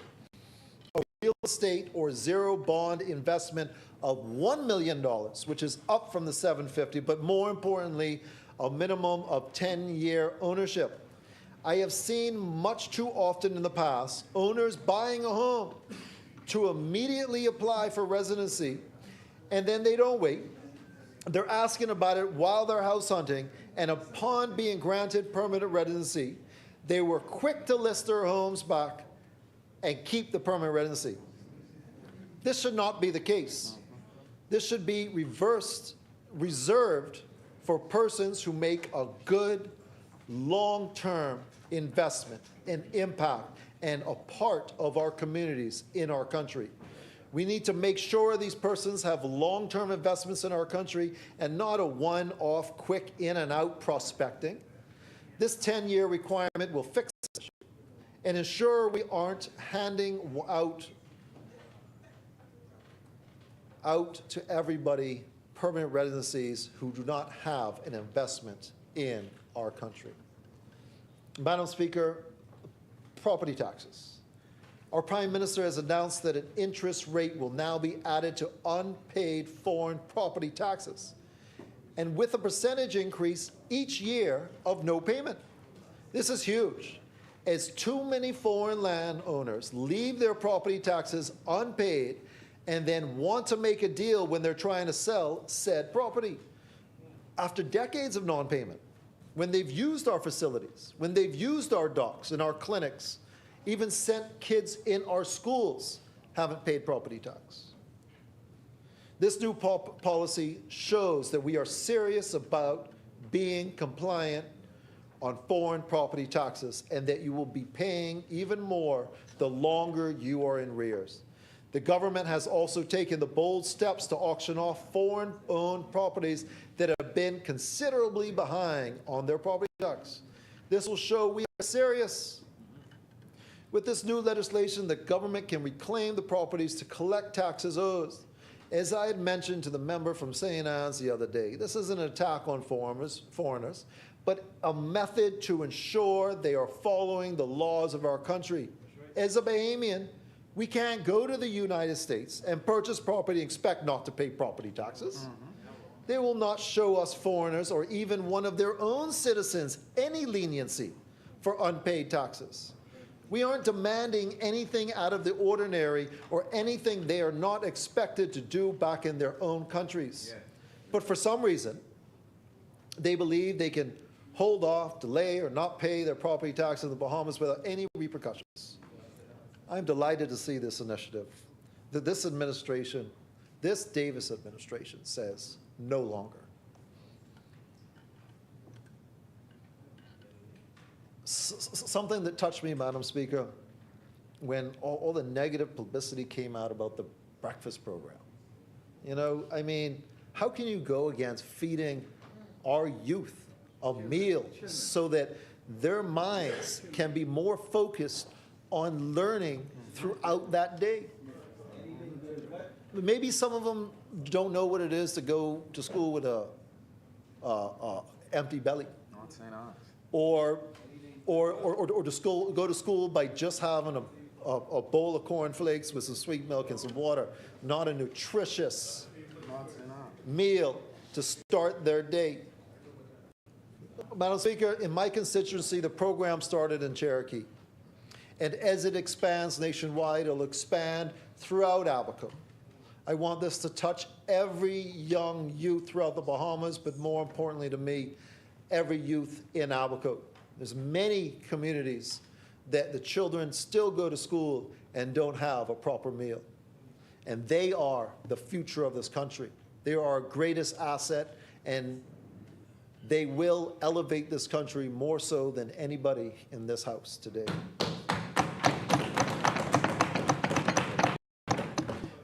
There's other great things, but I don't think I have the time to go through them, like machine parts and increase of salaries for nurses and teachers and agriculture and small business concessions, loans and grants, grass bed protection, and all kinds of stuff. But I do want to touch on drone and digital camera parts duty-free.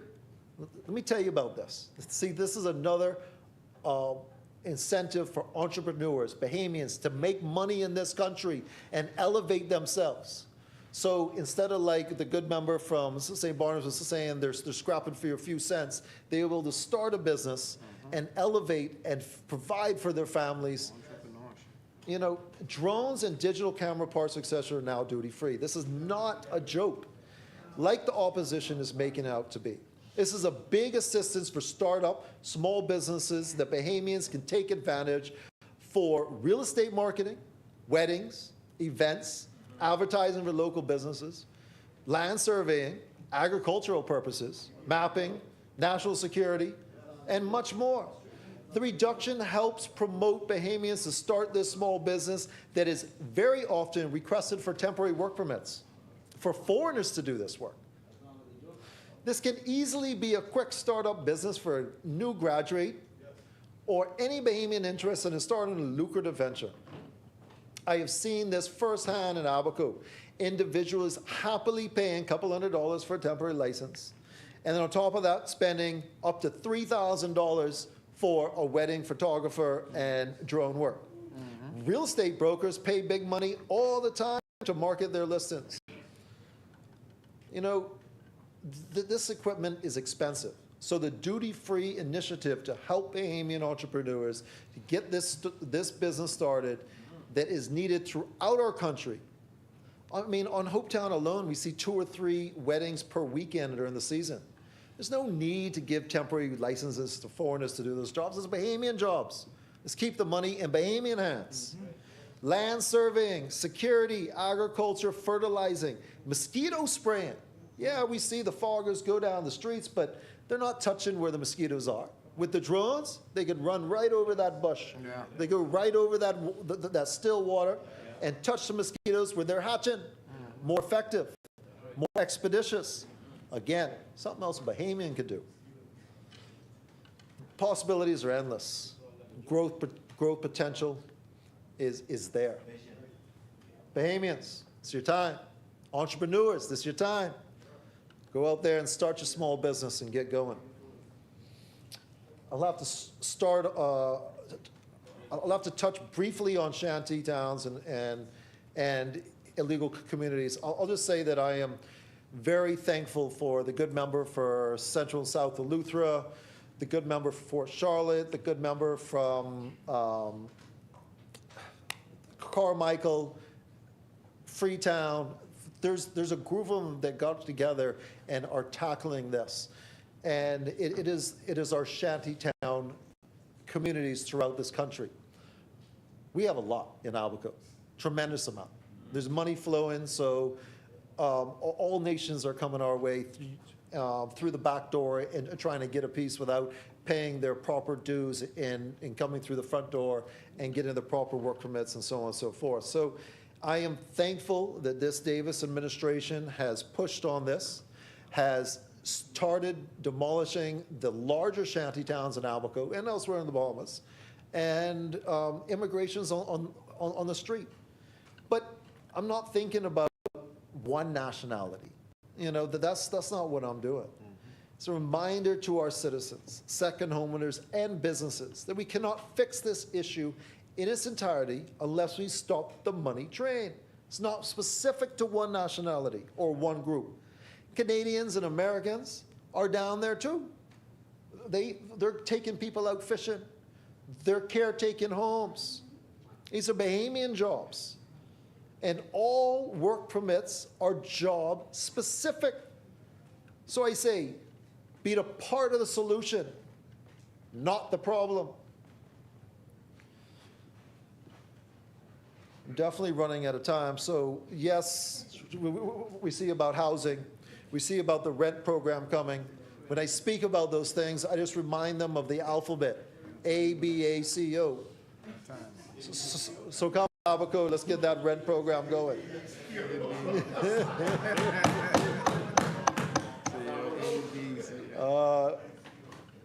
The police, increased police presence in Abaco is needed.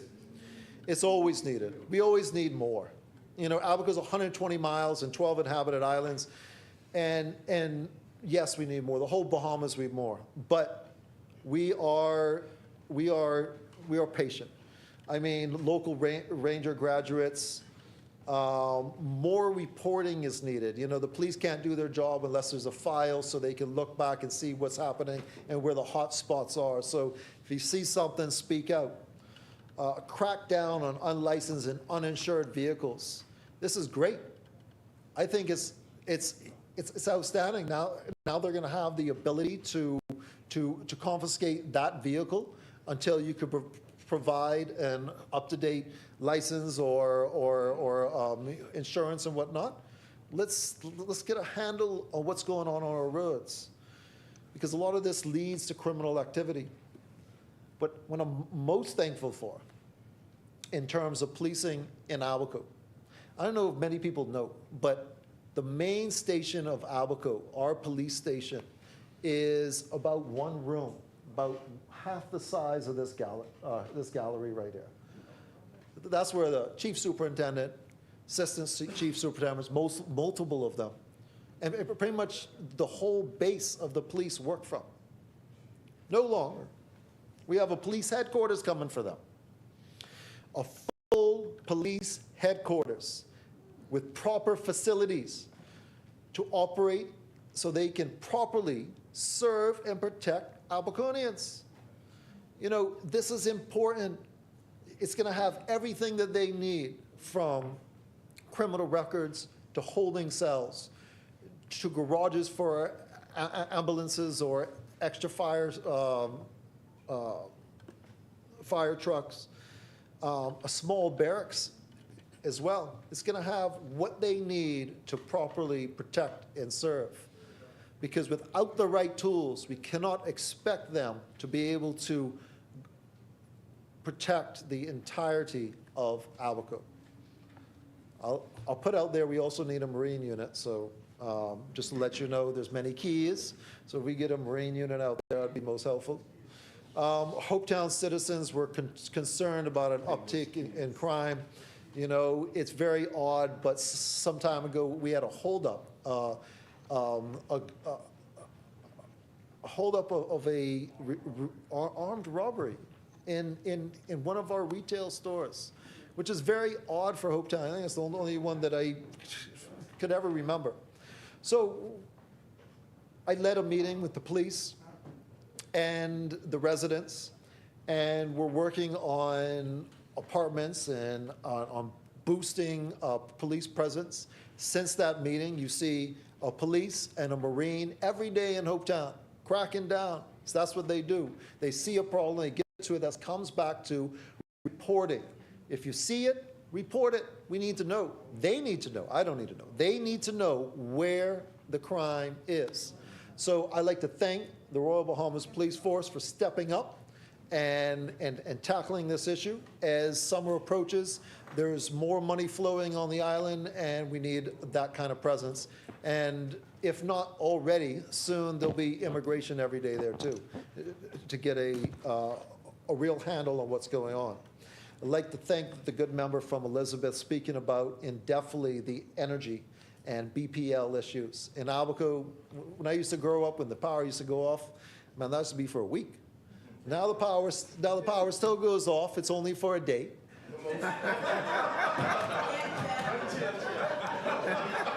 But with the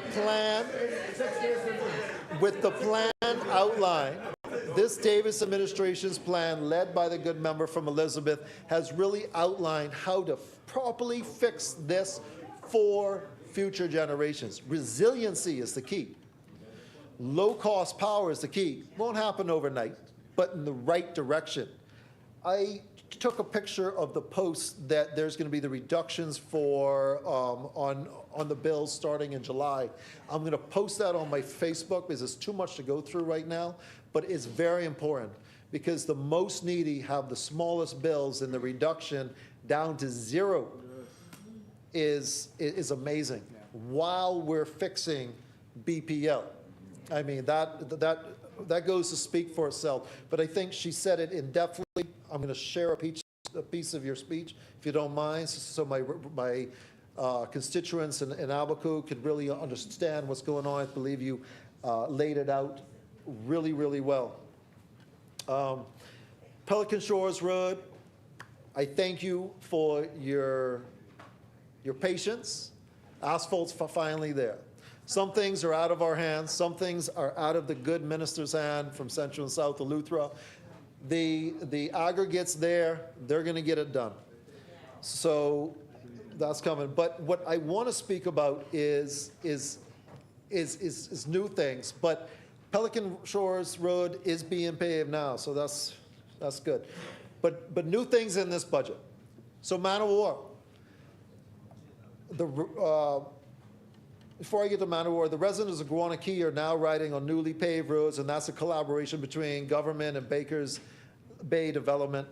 My mission is to bring improvements to all communities in our constituency, no matter how many Bahamians live there. And Guana Key is one of the smaller constituencies, but it has Baker's Bay on it, Nippers, Great Guana, Guana Grabbers, and many more. So their contribution to the Bahamas revenue is great.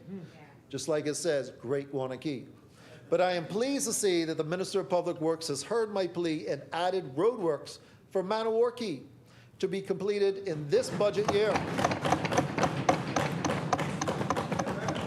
Man of War, if you're listening, Queens Highway, Eastern Harbor, Yellow Elder Drive, Clinic Road, and Queens Highway North End, to name a few. Cherokee Sound, he heard my pleas for you as well. And Cherokee Sound was able to be added to this budget for new and safer roads.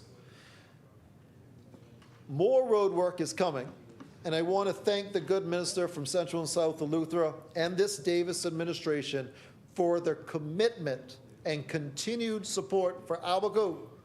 Abaco has a lot of problems, so we got to do them one by one, and in every budget, every community will be touched as long as we're in power.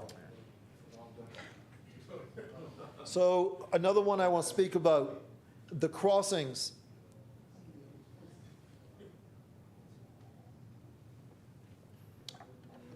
The crossings is the largest transport hub between Hopetown, Man of War, and the mainland. It's the home to the two busiest ferry companies in Abaco and transports the vast majority of workers and visitors alike.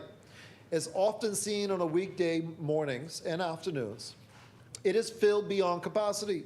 For any further growth in this area, it is instrumental for not only added parking, but the refurbishment of the public dock nestled on the north side of the two ferry terminals.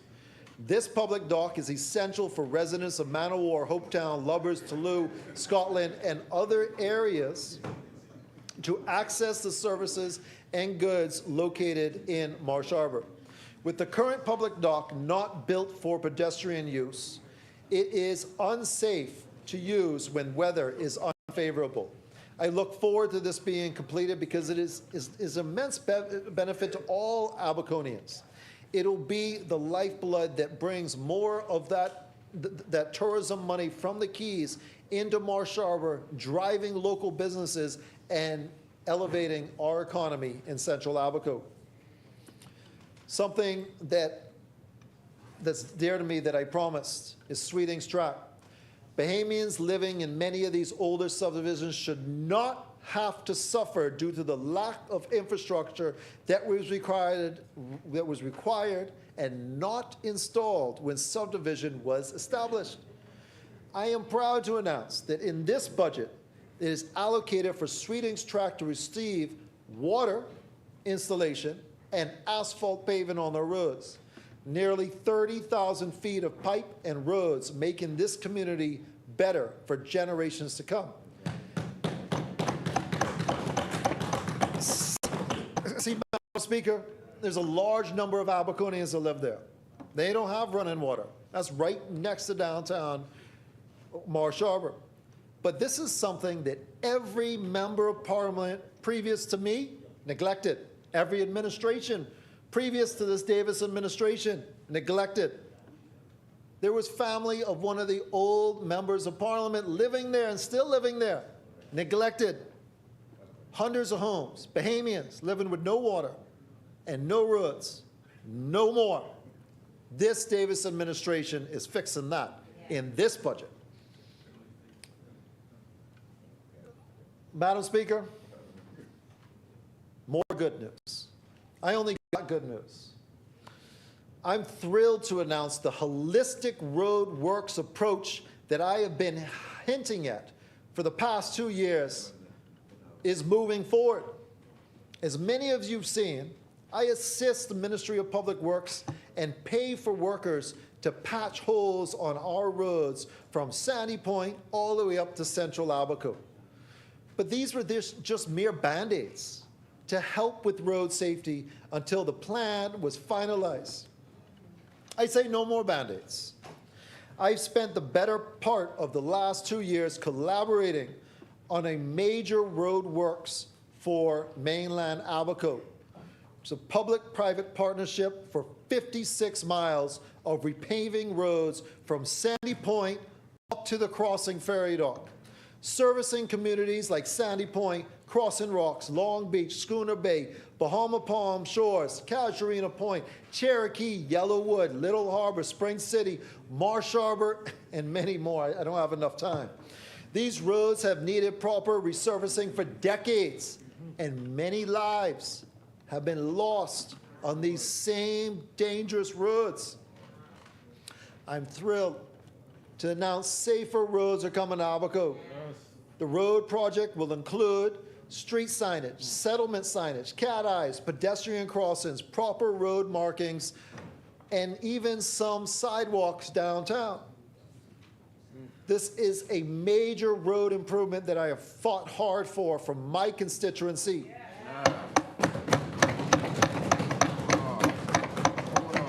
My plan does not stop here.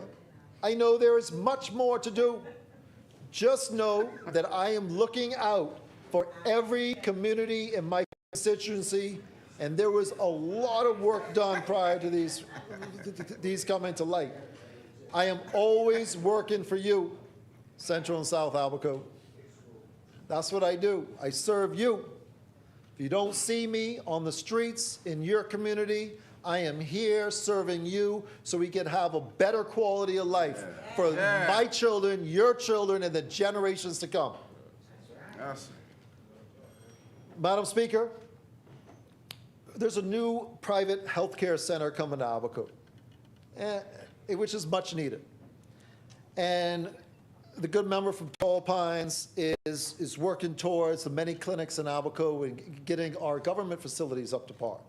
But I encourage all players in the private health and wellness industry to come to Abaco. Abaco is experiencing rapid growth in business and visitors with such an influx of visitors year-round. Our government and current private healthcare workers currently cannot aid the demand. The visitors and annual influx is pressing heavily on an already stretched healthcare system in Abaco. Our local government clinics tend to citizens and visitors alike and cannot keep up with the increased demand. Therefore, I'm calling on all private healthcare providers, set up shop in Abaco. If Doctors Hospital is listening, let me explain. Abaco fluctuates between 20 and 35,000 people depending on the time of the year. All of them need to go to the doctor. Second homeowners need to go to the doctor. The ones coming on boats need to go to the doctor. There are many people that can use your facility. Calling on you to come set up shop in Abaco. Education, I mean, Patrick J. Bethel is in the north. That is my good colleague's area. But Patrick J. Bethel, when I was going to school there, it was called Abaco Central I.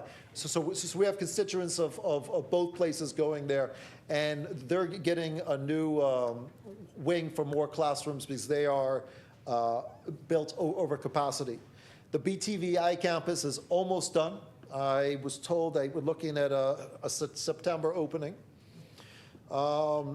There's a lot of things that the good member from Engelson spoke about, including agriculture science, a marine science with virtual headsets with FIU and swimming and sailing schools and much, much more. So we're really focused on the youth.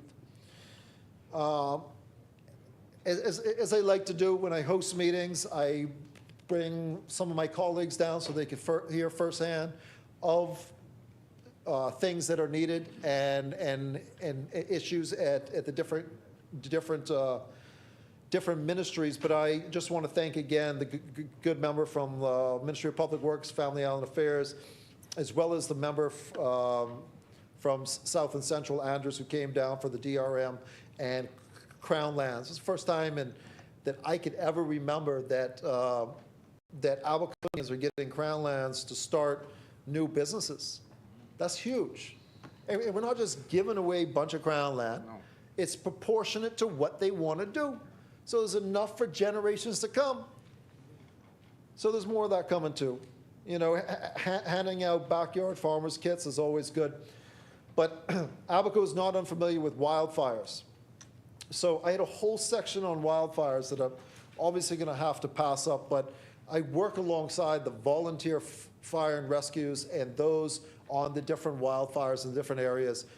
I also use constituency funds to financially support the pushing of fire breaks through different areas of this forest so that communities aren't destroyed.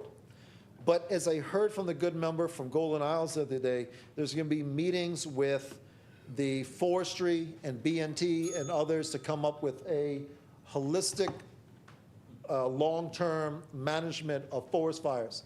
Forest fires are natural. Some of these in Abaco are not.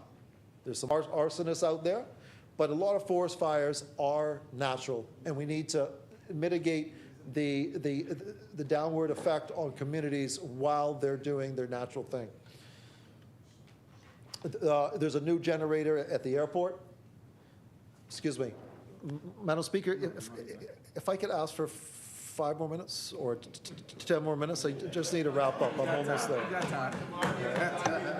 You got time. Madam Speaker, there's a new generator at the airport, so we won't have to worry about outages any longer. Spring City, that's one of the first parks that I am rehabilitating. The basketball court is refinished. There's new pole, backboard, rim up. The septic and soak-away tanks are in. We brought BPL power there.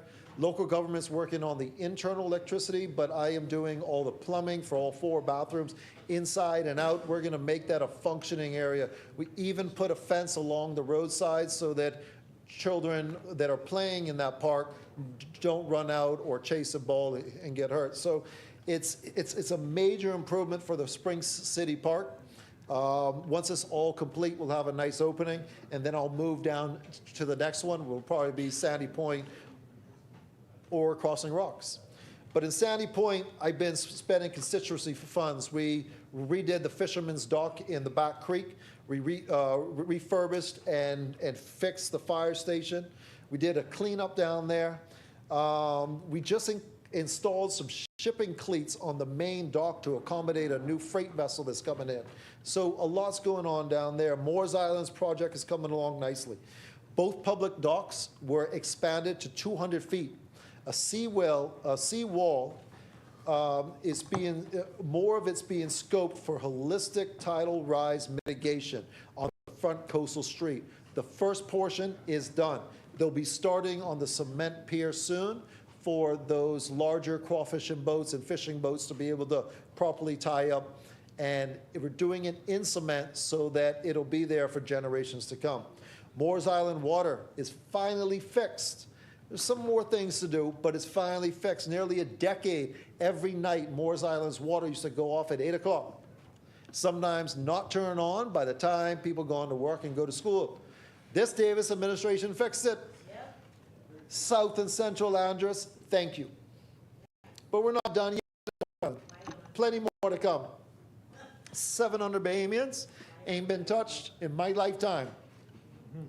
I see you. We're working for you. It's known and evident, excuse me. It's known and evident that I have always been a proponent for our youth. I always support and advocate youth programs, sports, training, education. Youth are our greatest assets in the future of our nation. I continually assist financially supporting youth sports like the youth track and field, Coach Johnson's basketball team, our softball tournament, youth soccer clubs, local Junkanoo groups, youth rallies, the college fair, BTVI, and so on and so more. But it warms my heart to give Abaco's youth, as I remember when I was growing up, we didn't have opportunities like that. It was very limited.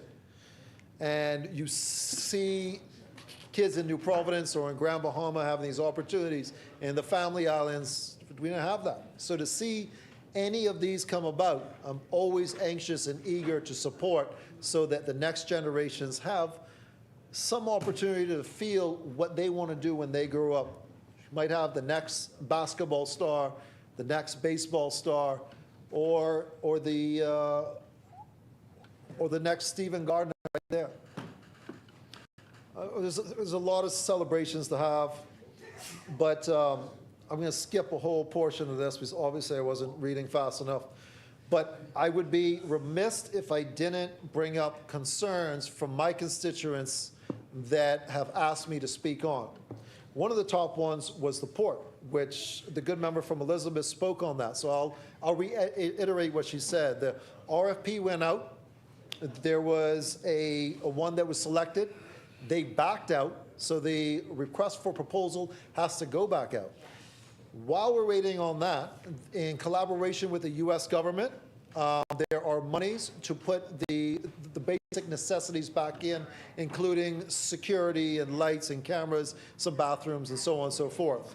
So that's being done in short time. You should see movement on that in a very short time. We're talking about weeks, maybe a month or so. But for the long-term approach, the request for a proposal for Marsh Harbor Port will go back out. CEC permits. As the good member from Golden Isle spoke about these are required for environmentally sensitive areas. It really hurt me when one of the district councils in Abaco, Hopetown District Council, who deals with the Keys, stopped signing any permits because of the CEC permit requirement. They've been doing this for some time now, and eventually it's going to catch up to the workers. You know, on two of the islands alone, just Guanakee and Hopetown, that's 1,200 head of household workers coming from the mainland to go and work there. And the large majority are construction workers. So if we don't keep the progress going, there's people that are going to be not able to feed their families. So that, I spoke with a good member from Golden Isles, and there will be a proper posting on the proper requirements for a CEC permit before building so that we can get back on track and get some of these non-environmentally sensitive area construction moving. The barge. Yes. Yes. No. May I have 2 more minutes? No. I'm almost done. Madam Speaker, there's a sunken barge there, and that's the second barge this company has laid there, and I'm pushing heavily for them to be fined because you shouldn't be out there turning a barge around in 10-foot seas and running up on a national park. So I'm calling for the biggest fine legally possible on that barge and get it off my national park. There's been a protest in Hopetown recently. There's been a protest in Hopetown recently, and they want more things, and I understand their frustration because Hopetown gives a significant revenue into the country, but we are our brother's keepers. We have to be decisive on where we're spending this budget, but the conversation has to be had. Because Hopetown is looked at with a small Bahamian populace, but it's got over 1,000 foreigners living there year-round, and there's not enough money for the local government to collect the garbage that is there. So that's a conversation that I'd like to start so that in the future we could be mindful that not only Bahamians live on these islands, but others do as well, and the whole boating community around there uses our facilities. So I'll run through this real quick. I had some things to say about Abaco being careful. You know, the other side defending foreign interests, you know, because they don't think they have to pay taxes and so on and so forth. But let it be known that I'm a true Abaconian who has been dedicated to these islands since I was a boy. My love for Abaco and our people runs deep. I care about every one of my Bahamian constituency, every single issue plaguing our communities wholeheartedly. No matter what party you support, you're Abaconian. And foremost, I work for you. I work for all of Abaco. You trusted in me, and I promise to speak loudly on your behalf. I am speaking loudly on your behalf, and we will have a better Abaco for generations to come. As your member of parliament, I will continue to push on projects, improvements for Abaco to further improve our quality of life. I too live in Abaco, raising my family in Abaco, and I will die in Abaco. I'm invested in our future. I stand here because of you and have never forgotten my duties as your representative. Madam Speaker, let me rephrase that. Lord willing, I will die in Abaco. Madam Speaker, Central and South Abaco supports this 2024-2025 budget wholeheartedly. God bless my fellow Abaconians, God bless my fellow Bahamians, and God bless the Commonwealth of the Bahamas.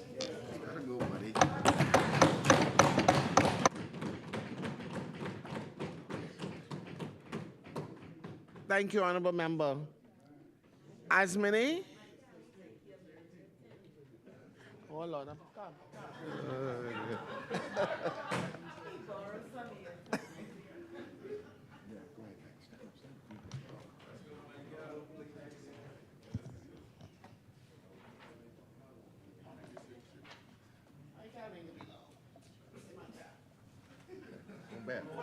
Don't bet. Don't bet.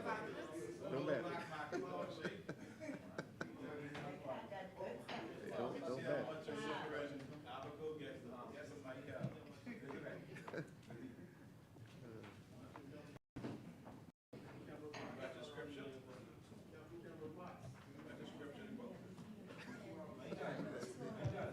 The chair recognizes the honorable member for Michael.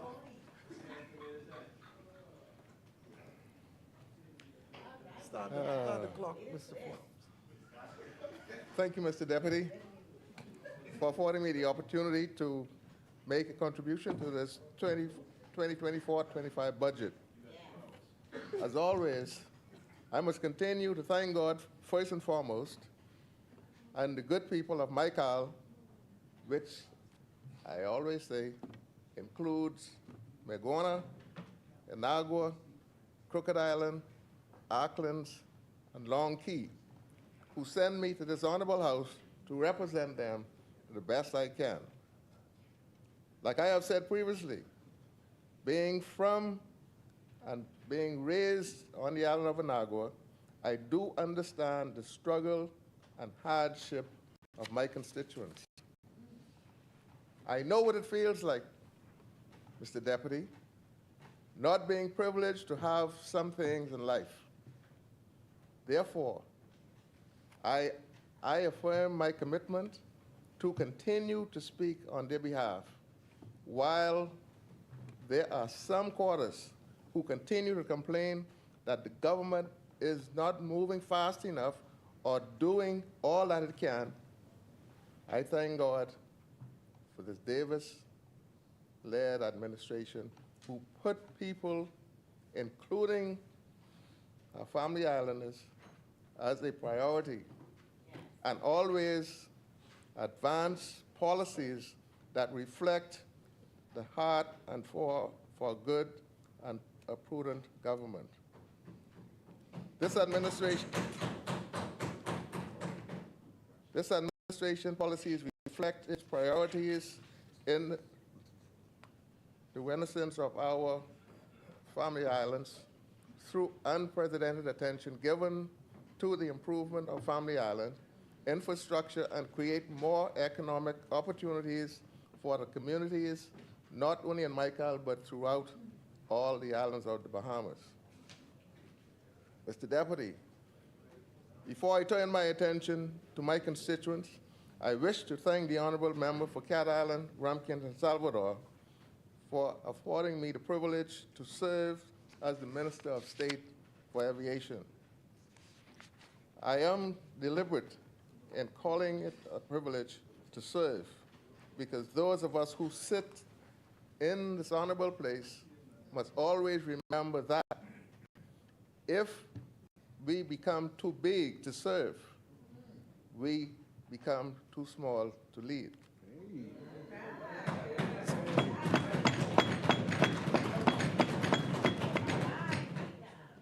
Since assuming this office, I gained a great insight of and deeper appreciation for the vastness of the Bahamas aviation ecosystem.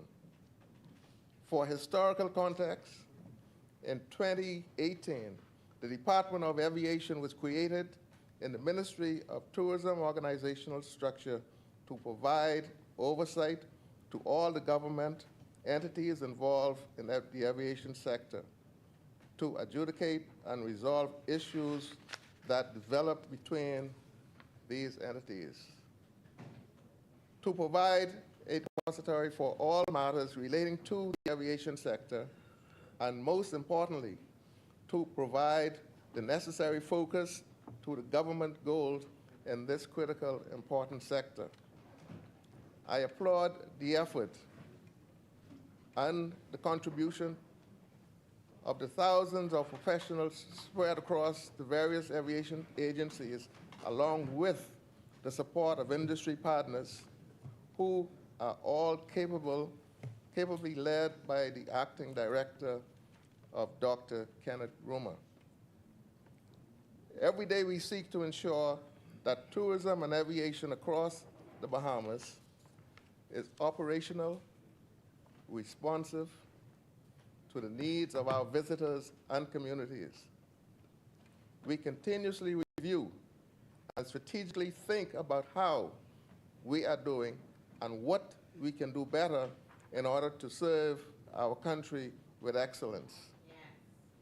By staying abreast with the industry standards and the evolution of aviation across the world, we continue to create values while keeping everyone safe.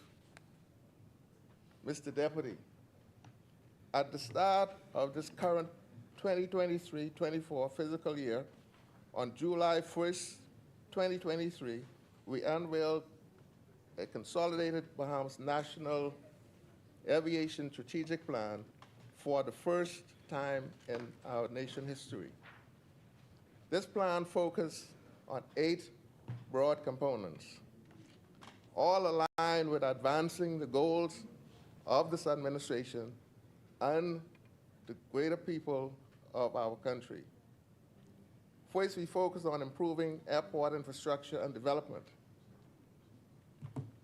Mr. Deputy, airline passengers and cargo requires safe, efficient, and affordable airport infrastructure to sustain their operations. Through public-private partnership with airport stakeholders and government authorities, we seek to develop best-class infrastructure for airport of the future based on new technologies, respect for our community heritage, and a commitment to sustainability and reliance. Mr. Deputy,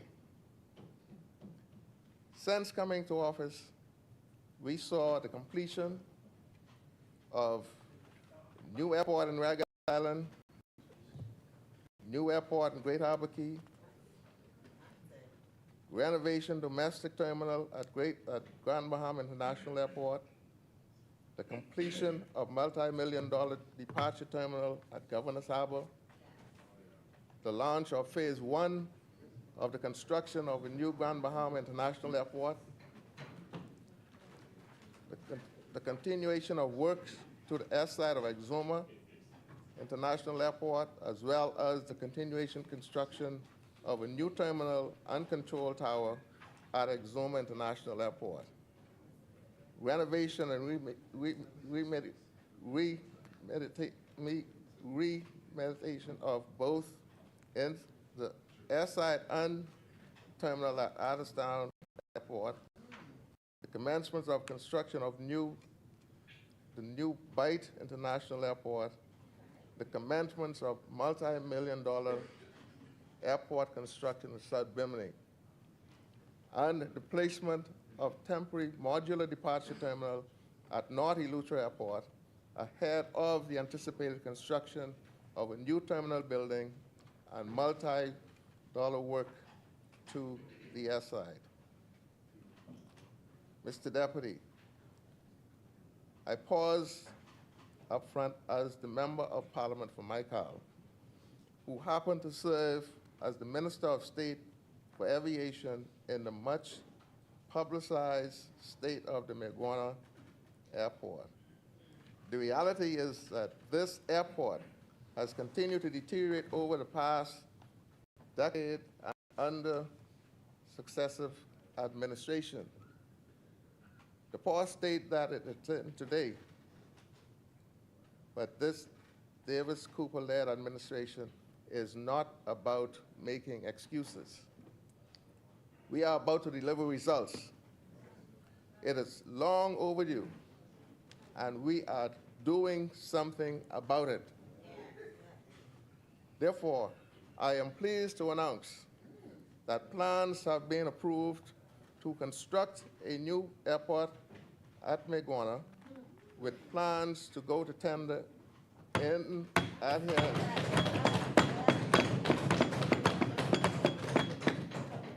with Procurement Act over the next several weeks. I am looking forward to celebrating with the community of Mayaguana and the people of Maikal.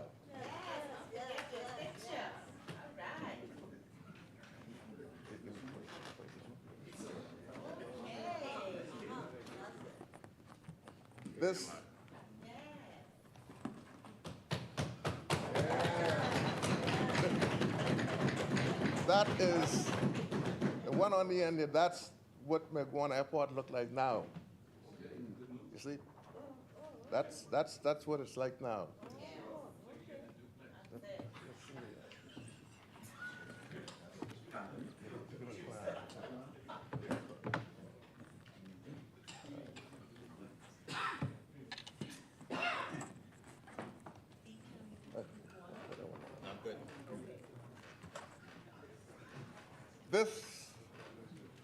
This is the new plan, and this is special. And the reason why it is special, there's a police station that I'm putting in there. Anybody who knows Mayaguana, from east to west, the distance is quite long, and there is one police station. The airport now is becoming very active. So a provision is being made for the police in there.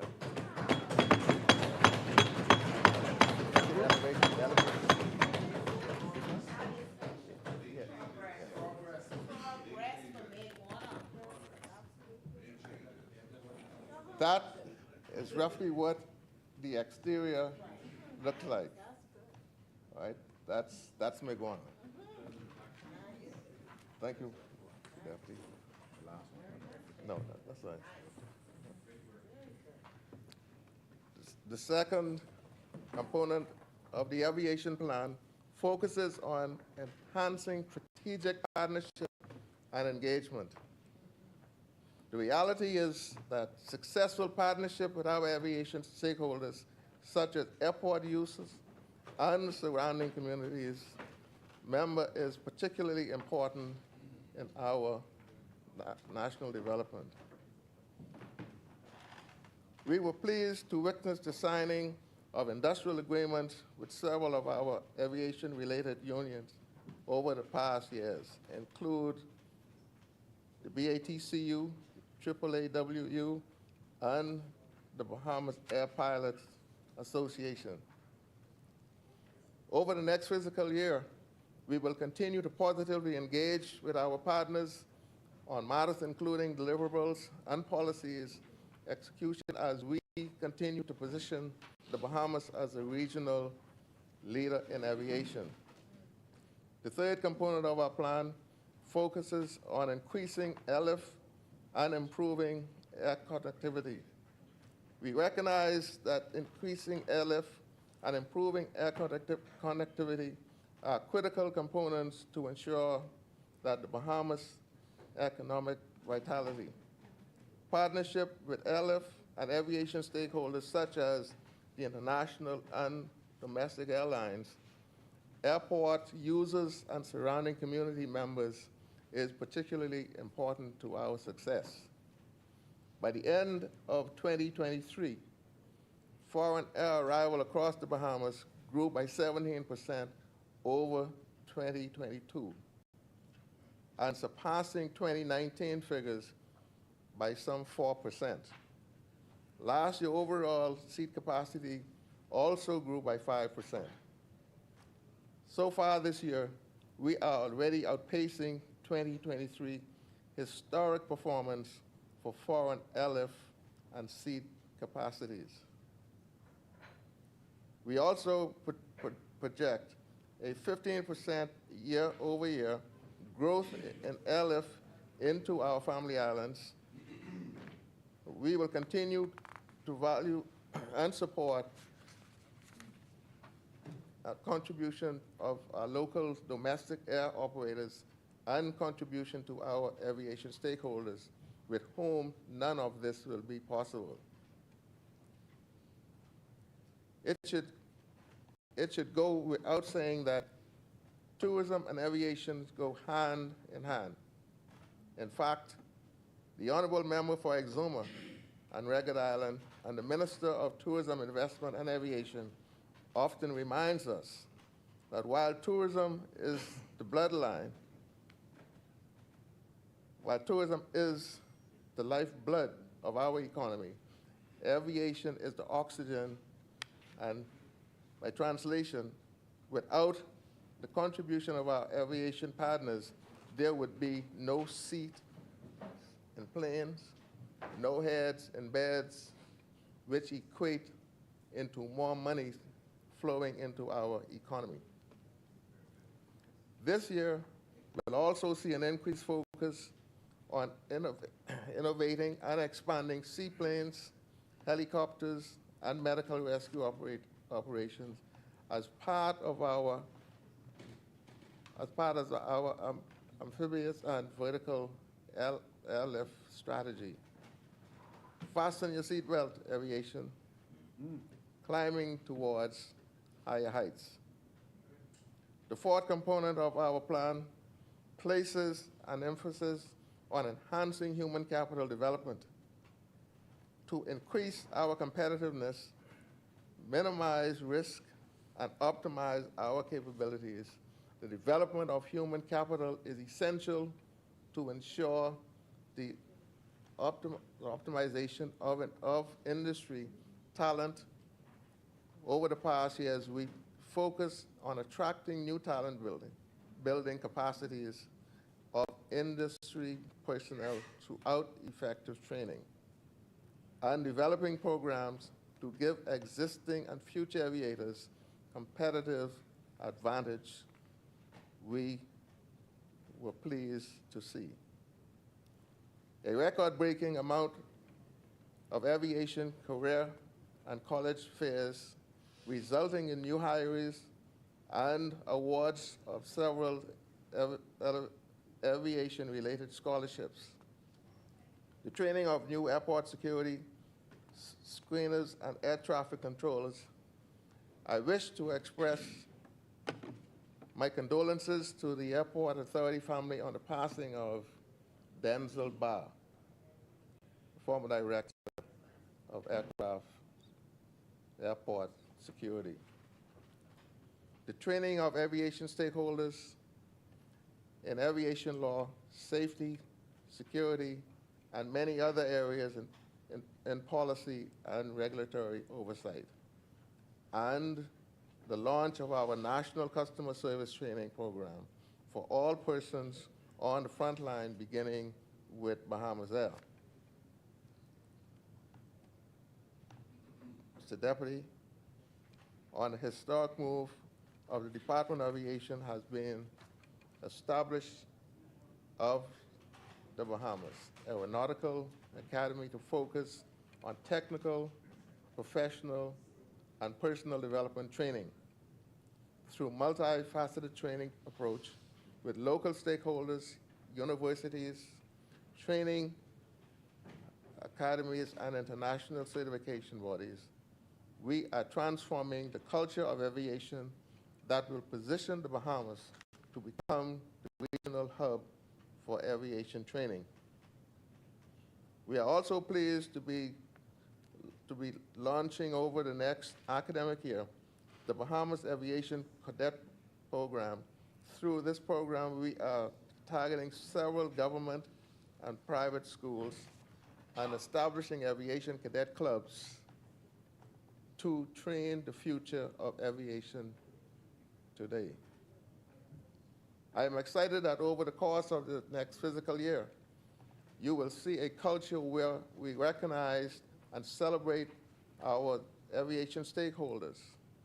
We have formed an association of retired aviators professionals who will serve as mentors to the new breed of aviation team members. This past year, we launched our first ever Women in Aviation series as part of our ongoing effort to highlight the many amazing women making their contribution to aviation. We are grateful to the Honorable Member for Cat Island, Rumpkin, and Salvador, and our Prime Minister for proclaiming the last week in each October as National Aviation Week.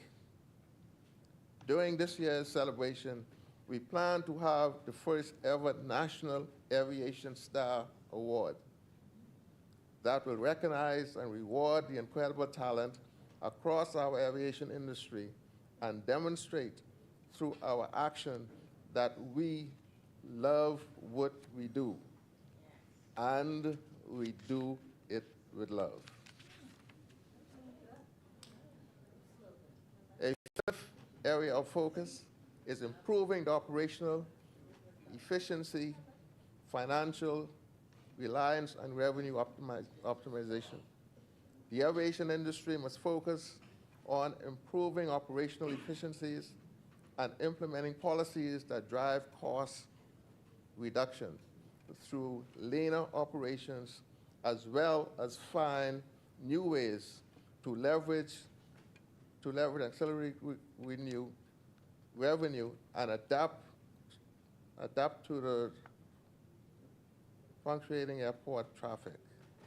Under the leadership of the Department of Aviation, all of our aviation agencies are developing business and financial planning models to support agility and accountability and drive transparency into other words. They are all moving towards leaner and more self-sustaining operation. The sixth component of our strategy focuses on the strengthening safety and security systems. Passengers' confidence in aviation safety and security is critical to the continued growth of the industry. We continue to review, implement, and conform to safety oversight systems to promote aviation safety. This is achieved by observing and assessing the compliance of aircraft operators and serves to ensure adherence with the applicable regulations, procedures, and recommendation practices. This mandate is further supported through safety security audits conducted by the Civil Aviation Authority of the Bahamas to evaluate areas such as surveillance and compliance, risk assessment, and safety management. Aviation safety is non-negotiable. Over the next fiscal year, all stakeholders will be held to a higher standard to the benefit of all air users. Our seventh strategic point focuses on positioning the Bahamas as a regional leader in sustainable aviation and air transport service.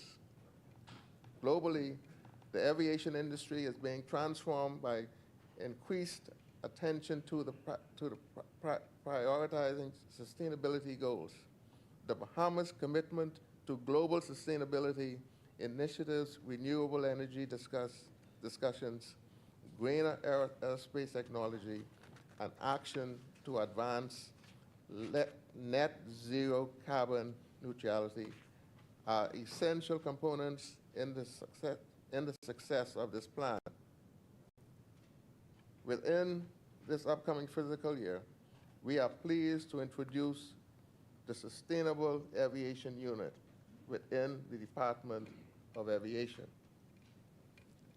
Lastly, we are placing focus on improving innovation and technology. Aviation in the Bahamas is ever-changing to the advanced cutting edge of technology to meet the demands of new normal. Through ongoing collaboration, we continue to explore innovation systems and solutions to assist in operational efficiency and effectiveness. Such innovation include real-time approach to traffic management, flight trafficking, and the management of passengers flow throughout all of our airports. We are also making it easier for persons to stay connected with the Department of Aviation with access to all of our agencies and receive updates through our website and social media handles. In fact, persons can simply capture this QR code that I'm holding in my hand to get an update on inclusive of budget contribution delivered on tourism and aviation.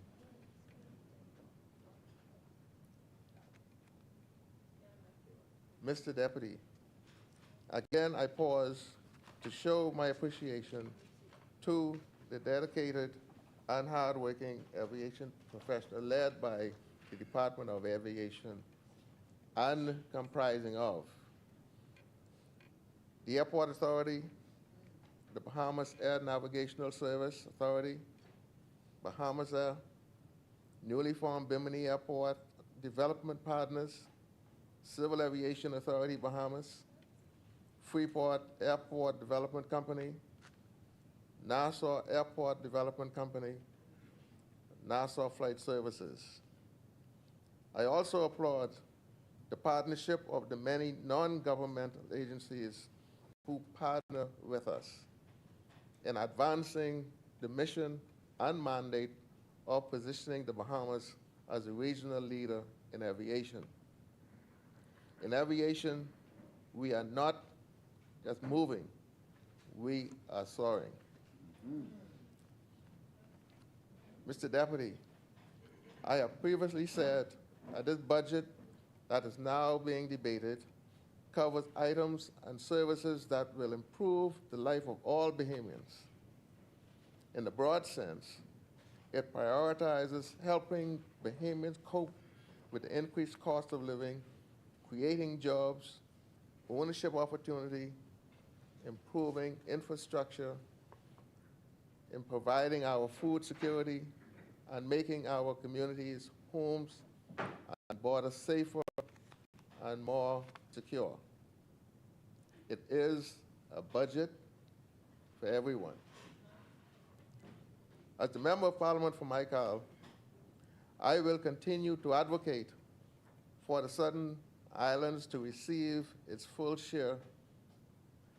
The population of Maikal might be small in numbers when compared with some of our other islands, but we are making a big contribution to our national development.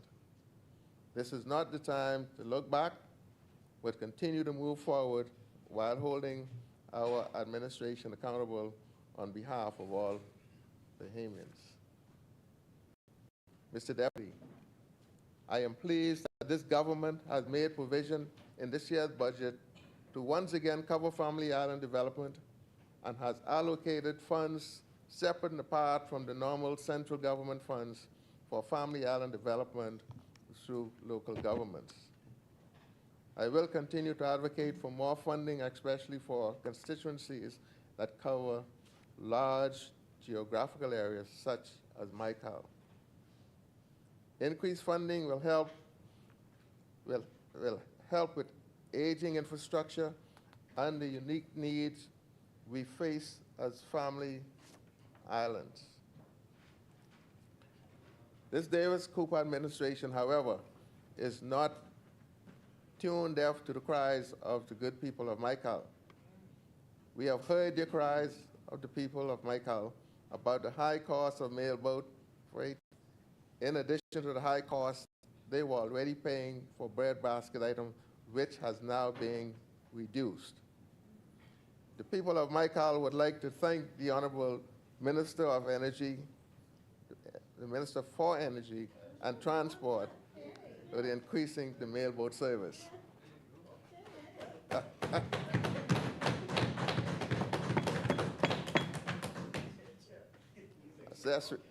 Assess reliability and catastrophic health care and improve health care infrastructure are also at the forefront in the minds of our people based on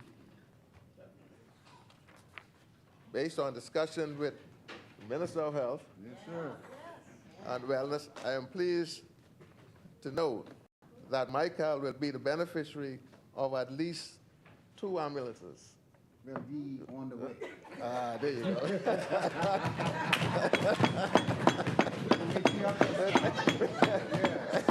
Which I desperately needed. Mr. Deputy, I commend the government for allocating funds for micro, small, and medium-sized businesses to empower Bahamians entrepreneurs and launch the Family Island Development Trust Funds designed to specifically develop infrastructure in the Family Islands and introduce solar microgrid to these islands for more sustainable and affordable energy.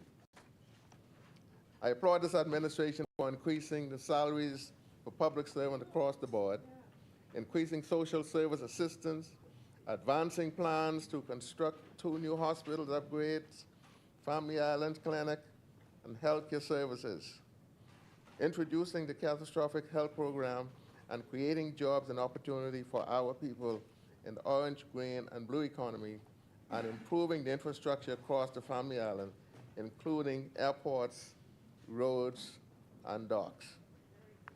We are still working hard to make things better for the people of Maikal and the Bahamians everywhere. And under this Davis-Cooper administration, action speaks louder than words. Yes, yes, man.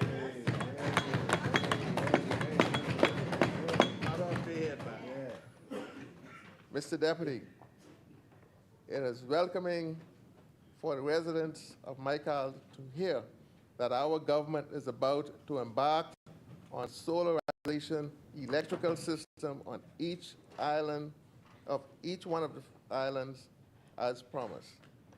This initiative is led by the Minister for Energy and Transport, the Honorable Joe Bette Davis. This system, once implemented, will bring relief to the people from the high electricity bill, while at the same time contributing to the carbon credit. Benefit by the use of renewable energy. Mr. Deputy, allow me to focus just a little on each of my constituency islands that make up Maikal, starting with the island of Mayaguana. Once again, Mr. Deputy Speaker, I wish to address the condition at the airport, which I've just talked about a minute ago.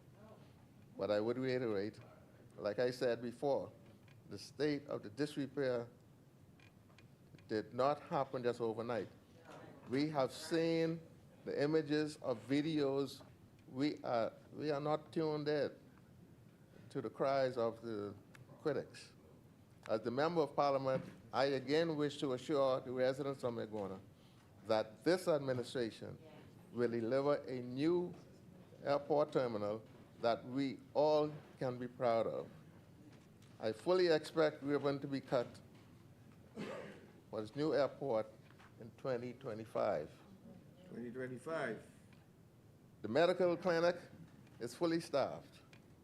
However, the building structure is in desperate need of repairs or renovations after successive years of neglect. While plans come to a halt after we lost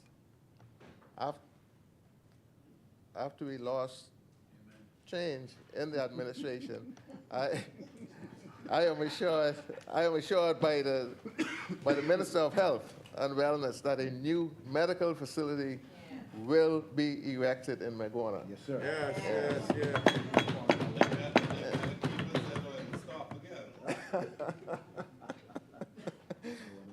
No, the naysayers. We are the government now, so we will get it right and give the people a decent facility. But, Mr. Deputy, that is all for Mayaguana. More? There will be a number of road paving to be done, including the Mailboat dock facility. It's just several weeks ago, the Mailboat dock was completely destroyed by bad weather, hindering the offloading and receiving of cargo to and from the island. Thanks to the Honorable Minister of Works and Family Island Affairs, the Minister of Works had dispatched their technical officers to the island in order to assess the conditions and with a view of constructing a permanent structure to give the resident proper service. We are addressing the completion of the Doppler radar system, which was started some years ago. Completing the cabling need to be done so that the system can be utilized. I pause to thank the utility company for installing the emergency generator at the water plant, which is now operable. So in the event BPL power goes off, the island will still have water running through its pipes. Mr. Deputy Speaker, I now turn my attention to Anagua. I continue to hear the cry of the residents for a new all-age school building. As I indicated before, this school should have been built some years ago. The Honorable Minister of Education and Technical Vocational Training has assured me that this remain a priority for her ministry. Therefore, the people of Anagua would like to thank the minister in advance. We ain't gonna be like the other party. We get This administration also committed to addressing the paving of road works, including the public dock at the marina that need to be repaired. Mr. Deputy, the airport terminal building that is more than 50 years old has outgrown its usefulness and therefore urgently need to be rebuilt. The structural integrity of the building has now become a concern. However, the constituents will be pleased to know that architectural drawings are now being prepared for a new structure. delivering now. I will also request that the Minister of Public Works and his technical team accompany this member to pay a visit to Anagua. Indeed, to reach the southern Bahamas, as a matter of fact, all the islands in Michael constituency. And the minister did promise me that day before yesterday. Yeah. So I know he's coming. He's gonna get it done. Don't worry about the naysayers. Don't worry about the naysayers. Stay focused, man. Stay focused. The existing government administration office building, which is located on one of the main streets on the island received some damage some years ago as a result from various hurricanes. The structure, for the most part, is in very good condition, even though some repairs needed to be done. However, we intend to do the necessary repairs so that the building can be reoccupied. Other historical buildings, Mr. Deputy, what should also be repaired and put back into useful service is the original existing medical clinic. This particular building was built in 1908, before Princess Margaret, long before Princess Margaret. Princess Margaret came, what, 1953? Yeah. Like I have said before, this building has no major structural effects. This building is the oldest medical building that I am aware of, which should and must be preserved. The Deputy Speaker, this administration is all about preserving our rich culture and historical sites. There's a lot of history behind this building, which came about when the Erickson brothers founded the salt industry on the island. It was fully staffed with a doctor, nurse, and medical supplies. Not only is it historical value, but general usefulness as well. This building, like I have said before, can and should be renovated to create other office space such as the social services, road traffic, passport, and also a tourism office, Mr. DPM, just to name a few.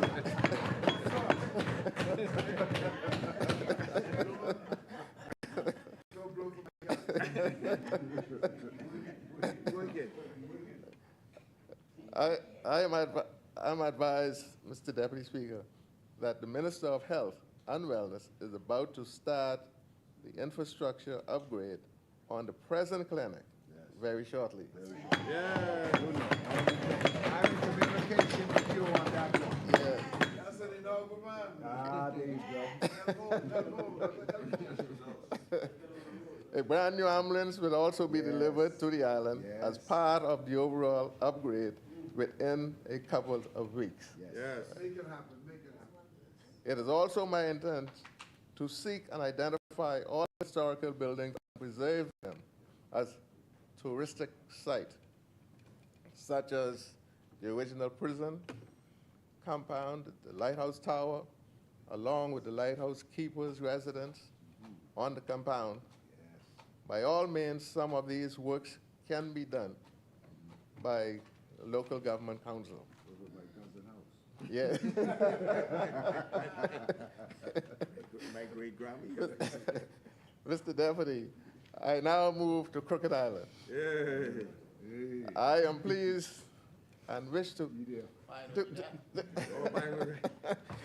commend the Honorable Minister of Tourism, Investment and Aviation for his effort in stimulating an unprecedented level of touristic development now taking shape on the island.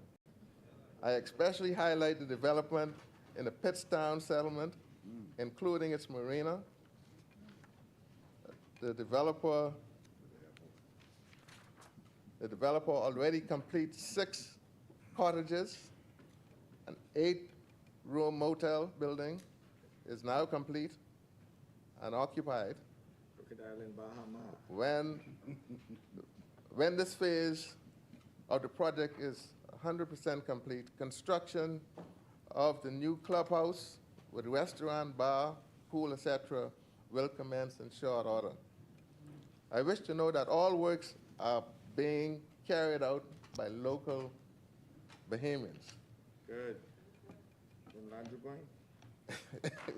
And all over.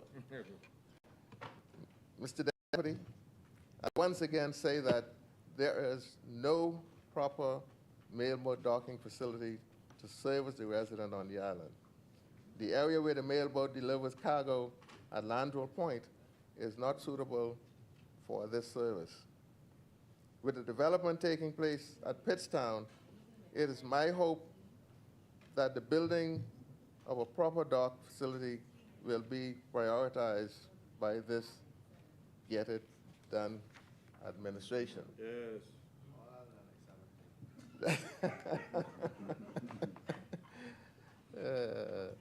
I discussed this with the former Minister of Works, the Honorable Alfred Sayers, and his technical team during our visit to the island last year. However, I remain optimistic that works will get done by our current Minister of Works, Mr. Honorable Clay Sweeting.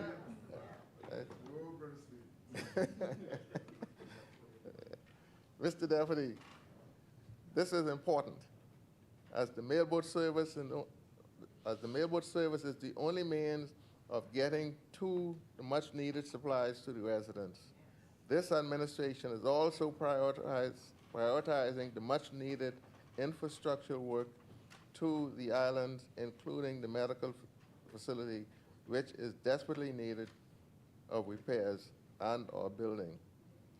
However, the Minister of Health, again, the Honorable Michael Dowell, assured me that these facilities will be dealt with as part of the ministry's upgrading.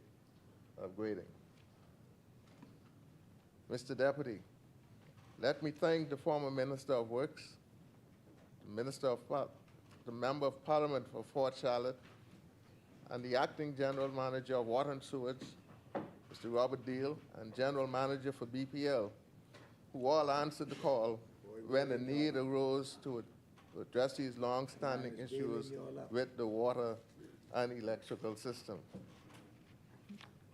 Mr. Deputy, like I have said before, the ferry dock at the Cove also is in desperate need of clearing away sand dunes, which hampers the movement of people between Acklins and Crooked Island. It is challenging for the ferry boat to operate properly, transporting resident and goods to that part of the island.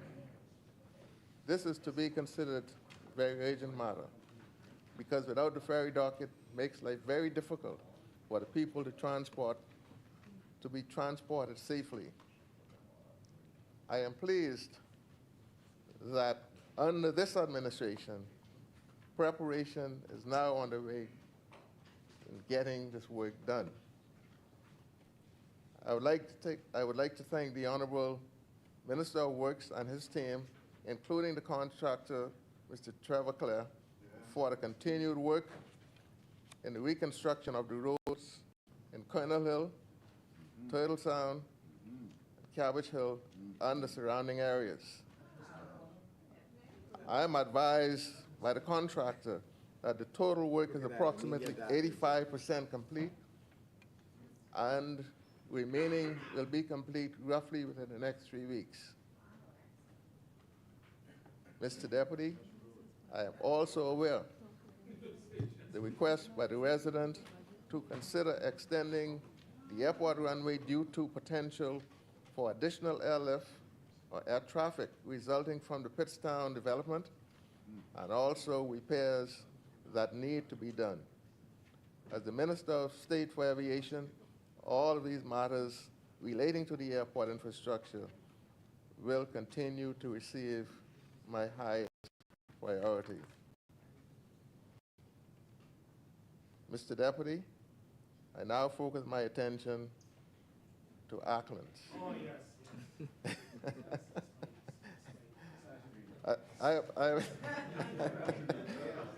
I am happy to let the people of Acklins know that big things are about to happen for them as well. Yes. And as a matter of fact, the entire southern Bahamas will benefit. At the moment, a substantial investment project is being considered for the island, and if things go as planned, an announcement will be forthcoming soon. But just like the old people say, you talk some and you leave some until things fall into place. No, I don't want to talk it now. Don't want to talk it now. Stay focused. Stay on the wall. Don't let Tobias and Sandball let them get you. Stay on the wall. Mr. Deputy, like other islands that make up Mayaguana, they too have their challenges with infrastructure work from settlement of Salina Point to Chester's. This island has had its challenges with electrical power outages, but hopefully this will be corrected once and for all with the introduction of electrical solarization system, which will come under the portfolio of the Minister of Energy and Transport, the Honorable Colbert Davis, will be installed. Will be installed throughout the constituency. Yes. This electrical system, which this New Day government proposed to bring on stream, will greatly enhance the quality of life for all our people again. The proposed electrical system will greatly reduce electrical service fees and bring relief to the constituents with power outages.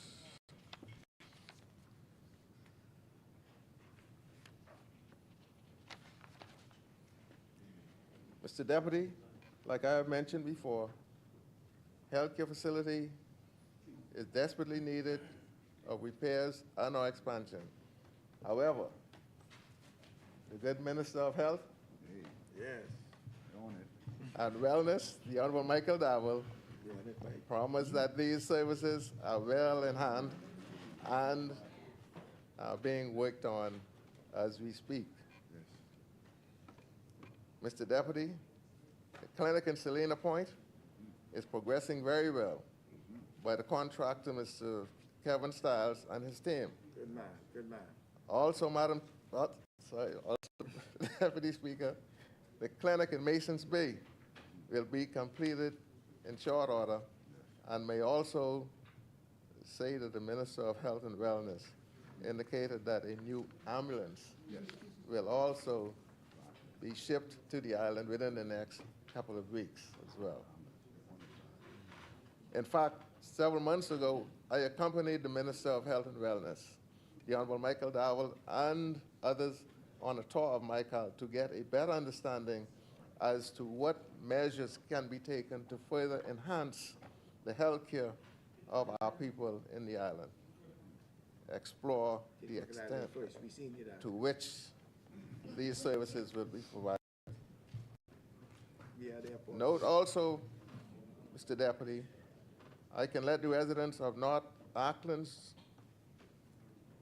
which include Lovely Bay, that the water system will be shipped in a matter of weeks.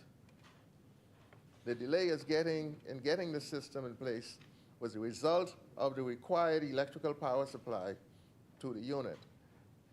It's my understanding that the system need to be built for a single-phase service supply because there is no three-phase electrical supply servicing the northern part of the island.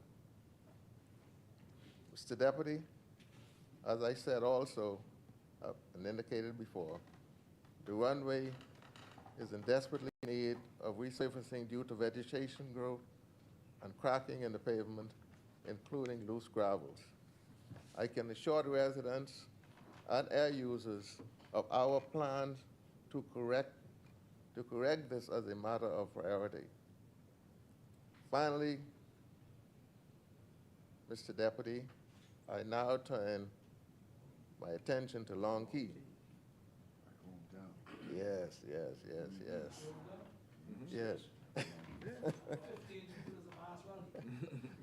There's only one. We get 9. We get 9. We get 9. Like I said, I turn my attention to Long Key. Like I have previously said, this little beautiful island also has its challenges with only a small number of residents. However, we as a government still have an obligation to them. Yes. Just like the other islands.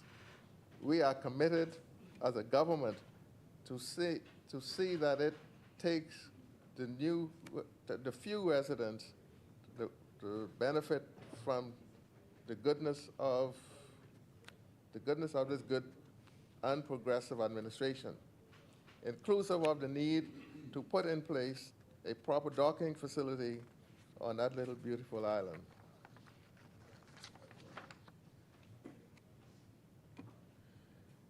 This little island has some of the most beautiful beaches one can find anywhere in the Bahamas, including Exuma.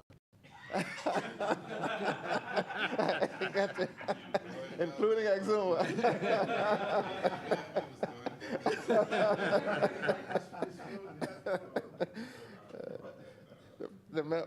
The member for Exuma and Ragged Island often boast about the beauty of Exuma beaches, but Long Key ranks high, some of the best. Pick up dunk on the beach. Pick it up. Be here for you all get to it. If you blow your load, beat your 2 to 1. Mr. Deputy, I'm hoping that very shortly the Minister of Public Works and his technical team will also accompany on the visit to the island to conduct a general assessment of what is needed. We agree on the importance of preserving the island's rich history, beauty, and culture. These are things that continues to make our islands the treasures that they are. Mr. Deputy, we also addressing the Mailboat docking facility that would make transporting of goods and transporting of goods to and from the island. Currently, the only way to get supplies to the quay is for the Mailboat to anchor some distance away from the land. Then a small rowboat transport the goods from the Mailboat onto the island. That is on one side of the island, Mr. Deputy, and the other side of the island where the main ferry dock for passengers is located, what was destroyed during the last hurricane and was never looked at since.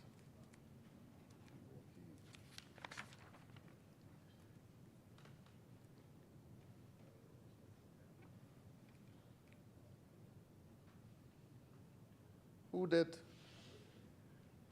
little, the former, look back by the FNM, the former FNM administration, who did little or nothing to assist those residents? Yes.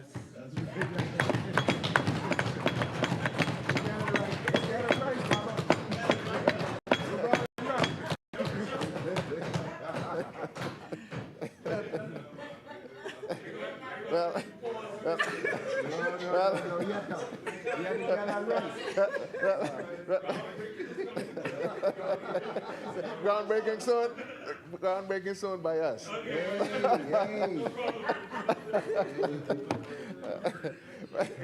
Well, Lonky, we heard your cry. Maybe you heard me say it before. And this administration, under the leadership of our Prime Minister, the Honorable Philip Brave Davis, and your Member of Parliament, will bring relief to you very soon. Yes, thank you. Mr. Deputy, as I previously stated, this new area budget prioritizes restoring our economy, helping Bahamian cope with the increased cost of living, creating jobs, opportunity, improving infrastructure, improving our food security, and making our communities home and border safe and serene and more secure. It is a budget for Michael and a budget for every Bahamian. as the Member of Parliament for Michael, I am pleased to support the 2024-2025 budget. Thank you, Honorable.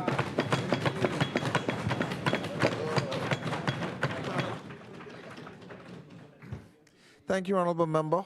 As many? The chair recognizes the Honorable Member for Mount Mariah.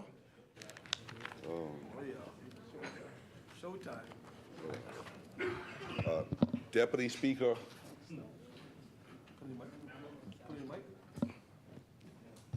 Waiting for the clock.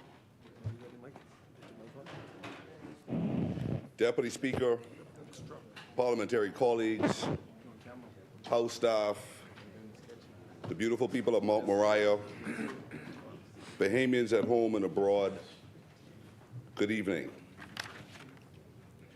Deputy Speaker, it is one of the greatest privileges of my life to stand here to contribute to this national budget debate, which invariably furthers the upliftment of our people and invariably uplifts the people of Mount Mariah. On the 16th of September 2021, against real and perceived odds, the people of Mount Mariah collectively reposed their confidence in this member's ability to adhere and deliver the core tenets of our political philosophy encapsulated in our blueprint for change. Deputy Speaker, the Davis administration political ethos didn't begin in 2021, but stretches as far back as the 10th of January 1967.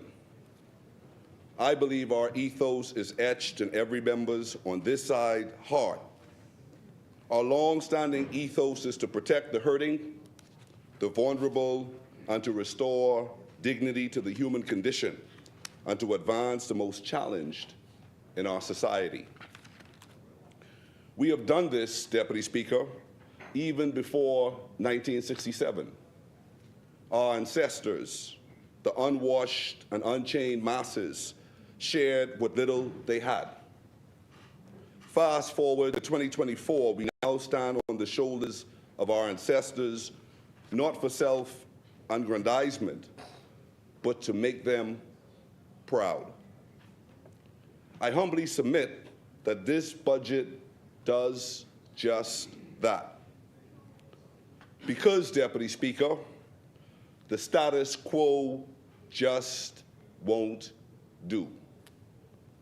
We are no longer besting the other side, but challenging ourselves to break the record-breaking numbers we have set in tourism, housing, medical facilities, and the list goes on and on and on, Deputy Speaker, because as I said before, the status quo just won't do.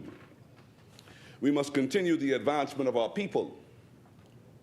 Deputy Speaker, as I look around this hallowed room, I absorb not only the rich tapestry of our political, civil, and legislative history, but I also stand here believing absolutely that notwithstanding all of the cogs in the political machine and the tug and pull of the will of the government versus the unbridled and unvarnished ambition of the opposition, that this room comprised of honorable men and women represents the hopes, the dreams, and aspirations of our fellow Bahamians. Our fellow Bahamians are counting on us, depending on us to get it right. And we on this side are moving assiduously and quickly. Without question, this budget has put on more speed towards our destination. I have said this before and I will say it again. More speed towards home ownership, more speed towards a healthcare system that is no longer Nassau-centric, more speed towards reducing crime against women, children, and the vulnerable, more speed towards equality between men and women, more speed towards a livable wage, more speed to putting more money in more households, and more speed towards reducing the fear of crime. Deputy Speaker, more speed towards raising the standard of living. Deputy Speaker, we judge our success by the strengthening of our people. We judge our successes by our ability to challenge the status quo. We judge our success by our ability to make the right decisions in the heat of the battle. Foresight, not hindsight. Deputy Speaker, I stand here firm and resolute that the thousands of decisions that have been made by the Prime Minister and his cabinet and board appointments since the 16th of September 2021 have culminated in the economic success that our nation and people are experiencing today. Our economic success is not by accident, Deputy Speaker. Success never is. Great achievements are calculated, planned, and executed. The decision to reduce value-added tax, the decision to reinstate the Revenue Enhancement Unit, the decision to ensure that what is owed to Bahamian people is collected by those who can afford to pay more, do not escape paying their fair share while contributing to the public good. The public good, Deputy Speaker, of which I speak is the reduction of our debt service ratio that stood at 104% before we took office to now standing at approximately 74%. Reduction in our debt service ratio, Deputy Speaker, impacts the lives of every single Bahamian at home and abroad. I expect the opposition to interpret the good fortune of the Bahamian people under the Davis administration as the sealing of their political fate. That interpretation would be incorrect. It is not only the Davis administration's exceptional governance that will seal their fate, but it is also the litany of broken promises, cold and callous governance, approximately $2 billion borrowed every single year while they were in office with very little to show. The Bahamian people expect exceptional governance, not political innuendos, insults, slander, defamation, or political attacks online, or surreptitiously or otherwise, but exceptional governance for the preservation of our nation. We know the playbook. We know the salacious and the nasty. We know the tricks. And I say to all of goodwill and those with clean hearts, not this time. We won't fight fire with fire, Deputy Speaker. We will fight fire with water. We are humble in spirit, but a footstool to none. We are humble in spirit, Deputy Speaker, but a footstool to none. Madam Speaker, Deputy Speaker, fast forward 32 months and the Davis administration has rebuilt and restored national and international confidence in our country, which rapidly diminished by those who were intoxicated by power. But Deputy Speaker, we on this side are not drunk with power. Quite the opposite. We are sober-minded. We have approached the financial crisis left behind by our predecessors with a pragmatic approach not seen since the era of the great Sir Lyndon Pinling. The expectation on our administration is always highest in Barnabas. And as such, we have the obligation of delivering what they could not achieve in 4 years in far less time. And while we do the people's work and restore exceptional governance, we will avoid the traps set by the repetitious, the disruptive, and the unnecessarily combative, because we understand it's a different day, but the same playbook. Deputy Speaker, we do not enjoy the luxury of being distracted or idle. Our people are counting on us. Our policies matter. Deputy Speaker, what you will find here is painstaking, detailed, and comprehensive policy consideration that ensures that the provisions of this budget finds its way into the pockets of everyday Bahamians throughout the length and breadth of the Commonwealth of the Bahamas. It is no easy feat, Deputy Speaker, but we are not here to do what is easy. We are here to do what is right. Mount Mariah and our countrymen requires us to do just that. Deputy Speaker, in September 2021, our hands were full. But we didn't shy away from the challenge. We approached the task of nation building with steady hands. Steady hands, Deputy Speaker, not heavy hands, not feeble hands, not underhand, not sleight of hand, not overhand, but steady hands, Deputy Speaker. Hands-on experience is what the people will find at the head of the government of the Commonwealth of the Bahamas in the person of the Honorable Prime Minister Philip Brave Davis. I've said it before and I will say it again. Our Prime Minister is not afraid of the challenges we face because he's brave. We burned the midnight oil. We refuse to allow the catastrophic decisions of the former administration to tie our hands. We moved quickly in 2017 to repair what seemed to be the unsalvageable hull of the SSPLP. We kept that same energy, Deputy Speaker, in 2021 and attached the broken economy to the SSPLP and converted it to the SSPLP to a tugboat. We tugged it out, Deputy Speaker, relentlessly until we brought the Bahamian economy and our people back to safe harbor. Safe harbor, Deputy Speaker. Budgets are about dollars and cents, but at its core, it's about a sense of direction, a sense that we are heading somewhere as a nation and as a people. And that is what you will find throughout this budget. This budget represents the hopes and the aspirations of all Bahamians and touches on every single demographic. I will share a secret with you, Deputy Speaker.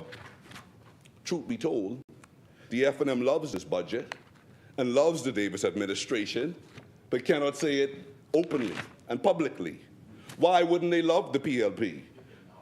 2 new hospitals, 1 for New Providence and 1 for Grand Bahama, reduction of value-added tax, community centers are being erected, free breakfast is being served to our children in schools in Nassau and the Family Islands. Truth be told, Deputy Speaker, the F&M loves this budget and loves the PLP, but they cannot say it openly. They cannot say it openly, and why wouldn't they love the PLP? In 2.5 years, we've created more entrepreneurs in the taxi industry. In 2.5 years, we've created more housing opportunities. In 2.5 years, we have initiated catastrophic health care. Truth be told, Deputy Speaker, the F&M loves this budget. They love the PLP, but they cannot say it openly. Why wouldn't they love the PLP? Record-breaking numbers, 9.6 million tourists. Record-breaking numbers, 20-plus industrial agreements. Record-breaking numbers, lowest unemployment in recent years. Deputy Speaker, the truth be told, the F&M loves this budget and loves the PLP, but cannot say it openly. 14% increase in high school graduations. Civil servants receive higher pay increase. More officers join the armed forces, creating a safer Bahamas. $30 million in assets set aside to increase government workers' salaries. Deputy Speaker, truth be told, the F&M loves this budget and loves the PLP, but they cannot say it openly. Here is what they would never say publicly, Deputy Speaker. They increase value-added tax by 60%, right here. Took care of special interest groups, right here. Obeyed the orders of the mega rich living behind shiny gates, right here. Dismantled the government revenue enhancement unit, right here. Borrowed billions of dollars during their term in office, right here. Raced to pass the Commercial Enterprises Bill, right here. Threatened to fire Bahamians from the rally stage and made good on their promises, right here. Left us with a debt service ratio of 103%, right here. Billboard signs with homes on it, but not one house built, right here. And they get up now, without hesitation, and the nerve to talk about tax and spend. Deputy Speaker, I don't know about you, but I have not forgotten. Mount Mariah has not forgotten the lackluster, uncaring, unimaginative, lazy, woeful, tax and borrow, protect the rich, forget the poor policies versus our legislative agenda, which is bold and brave enough to tackle systemic issues which were made worse by the very people in this honorable place screaming, fix it and fix it now. No shame. No shame. The same characters claim that they have changed their colors. They walk out of this honorable place to turn their red shirt and pants inside out and shuffle back inside and say, Deputy Speaker, see, look, I changed. And we look back at them and say, Mama, look at here.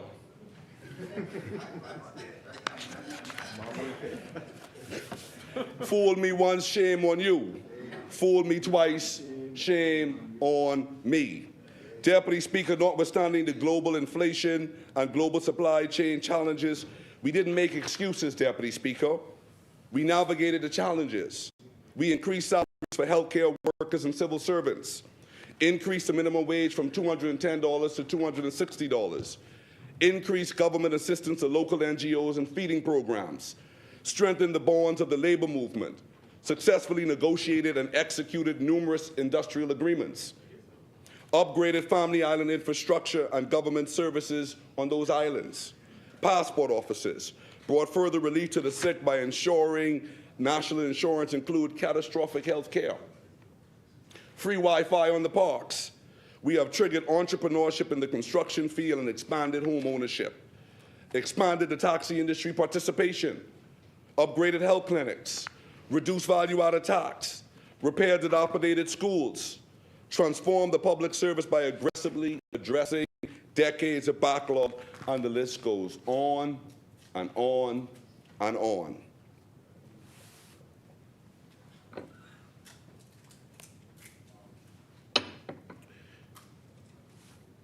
There's a difference, Deputy Speaker, between political fortitude and political pandering for cheap political points and political sound bites.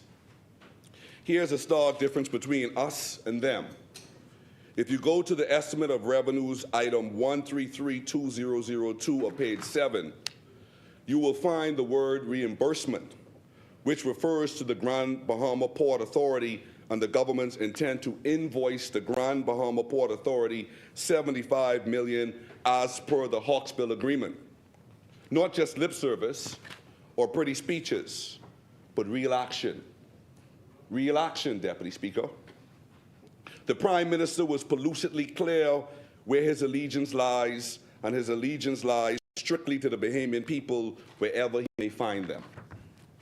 In the words of Martin Luther King, an injustice anywhere is an injustice everywhere, be it Grand Bahama or Abaco. This Davis administration commitment to addressing institutional injustices visited upon our people have not been experienced since the Pinling era.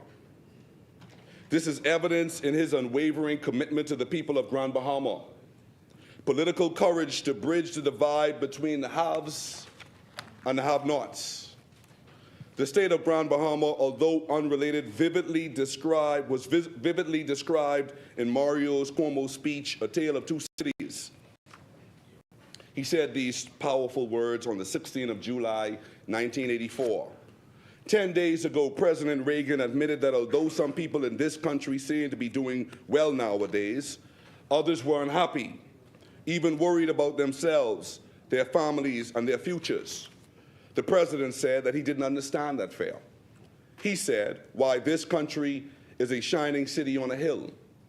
And the president is right. In many ways, we are a shining city on a hill, but the hard truth is, not everyone is sharing in the city's splendor and glory. A shining city is perhaps all the president sees from the portico of the White House and the veranda of his ranch, where everyone seems to be doing well. But there's another city. There's another part to the shining city, the part where some people can't pay their mortgages and most young people can't afford one, where students can't afford the education they need and middle-class parents watch the dreams they hold for their children evaporate. In this part of the city, there are more poor than ever, more families in trouble, more people who need help but cannot find it. End quote. This is the side of the city we are fighting for. This is the side of the city the Prime Minister is fighting for. And the Prime Minister said what he said. The Prime Minister said what he said. $75 million mentioned in this budget with regards to the Hawksbill Agreement shows a commitment to tackle complex, long-standing issues and to bring more relief to the people of Grand Bahama. Not lip service, but real action. The Prime Minister promised big changes. The Cabinet promised big changes. I promised big changes. The Davis administration is about big changes. Lock, stock, and barrel, Deputy Speaker. There was a soca song that rang out in the 90s, sung by the Soca Boys, called Follow the Leader. The example set is exceptional governance. Nothing else will do, Deputy Speaker, but exceptional governance. And that is what you will find in every item in the budget that has been presented in this House. And now I'll turn my attention to parks and beaches.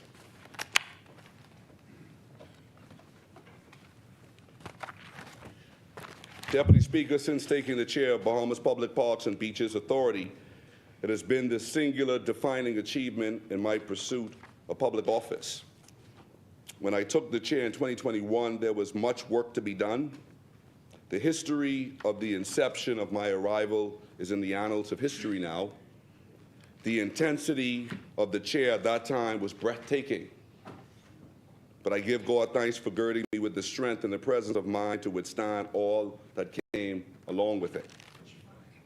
I once again thank the Prime Minister for entrusting me with the task of reshaping and rebranding the authority, demonstrating what you can do if you put God first.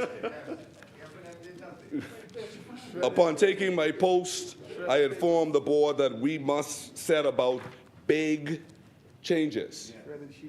And one of my able directors, in the person of Mr. Cyprian Cunningham, is here this evening in the gallery.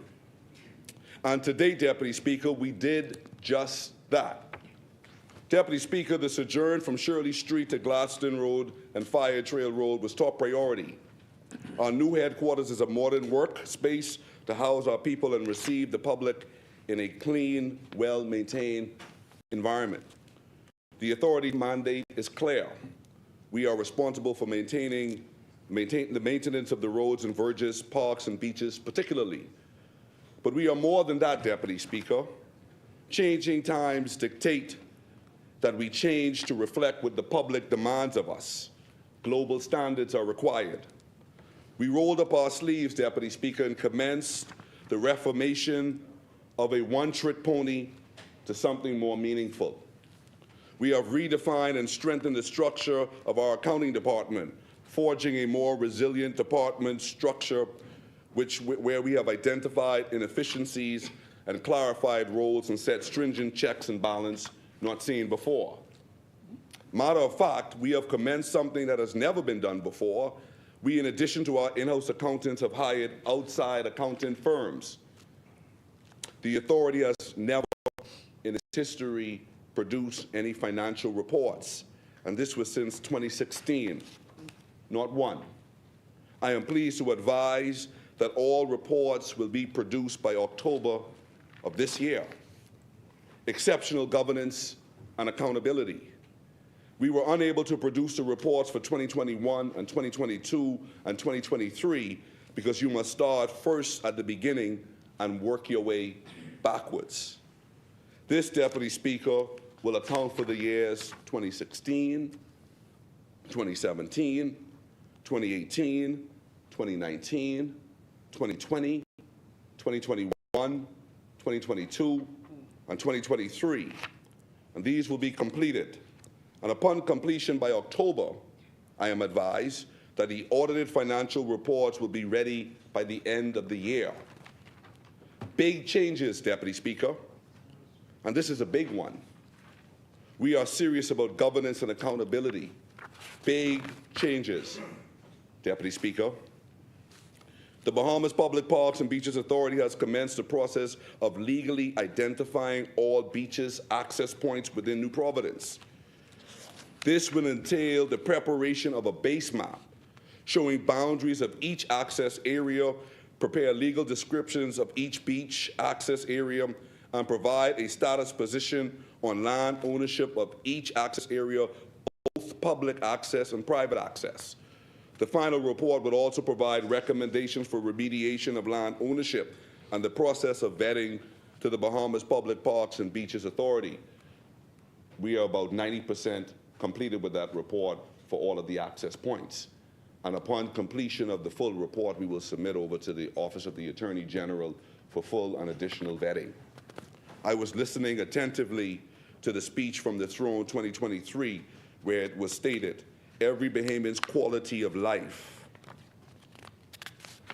should be enhanced by legislation which will be put forward to ensure public access and right to beaches by requiring at least one public access to each and every beach. This report is being prepared by an outstanding Bahamian, Craig Russell, who is also was a statutory member of the Board of Directors. He's no longer at the authority, and he has been engaged to carry out this work.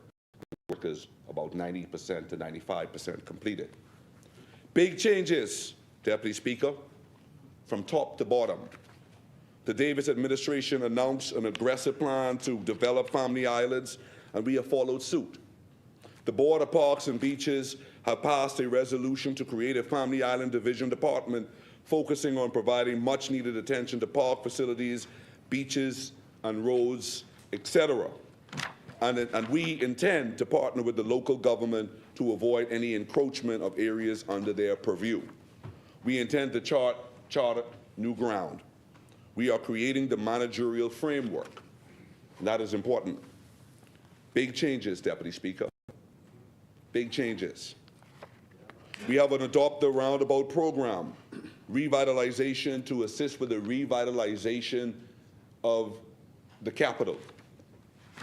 You will see this revamped effort to the adoption of roundabouts to our corporate partners and friends to upgrade and upkeep the roundabouts, and get this, Deputy Speaker, at not one cost, not $1, not 1 cent to the Bahamian people. All of our corporate partners will be footing the bill. The authority is poised to give the capital a facelift by ensuring that the roundabouts are clean. 36 roundabouts in a total of 34 are in the process mode. And these are some of our corporate partners: Alive, Aquafire Grill, Aristo Development, Bahama, BTC, Caribbean Bottling Company, Coca-Cola, Commonwealth Brewery Limited, Doctors Hospital, Easy Payday Loans, Enviroscape Fields, Mount Olive Medical Center, Goldwyn Resort and Residences, New Providence Ecology Park, Plato Alpha Design, Royal Bank of Canada, Simplified Lending, Sunshine Insurance, The Watch Doctor, Verizon Media Group, and Commonwealth Bank has just been recently onboarded. We also have a bench program. This idea is based on a design competition open to all ages and backgrounds. The challenge of the competition is to design a bench to transform the environment in a public park space such as park or a green space. Competitors will be asked to design a seasonal seating space. The winning entry selected by the panel will be constructed for public use in the Adopt the Bench program, open to all engagers and to activate or engage, rather, the orange economy. This will be followed by the Adopt the Bench program, which enables entities to sponsor or purchase benches and add a plaque installed on the bench to commemorate important events or people in the communities. Big changes, important changes, Deputy Speaker. We also have initiated the employee handbook. We have completed the first employee handbook of the authority. We have the book revised, and the handbook and the staff will finally have a roadmap that they can utilize and follow, a tool that will help them understand employment expectations, handle issues, reference policies, and learn what is acceptable in the workplace. A new fleet, Deputy Speaker. A corporate and hard-working fleet is an essential asset for government agencies. And we've been able to procure, through the assistance of this budget and other budgets, a new fleet. The authority has recently acquired sufficient vehicles to carry out the work throughout New Providence. Park repairs. Park repairs are ongoing throughout New Providence and Family Island Park throughout New Providence, and we intend, hopefully, to find our way to the Family Islands should the finances permit. And Deputy Speaker, these are just some of the things that we are doing at the authority. We've created a public relations department. We've also created a customer service department. We've created a recreation department. If you travel around the world, to the United States, throughout Europe, throughout Canada, you will see that all authorities through these jurisdictions do more than just keep the parks clean. They engage the public in meaningful activities, and they do more than what we've been doing. And so, to be in line with industry standards, we have taken a quantum leap forward, Deputy Speaker, because we are grappling now with the new motto of the authority, where we want the public to know we do more than just contracts, Deputy Speaker. We also do Kids Fun Day in the parks for the kids through our recreation department. We are doing more, Deputy Speaker. We have fitness in the park, which is commandeered through our recreation department, as our focus at parks and beaches has been fitness in the country to abate some of the high diagnosis of diabetes and non-communicable diseases. We want to partner with Tall Pines, the Minister of Health and Wellness, to make more of this happen. And in closing, Deputy Speaker, I would be remiss if I didn't do this, Deputy Speaker. Mount Mariah, we have traveled a mighty long way from whence we came. From low water pressure, from the top of Melbourne Road, across Brown Road, to the bottom of Melbourne Road. Mount Mariah, we have traveled a mighty long way from having our service roads neglected and used as a dumping ground to being cleaned as often as the main roads. Mount Mariah, we have come a mighty long way for waiting for our community center to seeing the first steps of our community pool being started. And I have just been speaking to the member for Golden Isles, and he's working assiduously around the clock to make sure that all of the protocols and the procedures are in place before we start dredging for the pool. We have accomplished much. We are a long way from seeing our parks being dilapidated. We've engaged major partners such as Hennessy and Bahama and other corporate giants to bring back the sparkle to our community. We brought Graham to Graham Drive, Deputy Speaker. Mount Mariah, the employment lines, the unemployment lines we once saw that were so long has shortened tremendously. We have started what most have neglected, and that was the at-risk men, and provided them gainful employment. Our young men and not so young men and women, there is still more work to be done in Mount Mariah. I have worked my way into the fabric of the community that is often suspicious of intent, not because we are inherently distrusting, but we have been neglected for so long, and I am honored now to have earned your trust. Every transformation does not have to be brick and mortar, Deputy Speaker. I think the Prime Minister has made it abundantly clear and has said it before that, and he has lived this throughout his political life and even before his political life, that to be transformative sometimes, Deputy Speaker, it is not about dollars and cents, it is not about brick and mortar, but it's about being a man or woman of your word.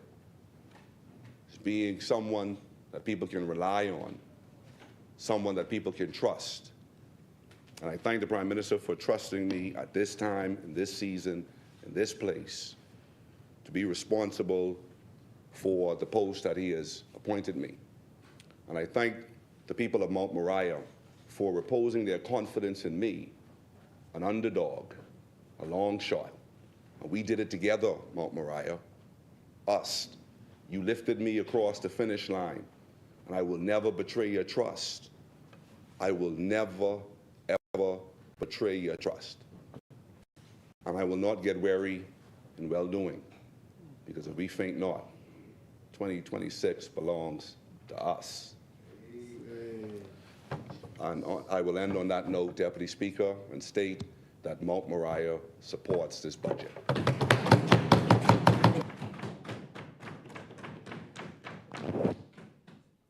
Thank you, Honourable Member. As many, the Chair recognizes the Honourable Member for Central.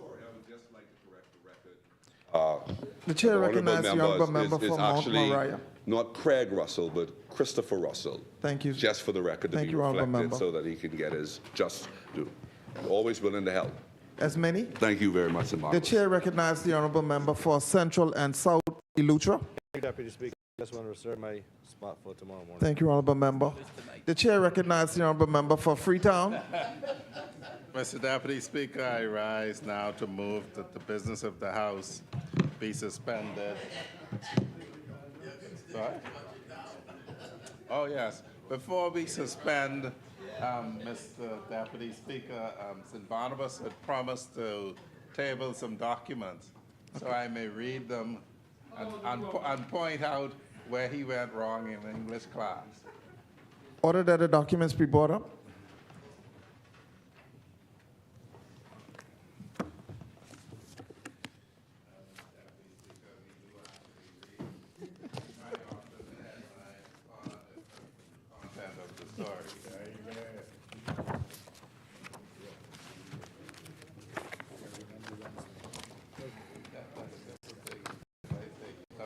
Date it too, right? Date it.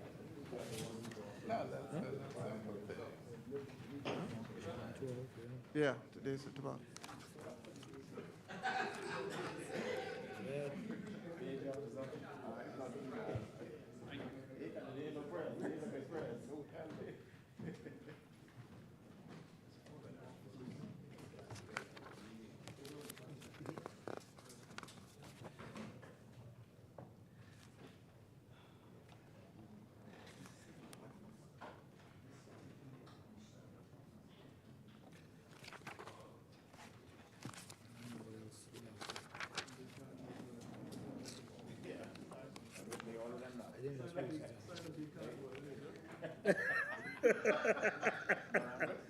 Hey, hey.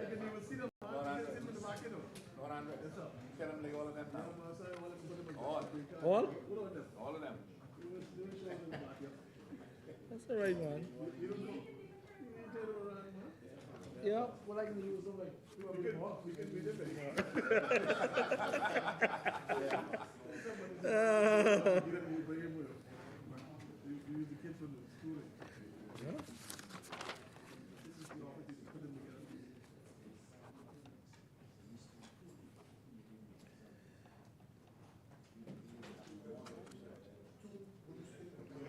All right, there you go. And the next one. No, that's it. That's all. If anything I leave, you'll check me now. That wasn't the document. No.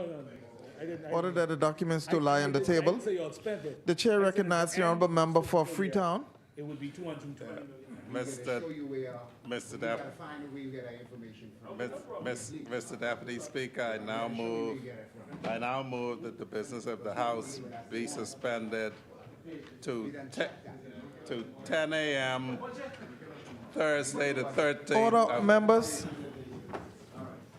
Mr. Deputy Speaker, I now move that the business of the House be suspended to 10 a.m. tomorrow, Thursday, the 13th of June. Thank you, honorable member. Is there a seconder? It has been moved and seconded that the business of the House be suspended until tomorrow morning at 10 a.m. As many as are in favor will remain seated. Those opposed will stand. The motion is carried. The business of the House stands suspended until tomorrow morning at 10 a.m., where Centrally Lutra will present. Thank you, honorable members.